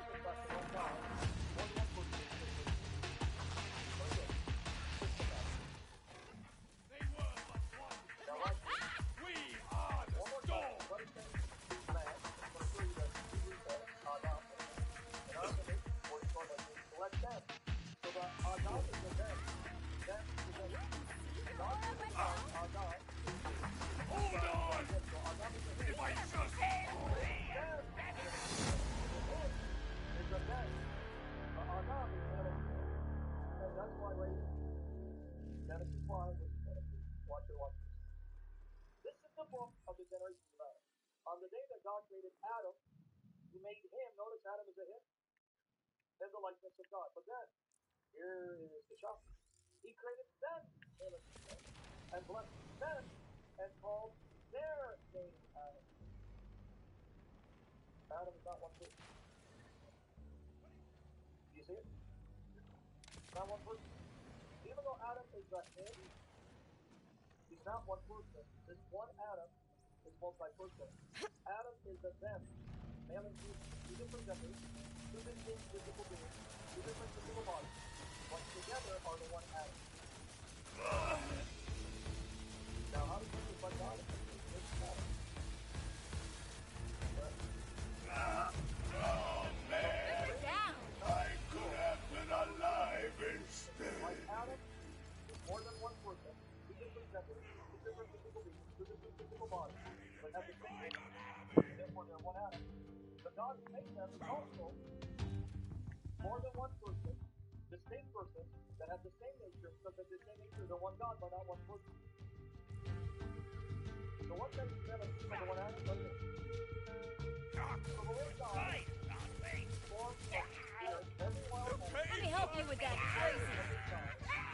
And brought them to man. Smell a nail, Spider! Give me a quick sniff! Now watch. For whatever the man is, so what is there.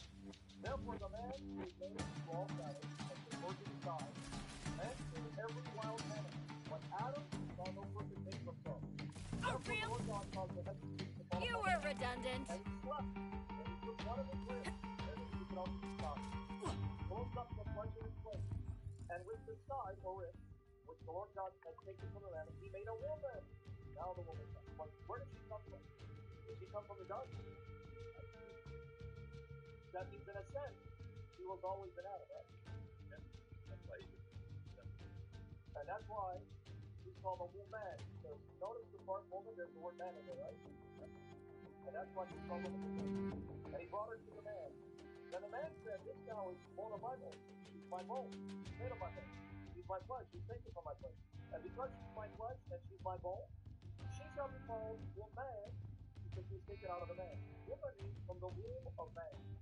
That's why a woman who has man in it to show that she originates from man. Now in the Hebrew, it says she'll be called Isha because she came from Is. In Hebrew, the word Is means male or husband. The ball's on you, huh? Or wife. My guns are the guns up, man! I am a selfish warmonger! Just a sacrifice to the sin! That's man-made muck I can get behind! Now what's beautiful about the word Asad,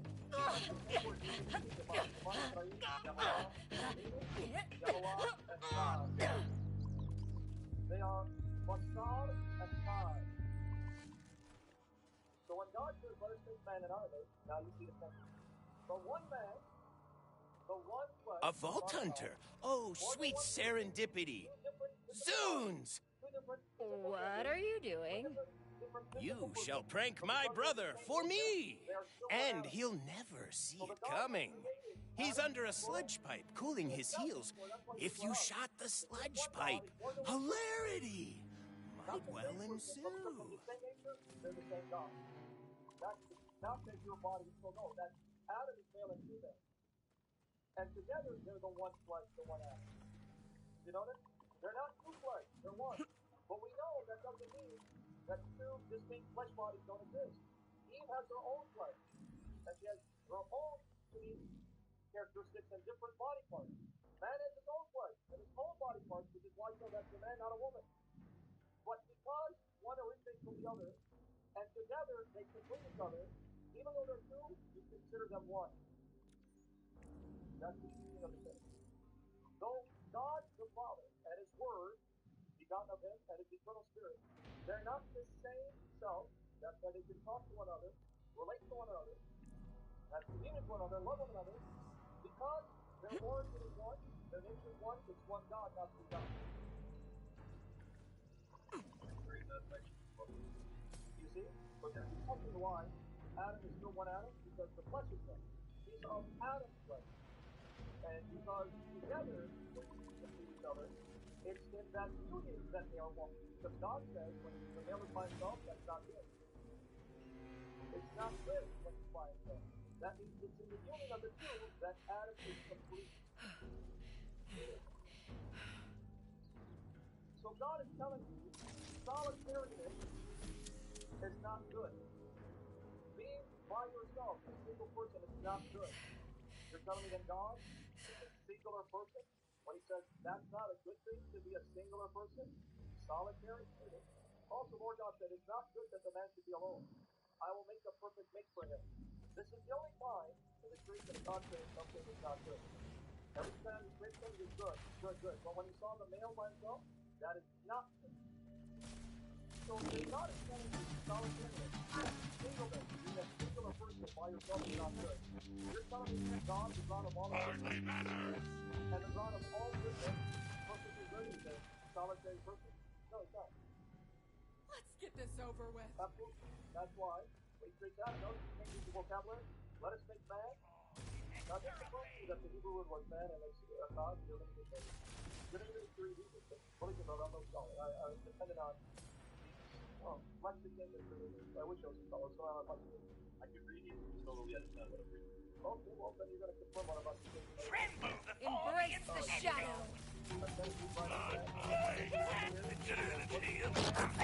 And call them. Them, right? Them is plural. Not singular. Them. That's what's beautiful about this. Like contact. This is a masculine.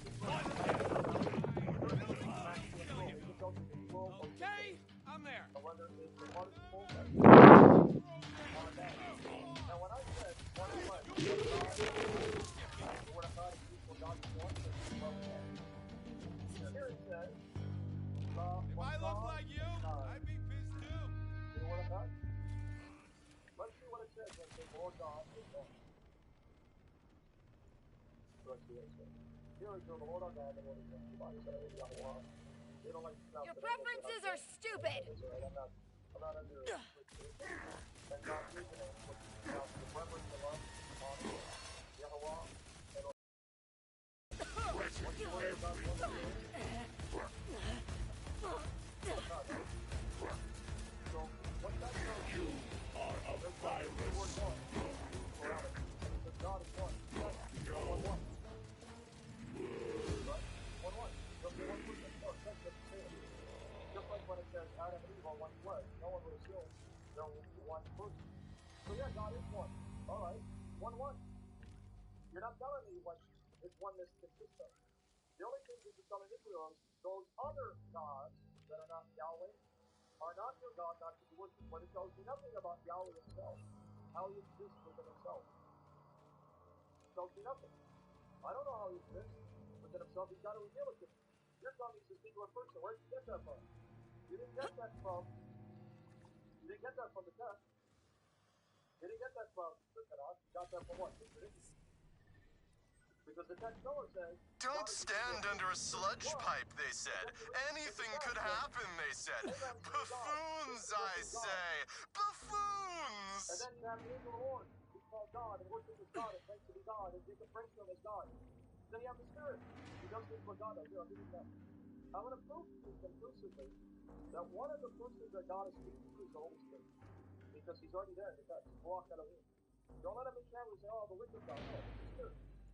So I'm going to show you from the Hebrew Bible, not just the Christian New Testament, from the Hebrew Bible, right here. Who's there when God is created? The Spirit is already there. And the earth was without form and void, and darkness was upon the deep. And the Spirit of God moved upon the water. So right there in Genesis, not in Christian book, God and His Spirit are already there, actively working together when creation begins. That means the Spirit is not part of creation. He's already there with God, actively working with God and bringing life to the earth that's devoid of life. I'm officially inspired. So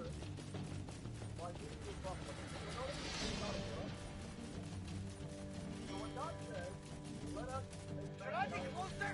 In the context, Yes, let me get closer. Behold, anarchy incarnate. No earthly reward for the no. Because children is also within us, not only the book, but not the other. The Spirit of God has surprise, surprise.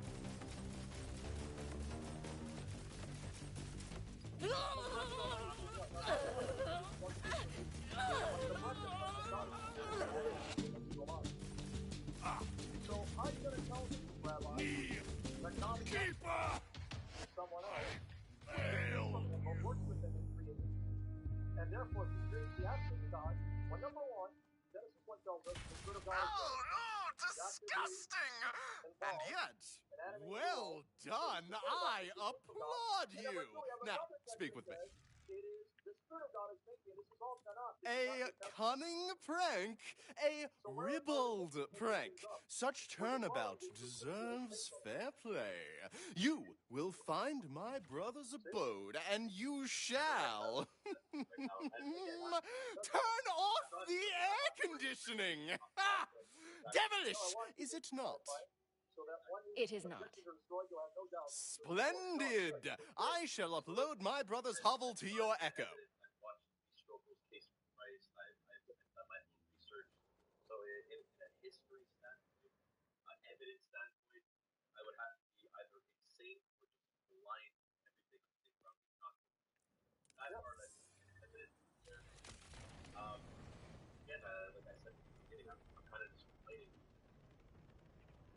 All I can tell you is something the rabbis do not like to share.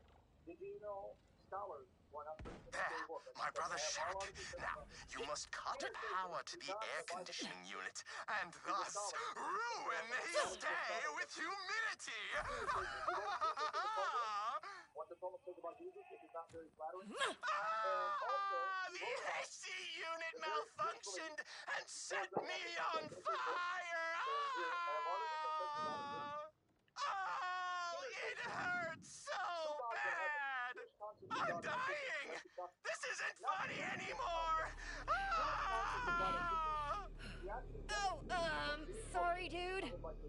So, how did the prank go? You must meet me in person and convey the details. Yeah, you should probably hear about this in person. Apologies in advance. I suspect that's your way of saying the prank went very well. I think the towels are freaking him.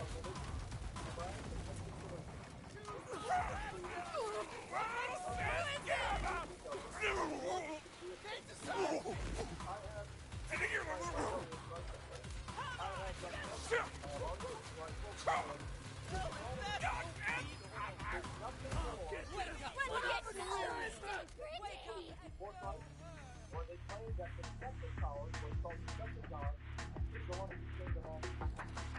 Particle violence approaching! Flaming hot rock! The rabbis are going to tell you. Not fast enough!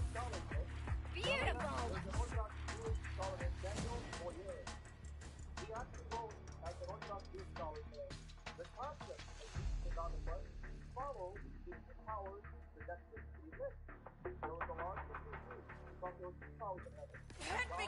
Oh! I advance! Well, better than having them quit!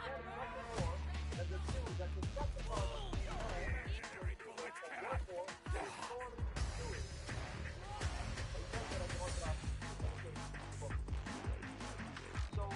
That's it! Scurry away from this!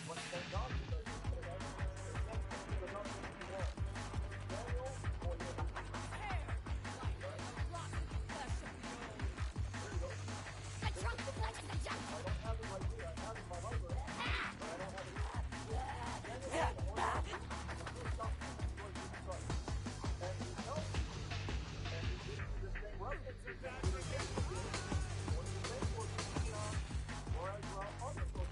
Let's get weird. Do something else! Friggin' hey!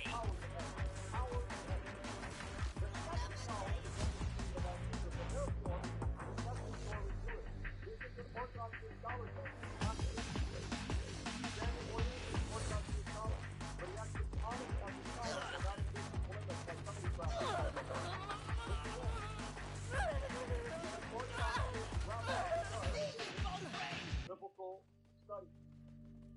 So you're going to see why it's working. No, it's not. You don't need to justify it. You don't need to realize it's just a law. This is what it is. Knife! So these are the things the rabbis are going to tell you. But we're going to tell you. And he's telling you, there's another scholar who was interviewed by my son, wrote The Bodies of God. The Bodies of God. That's what he's coming. He too is an Orthodox Jew. And he wrote a massive book showing the Trinity is more biblical because you find elements of the Trinity in Jewish sources. This is the word. The bodies of God in the world of Israel, he says, and the Trinity is a purely Jewish concept. Who's paying these people to confirm Christianity? And here, this is my wife, one of my moms. He interviewed them. Mark on, I'll show you the link right here. He interviewed him saying, so what are you saying about Trinity? This is totally true. It comes out of Judaism. I'm going to get you the link. Somebody shoot him so I can get out of cover! I'm unstoppable.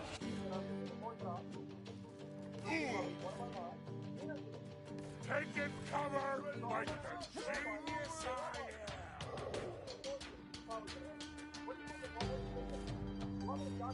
Coming through with the blender!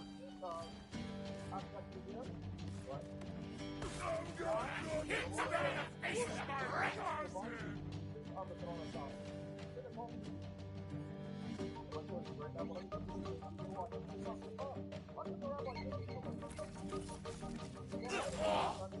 Behold!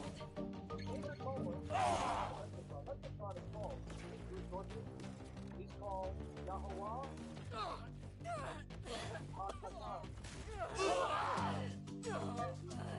Yep, and then Yahweh. The first one called Yahuwah HaGadol.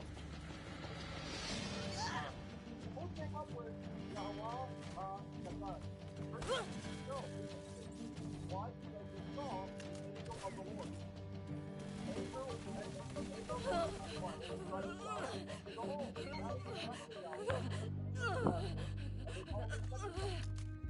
Let me show you. You know the psalmist says that God praised himself. Our purpose is irrefutable. That's your science. That's all God is like all. Your lives are short. We believe God is like person. The Father says that we'll speak to one another. Commune with one another, have fellowship. So What is happening with your face area?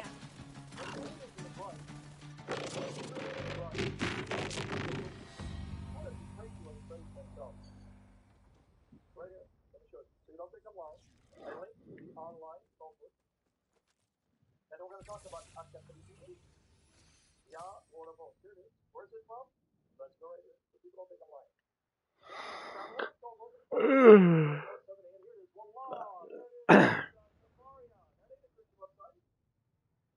Wow. And let me read it from here so you can see it. You can read the Hebrew yourself. See it. They argue God praised himself because in Isaiah 56:7 it says the house of my prayer. Literally, it says the name. See, this might actually be better than what I have. Yeah. Rabbi Yohanan said in the name of Rabbi Yosef, from where did you drive? The only one blessed you praise. See, hey, where did you get that God praise? I got it from Isaiah. What do you mean? As he said, I'll bring them to my holy mountain and make them joyful in the house of my prayer. So literally it says house of my prayer, not my house of prayer. So then Rabbi said, my prayer? That means God has a prayer that he prays. The verse does not say the house of their prayer, but rather the house of my prayer. From here we see that the Holy One blessed him. I'm sorry. No, I don't know why you're apologizing again. I'm not here to question what you're saying. I'm here for knowledge. Genuinely speaking, my heart is beating towards Christ. I'm not trying to defend the rabbis. I'm not defending anything they're saying. I'm just very eye-opening. Yeah, no, I know. I'm apologizing to other people. Please, I'm sorry. Because it's funny, because I can understand how a triune God is more than one divine person, can pray to one another, because that's what it is if they're not the same person. But when you're telling me God is a singular person, I can't figure out why does he need to pray. But here, and then you want to see what's even worse? I'm going to show you some lessons. According to the Talmud, God asked the rabbi to pray his blessing. Right here. So don't think I'm lying. There's two versions of this online. That's four versions. The Gemara asks, what does God pray? All right, you got me curious. What is this prayer? Here, watch. Quote. Rav Bar-Tovia said that Rav said, God says that here, this is the prayer. May it be my will. God is telling himself, may it be my will that my mercy will overcome my anger toward Israel for their transgression. And may my mercy prevail over my other actions through which Israel punished. And may I conduct myself, so God is telling himself, you better conduct yourself toward my children with the absolute mercy, and may I enter before them beyond the letter of the law. Okay, now, you thought that was funny. Now watch this one.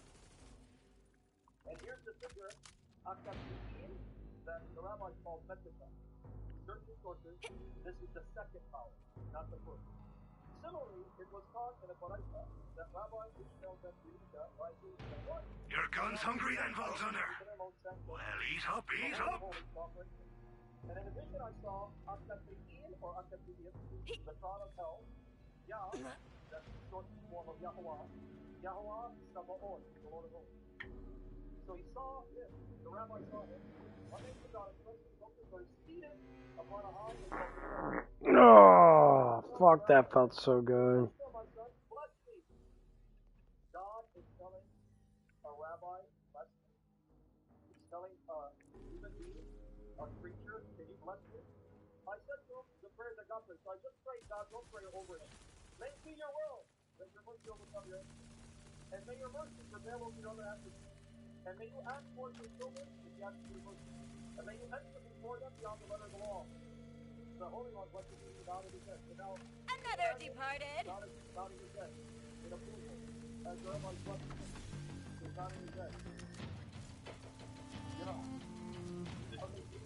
As the wailing wall, and so God is doing what he never stood a chance.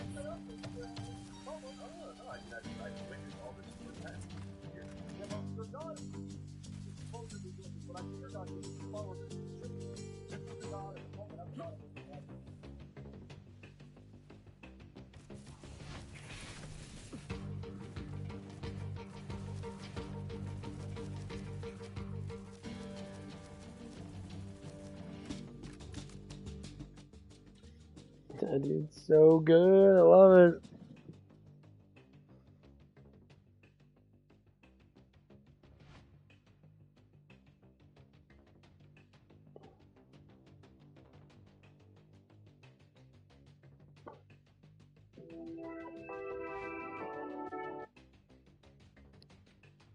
Scroll if you want, but don't cry to me in hell after ignoring me today. I warned you, I reached for you, I waited for you. This is not a joke. I'm speaking now because I still love you, but soon that door will shut. You say you believe in me, then why are you silent? Why do you scroll past every word about me but laugh at evil? If you truly love me, share this video right now. For my word says, faith without works is dead. I am calling you while there's still time. Turn away from your sin and come back to me. Today, if you hear his voice, do not harden your hearts. Hebrews 3:15. This is the moment that could change your eternity.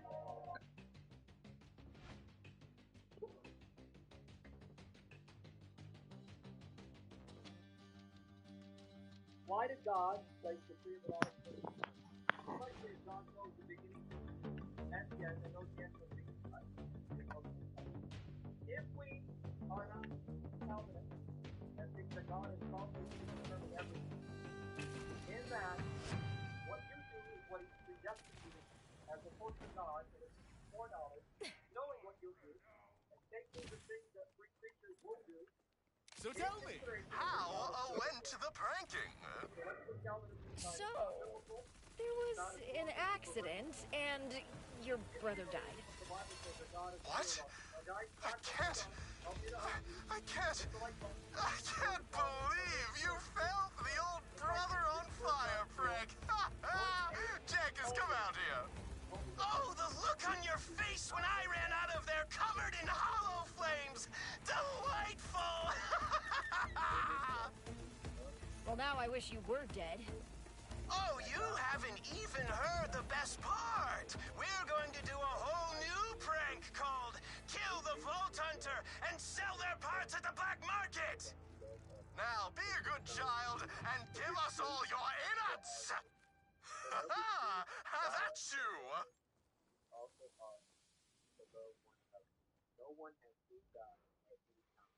If we love one another, God abides, and His love has been perfected in us. By this we know that we abide in Him, because He has given us of His Spirit. And we have seen and testify that the Father sent the Son as Savior of the world. Whoever confesses that Jesus is the Son of God, God abides in Him, God. And we have known and believed the love that God has. God is love. Who abides in love abides in God. Okay, now you caught what love means. Brother, if you're listening, you just read 1 John. I shall commemorate your slaying in her power. God's very nature is love. He is love. He is love. Pranked. He's the definition of it. But notice love is defined as loving another, as an action.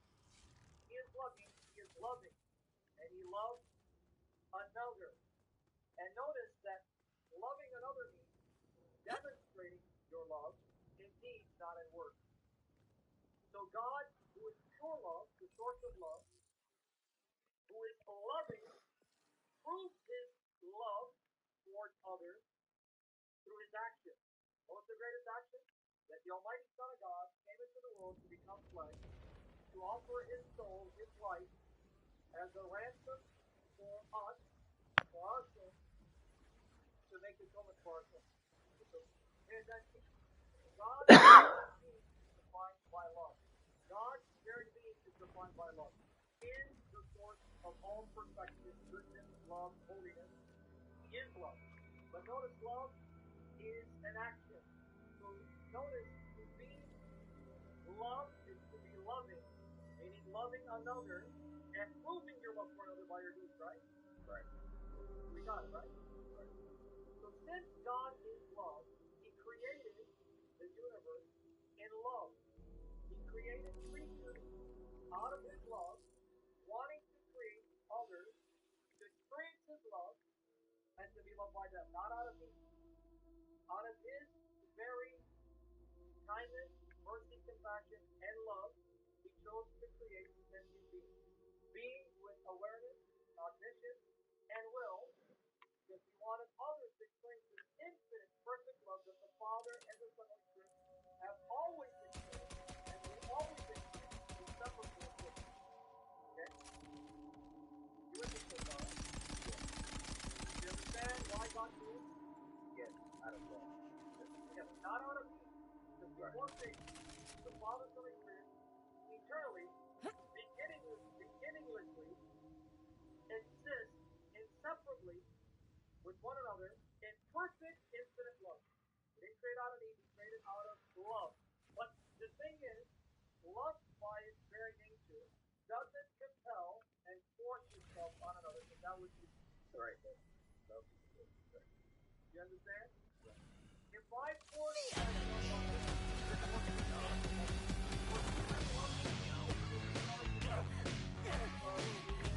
Wait till my bros hear about this!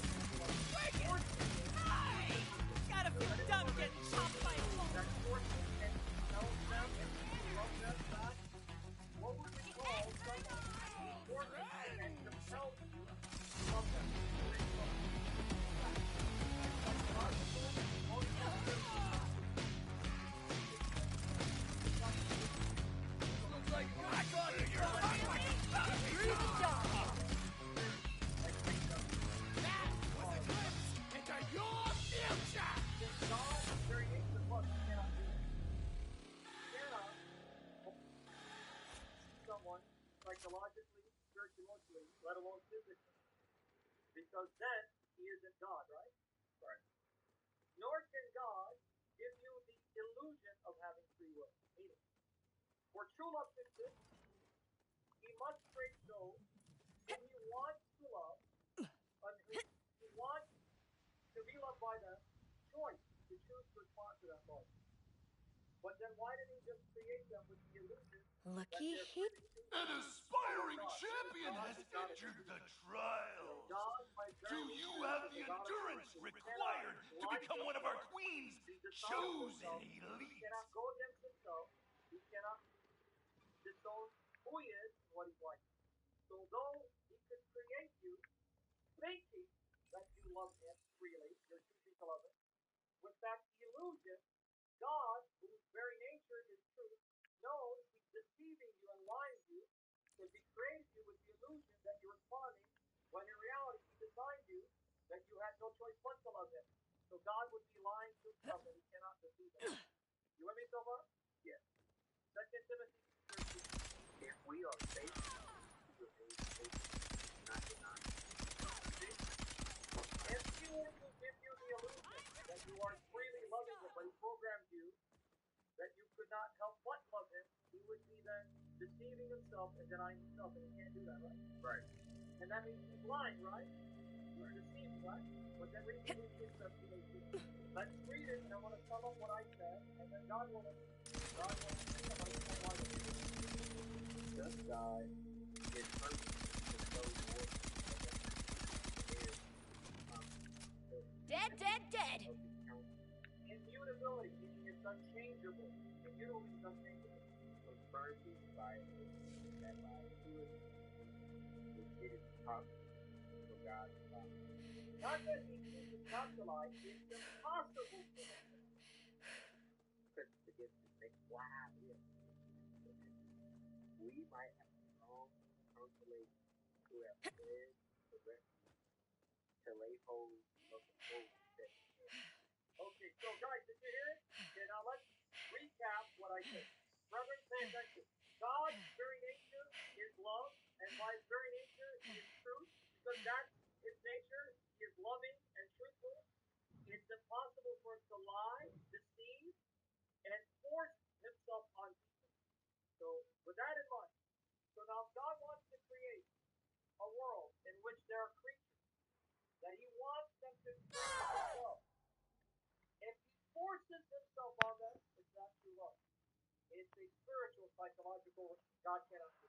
Nor can He create them with the illusion that they are freely choosing to love God, because that means God is deceiving them. Because He programmed them to think, I'm freely choosing to love God, even though they were programmed in such ways they could not help but love God. Beware the beast shall become your control!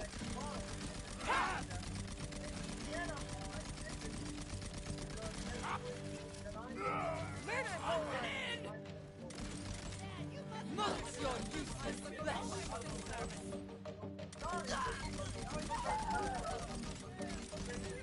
Okay, thanks, bye! So why is genealogy good? In order to get them to choice. For you and option to know what is right or wrong. My character, my love, and not punishing them to tell you what is right or wrong. You have to go and experience it on your own.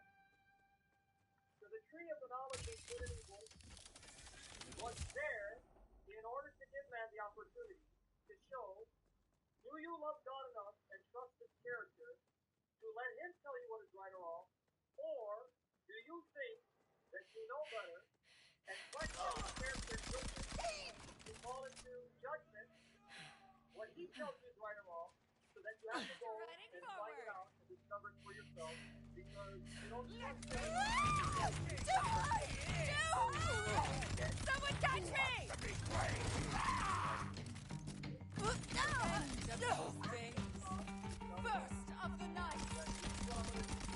Rabbit is gone, but her sting wears Same as on. always. I never liked her personally, but she was a dick to me at a luncheon In once. other words, it was a test for Adam and Eve.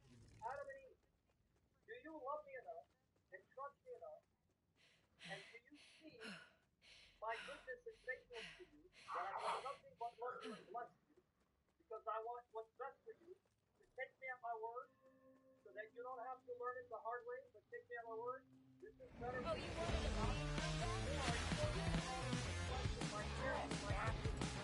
Corporation means the world to us! And go ahead. Hey, come here real quick! Got something I want to tell you! So that you can discover right or wrong on your own, apart from me, because you're questioning my character and my goodness, and you think you know better. Always feels good.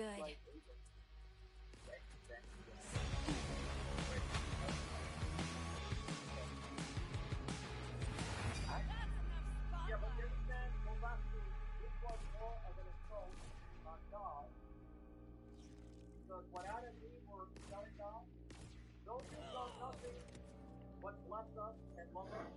You create us in a perfect world, in perfect environment, with perfect body, and you love Adam so much that you could not stand to see Adam alone, so you created him a helper to be his partner in life, to keep him company, where they could then do life together. All that God did to prove His goodness and character and love, they questioned it on the testimony of a serpent.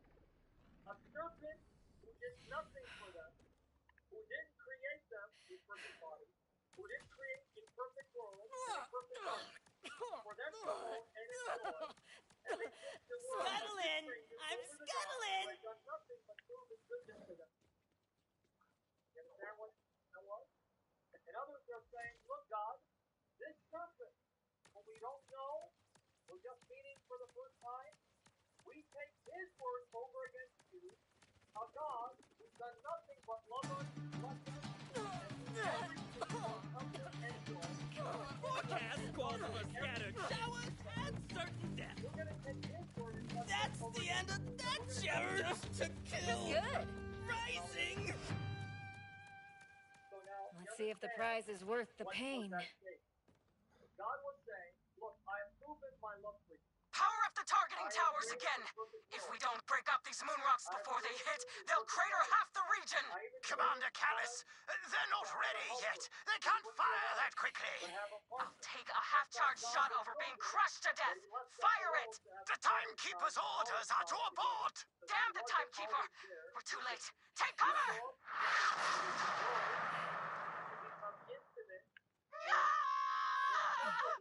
Dead. All dead. But I saw something up there. I saw a woman. She looked like me. That's the Ripper Queen's voice. But she sounds so different. Can't hurt to find out more. Your endurance is worthy, but our queen demands more. Prove your athletic skill to me, and perhaps I will acknowledge your presence.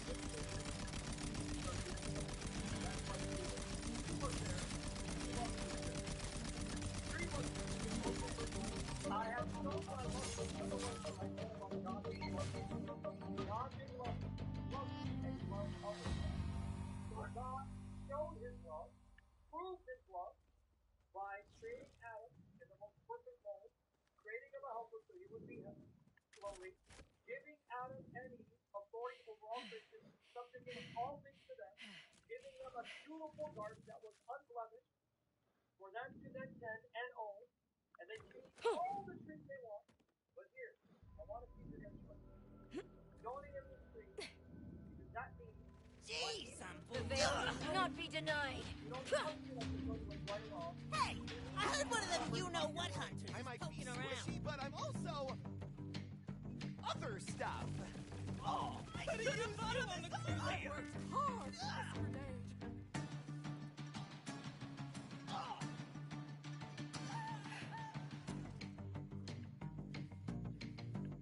I must admit, I do enjoy working with you, Voltaire. That is so true. I love this guy. He actually explains in really good detail. He just preaches the word, but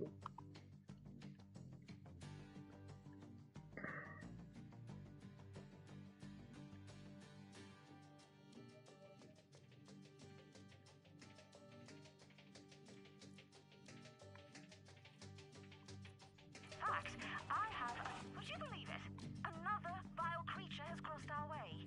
And I don't that's what I love about God. He just loves. He cares so much about us, but we're just too stupid to realize it.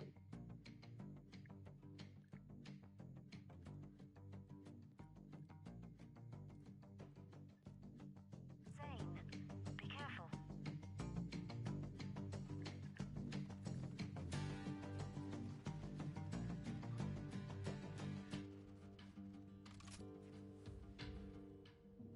Use your This word. ain't gonna end well for you. Give me yours!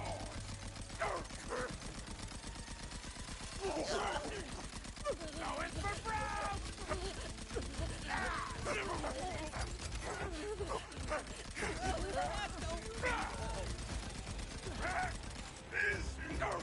This the early onset dementia! Duck and cover!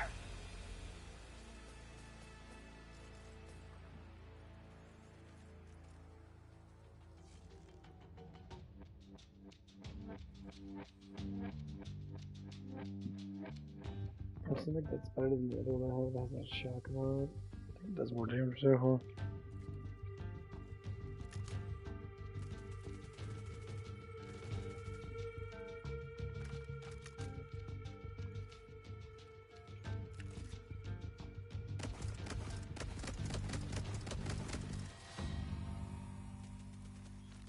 You're all ass and no bad.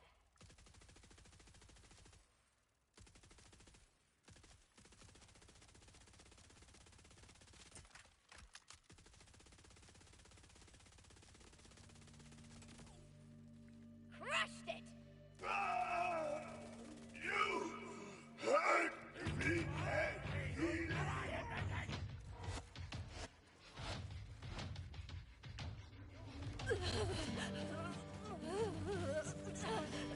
Great! Same time last week! It's my fault! I know it!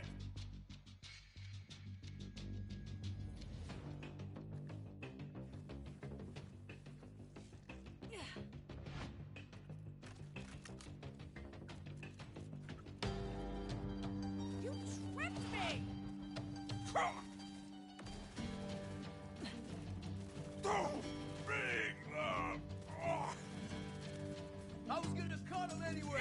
Tranquility! Why?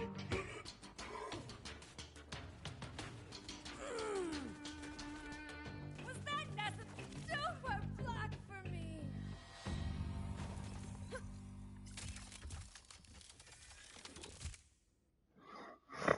I still need to find a flat off legendary that's just a bullet hoser.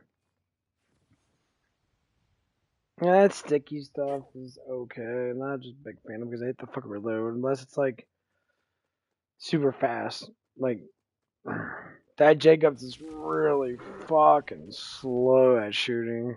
The reload speed's great, but it's just so fucking slow. Okay. I have to go.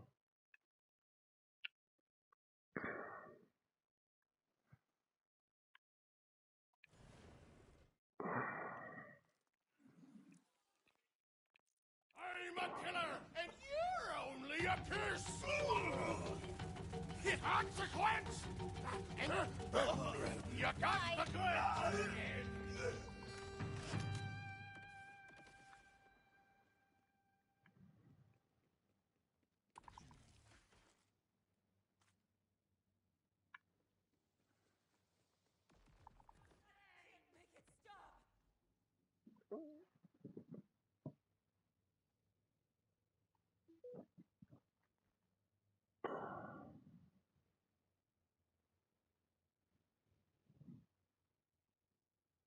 We got another question here, which I really do think probably is even more because we are now into Saturday, Holy Saturday. That I think this might be something that we haven't really talked about. And The herring of hell? Yes. It's called the herring of hell. I believe that's the technical term. Where the Lord Jesus emptied. This is an ancient religion that is.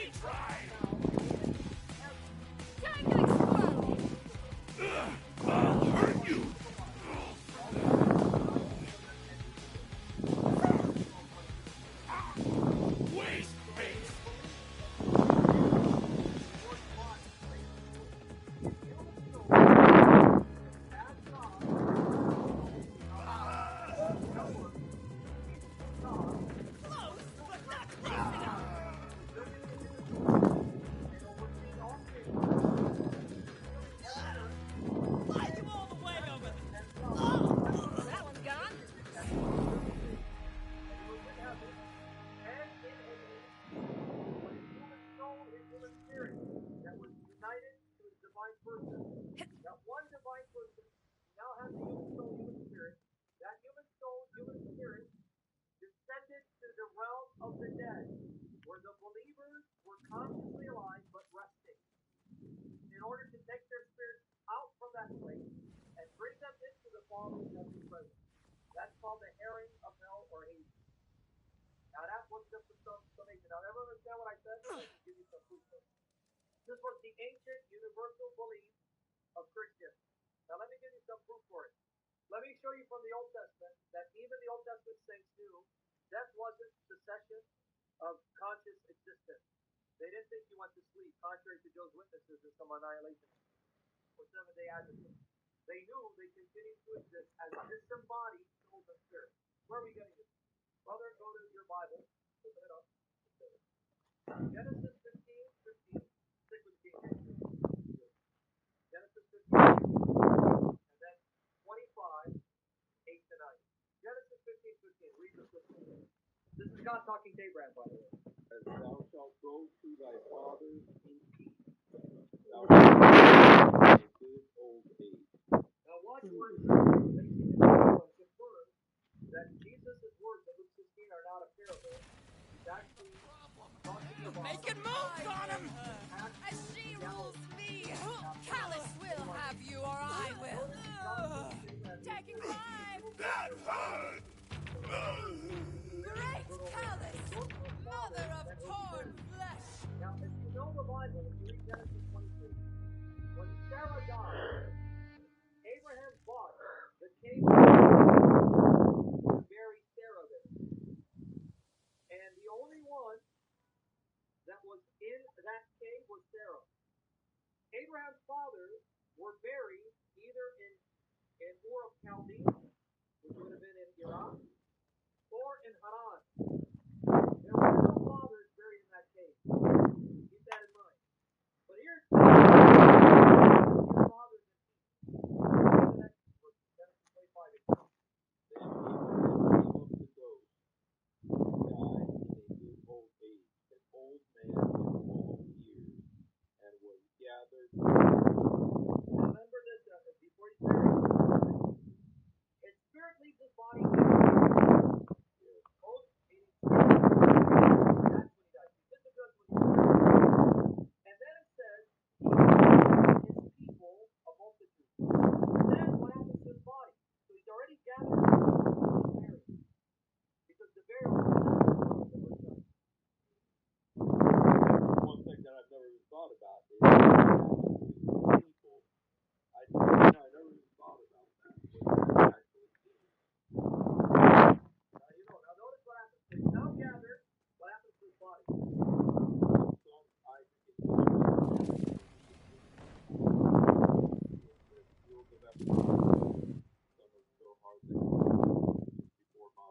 Now here's the problem though.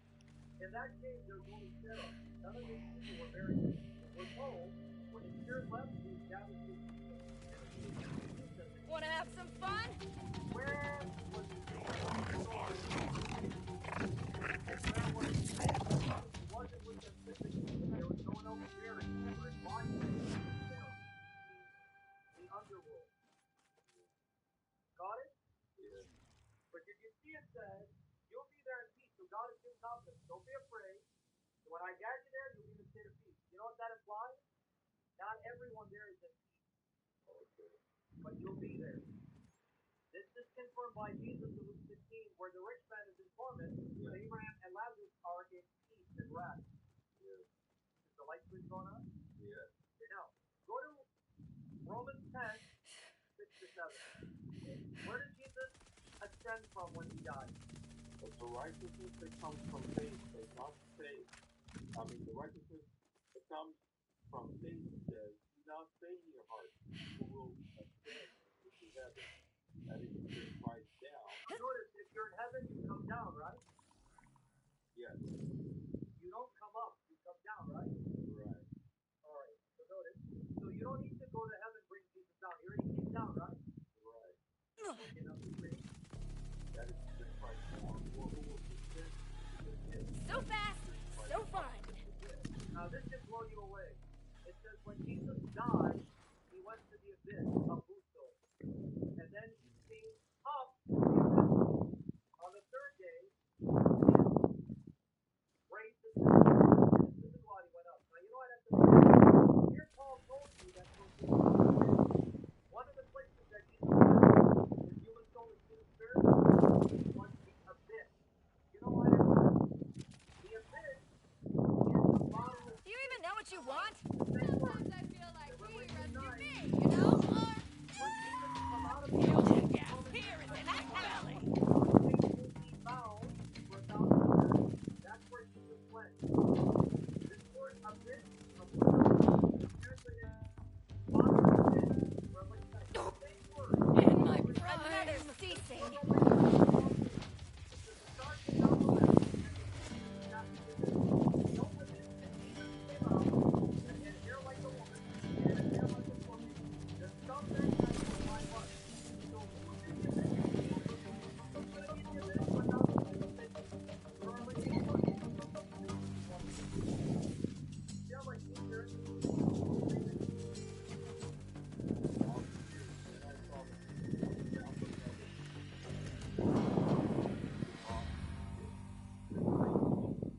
By the way, the word abyss is abyss. I'm going to prove it. Here it's translated abyss, but it's the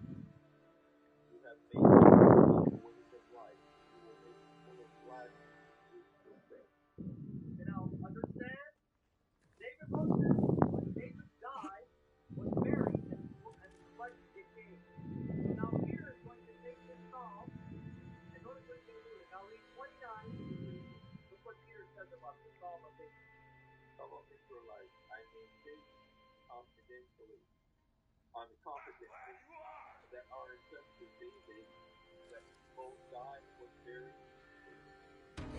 Let's open you up.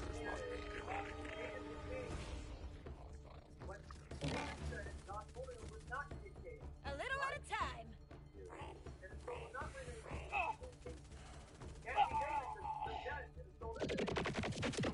Deactivated.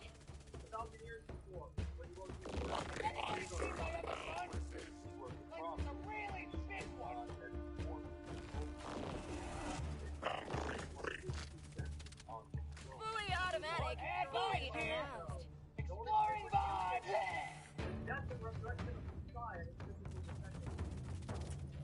Not so pretty now, huh? Just for that, we're gonna rip you twice!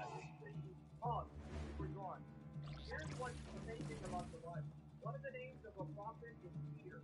Go to 1 Samuel 9. It says Samuel the seer. So prophet is not just some brother from the seer. And here's why. Just before you wait. Prophets were allowed to see the events that spoke and wrote of. They were either allowed to see the past or the future. Here, notice here, David foresaw. Moving in! Anybody with me? In advance, raised from the dead. Wow.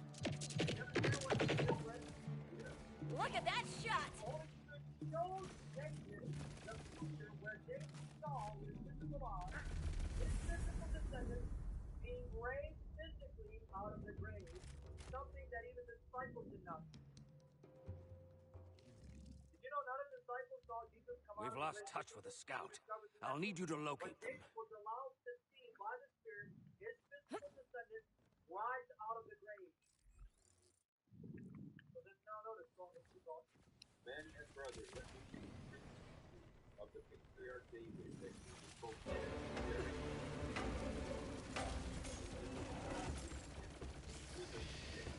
Therefore, keep the prophet.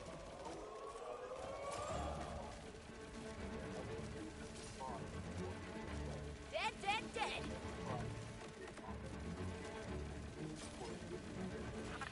Mountain! You've slain the beast before it could damage the environs. Thank you, Wellspring. Okay, where was his soul? His soul was not in the grave. His soul went to Hades. And his flesh was in the grave. So while his flesh was in the grave, it did not corrupt, whereas his human soul was in Hades. So then what happened? His soul came out of him, entered his body, and resurrected out. This has God created us, of which are all therefore all like God, from the Father, You exorcise the impure. The mountain stands strong. Thanks to you. not only was David deceived by the Holy Spirit, Jesus physically rising from the dead, he then saw Jesus physically ascending to heaven to sit at God's right hand to reign as Lord. Where am I getting this from? Now read 34 to 36.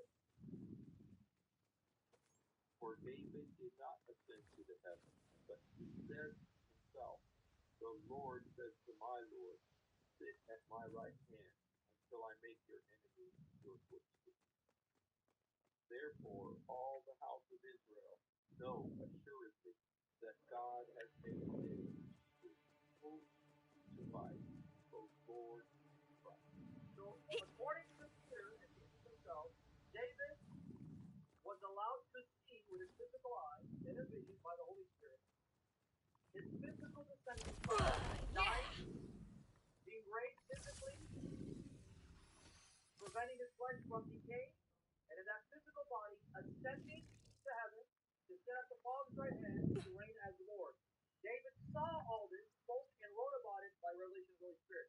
Meaning David knew Jesus. Anybody seen that big tower in the sky? I assume Vault Hunters are to thank. Meaning he was a Christian before Jesus was even born. Okay, but what was the point? Where did his soul go when his flesh was in the tomb? To Hades.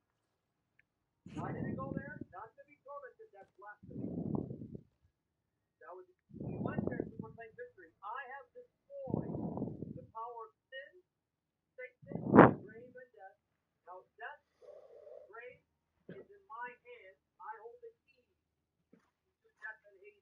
Go to Revelation 1, 17, 18. When I saw him, I fell at his feet as dead. But he laid his right hand on me, saying to me, do not be afraid. I am the first and the last. I am he who lives and was dead. And behold, I am alive forevermore. And I have the keys of He skipped the amen. Amen. And I have the keys of Hades and death. So who has control, sovereign power over death and Hades? He does. Why? Because he conquered Hades and death, destroying their power by his resurrection. So we know Jesus went to Hades. He also went to the abyss. But he didn't go there to be tormented. He went there to win victory. And then the spirits of the righteous were at rest. He took them out and brought them to heaven. That's why now go to Hebrews 12, 22 and 24. you have come to Mount Zion, the city of the living God, the heavenly Jerusalem, to You lay. know, pay attention to saying this is heaven, right? Yes. Heavenly Jerusalem. Now, who's in heaven? And this is after Jesus' ascension. Who's in heaven? Pay attention who's in heaven. To an innumerable company of angels, to the general assembly and church of Okay, the. now, slowly. Angels are there, right? Yes. But also, there's church there. The first who believe are having church. So you don't just have church here, we have church in heaven. And where are they registered? Registered in heaven, right? Yes, who are registered in heaven. Who else is there? The judge of all.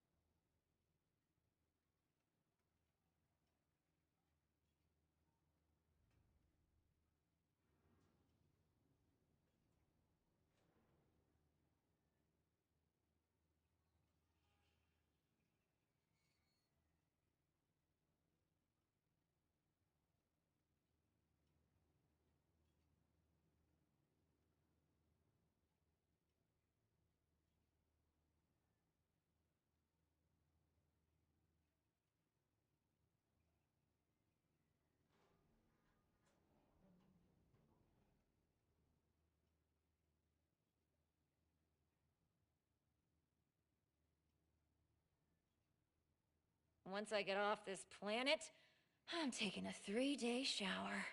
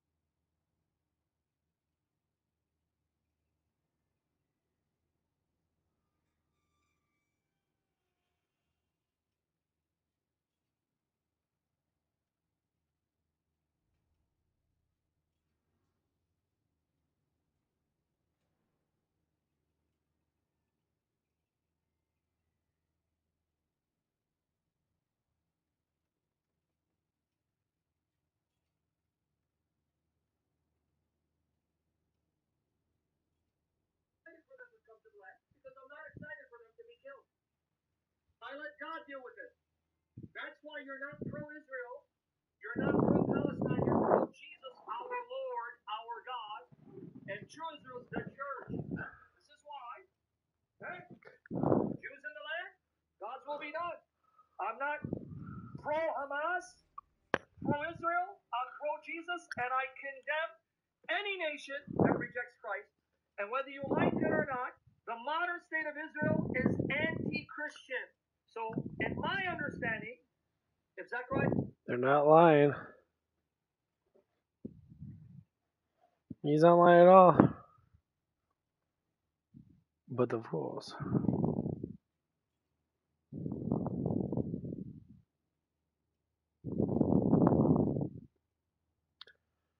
Jesus is everything. Amen. I'm gonna watch some. I'm stalky with my fort. I'm sorry I didn't ask first. I figured you wouldn't mind me catching you. Isn't this all like way nerve-wracking? Are you? Well, guess I'll see you inside. Bye. Holy whoa, I just talked to a girl!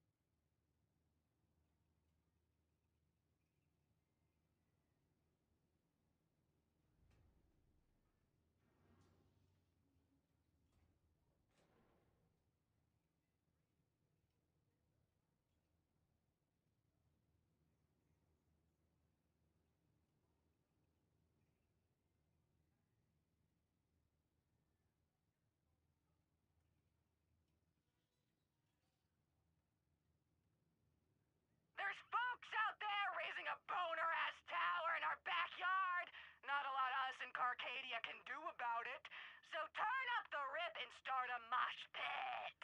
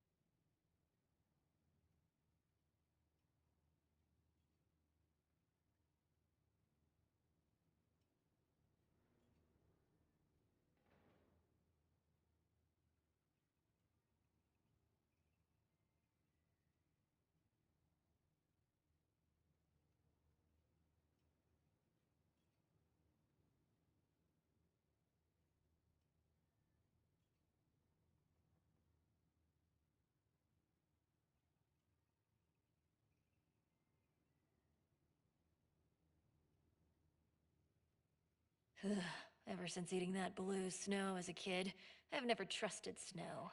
It's the most deceptive form of water.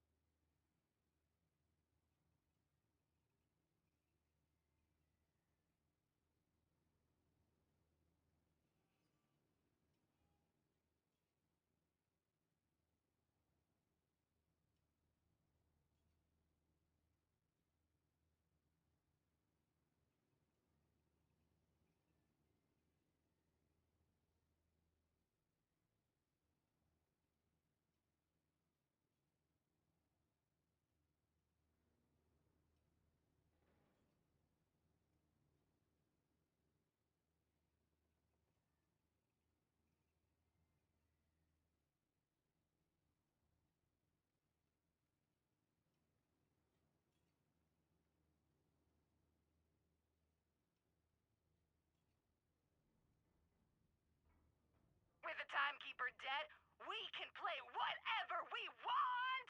I could play whatever I wanted before too, but hey, dead timekeeper!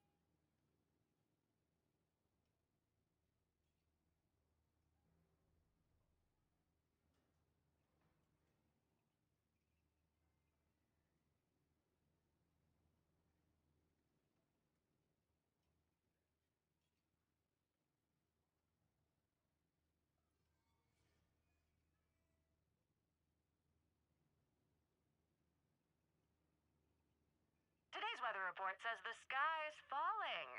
Metal!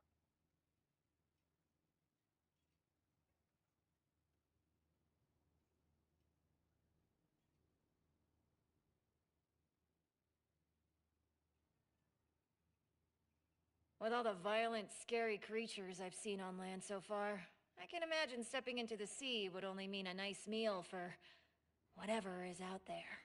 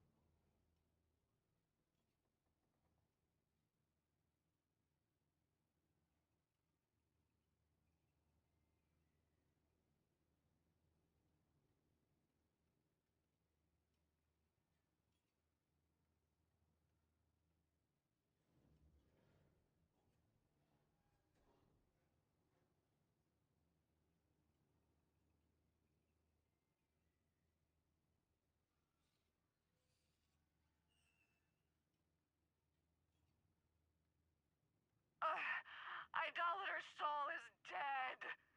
Let me find a clip of the world's smallest violin.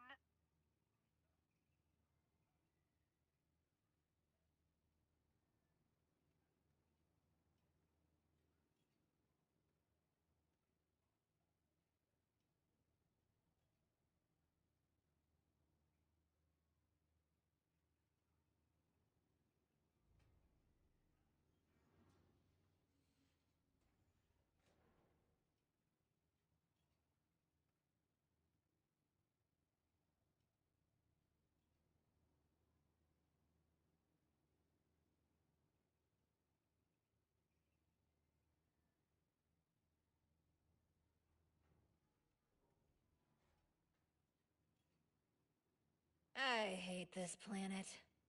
Granted, I hate most planets, but...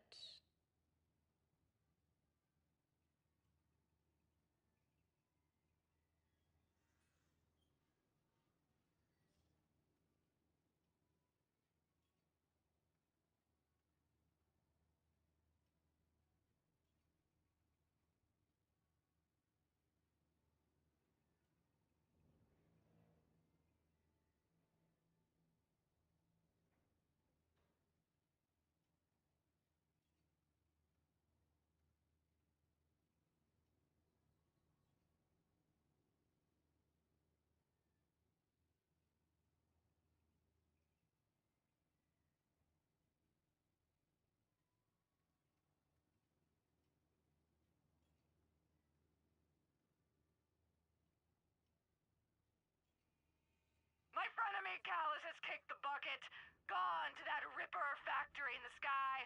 And of course she gets killed, still owing me a box of tooth line.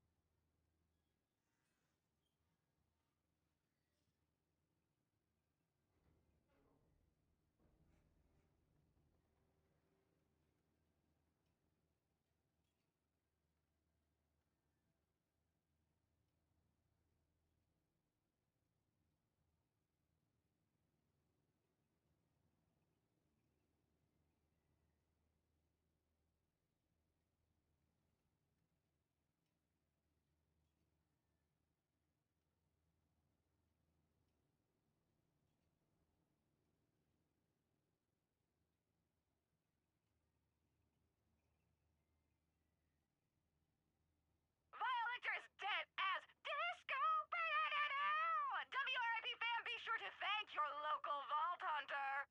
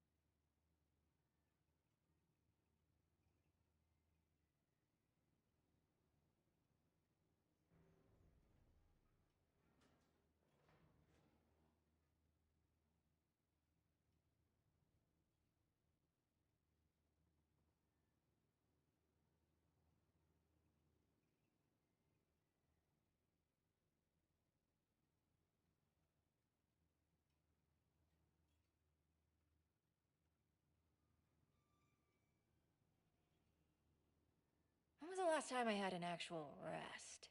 Like the wake up and feel rested kind. Do those even exist? People are out here just waking up, ready for the day?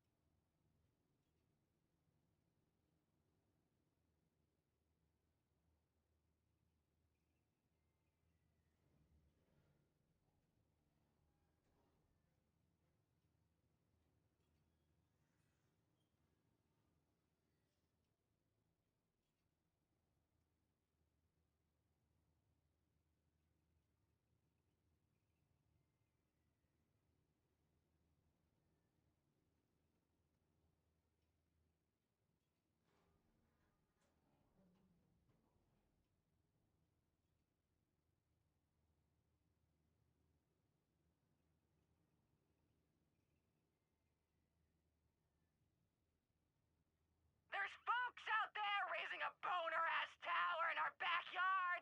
Not a lot us in Carcadia can do about it. So turn up the rip and start a mosh pit.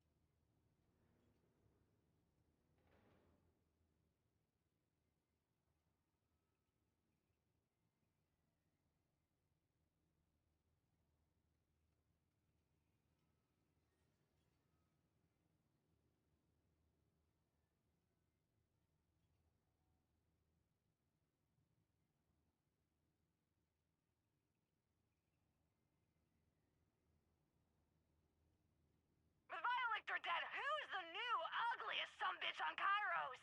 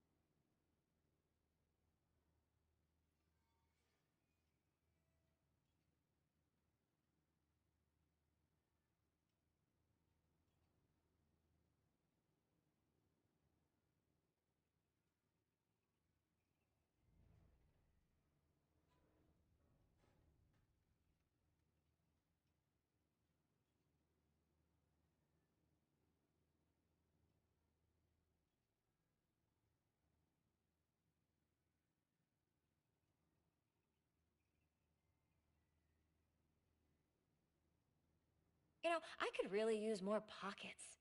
Why are there never enough damn pockets?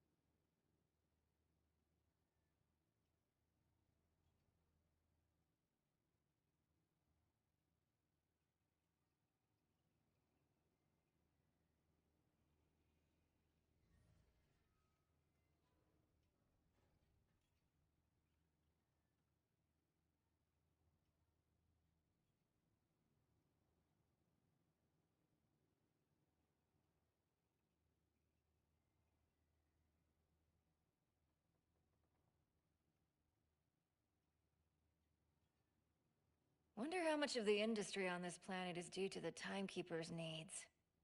Actually, what does the Timekeeper even do all day?